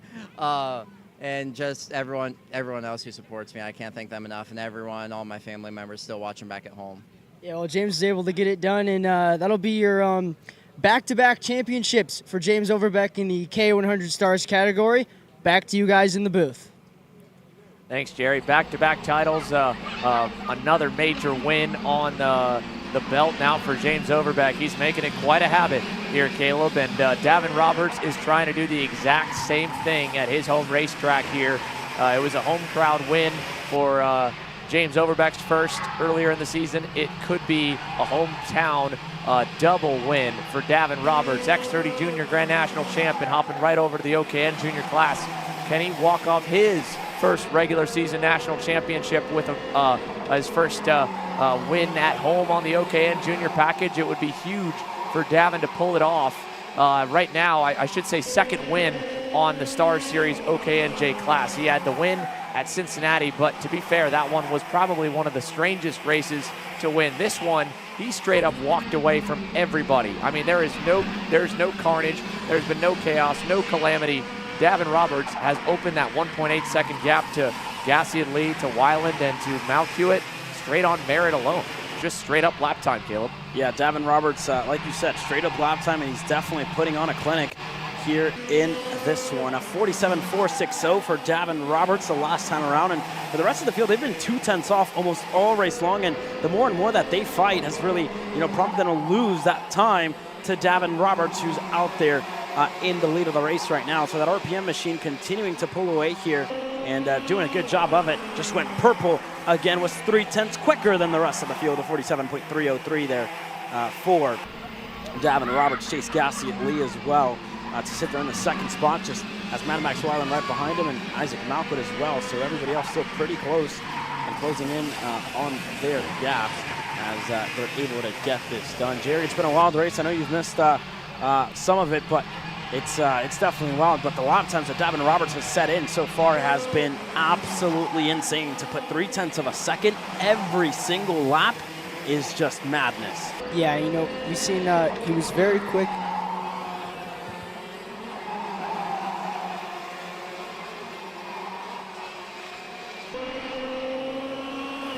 Yeah, talk about Davin. He was very quick yesterday underneath the lights, and it seems like he's able to do more of that today underneath the lights here in this OKN Junior main event. Currently 2.3 seconds to everyone back, and it seems like this group here, Chase Gassy Elite, Max Weiland, Isaac Malkwood also there, and Nate Golseth not too far behind down the road. But yeah, Davin Roberts setting sail, and probably not going to look back here, Caleb. Yeah, probably not going to look back at the moment for Davin Roberts as he continues to open up his gap on the rest of the field. So he's doing a good job, to say the least there. And he's continuing to open up that gap of 47.316, the second fastest lap of the race there for Davin Roberts. Chase Gassy Elite 47.512 with just 6 minutes to go left in this one. The main battle that we're looking at now is the battle for just about third. John Antonino, unfortunately, has fallen off pace-wise. He currently sits second in the championship, but it's going to fall the way of Davin Roberts as Mad Max Weiland makes a mistake. Isaac Malkwood not going to wait around. He's going to go on the inside and clear in turn number 8. Yeah, it's going to put a little sizzle into that third position there. Going to put Max Weiland into that fourth position, like you said. But, you know, at this point, a little too far up the road is Davin Roberts. But Chase Gassy Elite still within reach for Isaac Malkwood there on that PSL karting Braille kart. And, you know, Caleb, we talk so much about tire saving early in the heats. And, you know, that might have been something that Davin did that, you know, is definitely benefiting him here. And Isaac Malkwood in that third position trying to get up to the rear bumper of Chase Gassy Elite. Yeah, I mean, Davin Roberts has been perfect all weekend long, this OKNJ class. He has a win to his name in the first heat race. He won the second heat race as well, and in the pre-final, he was able to come out on top and then hasn't looked back one bit since this main event started. Nobody anywhere near Davin Roberts to even put a challenge on him here in this one. So for him, to say the least, he's definitely put on a clinic here in this one, and he's not even in the same zip code as anybody else there. That gap can open up just a little bit more. Another 10th there, 2.744 for Chase Gassy Elite to make up, and Nate Golseth as well sits in fifth now, I should say. My apologies there. Fifth on the outside looking in of what could be a podium place is definitely getting on the wick now and looking to close down his gap. Last time around for Golseth was a 47.419. For Max Weiland, a 47.548. So everybody's starting to close down their gaps just bit by bit. But we'll see if anybody can attempt to move just with 4 minutes to go left in this race.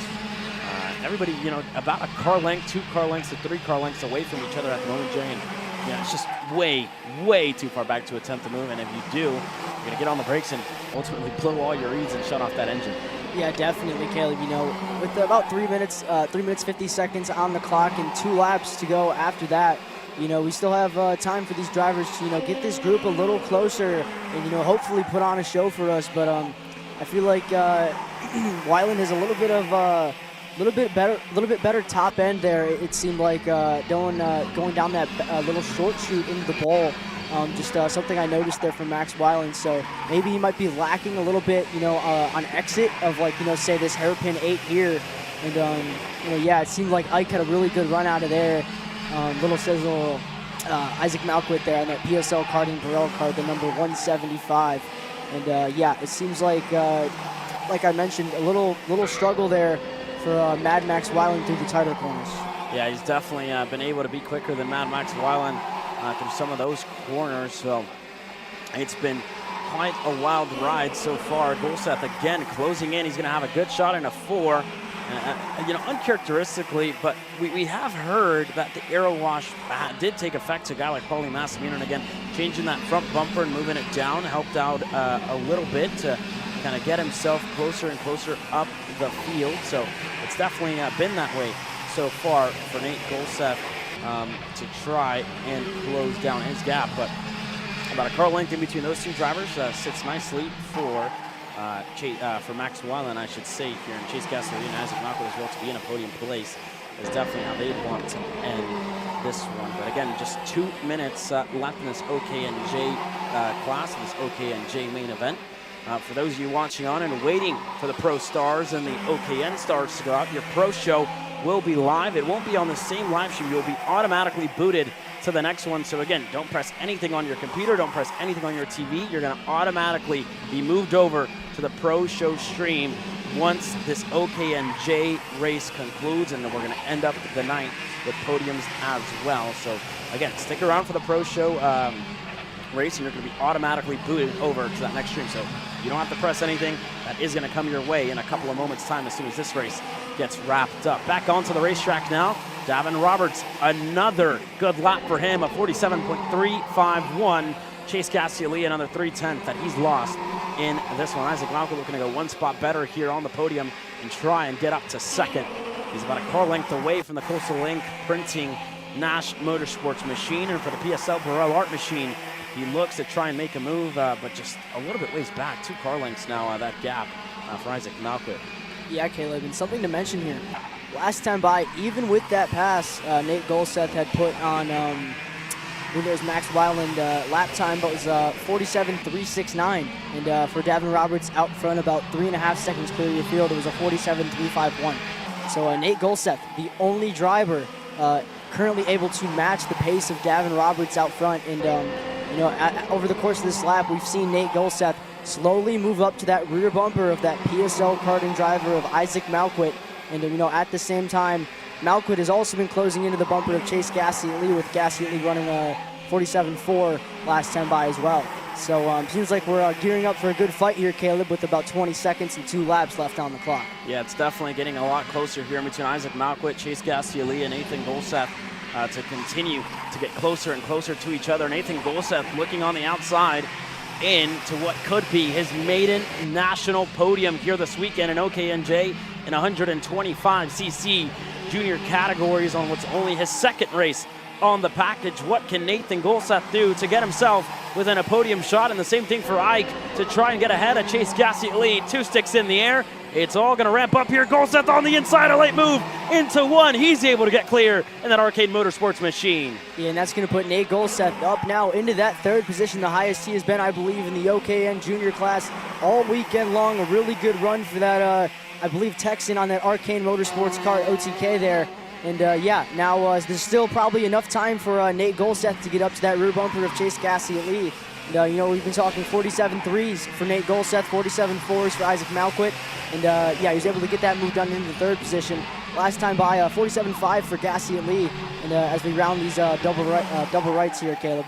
Yeah, white flag in the air this time around. Davin Roberts going to be the first driver to get it. He already got it now in a zip code of his own. Gassioli going to go across now. 4 seconds at bay from Davin Roberts and Nathan Golseth. Isaac Malquit, this I think is going to be the battle for the podium. Golseth against Malquit all the way to the end. Is Golseth going to defend? He fades a little low. Malquit, unfortunately, just not close enough.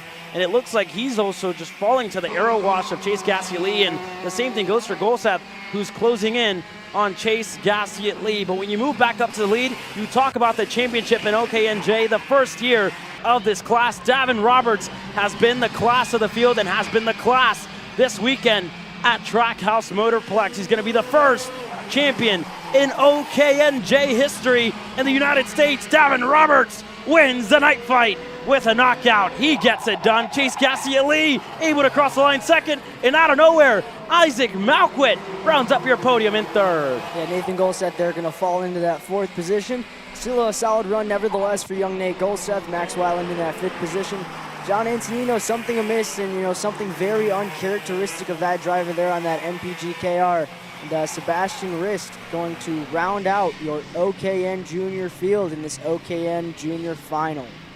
What a finish to this race, and again, unofficial for now, but Davin Roberts is officially your OKNJ champion. What a weekend of racing, a lot of action still set to come your way. The Stars Championship Series is going to be live here in a couple of moments' time. Don't touch anything on your laptops. Don't touch anything on your TVs or your smart TV. You're going to get kicked right on over to the Pro Stars and the OKN Stars final starting at 8:50 p.m. Eastern Time. Stick around with us. More racing action set to come your way in a couple of moments' time.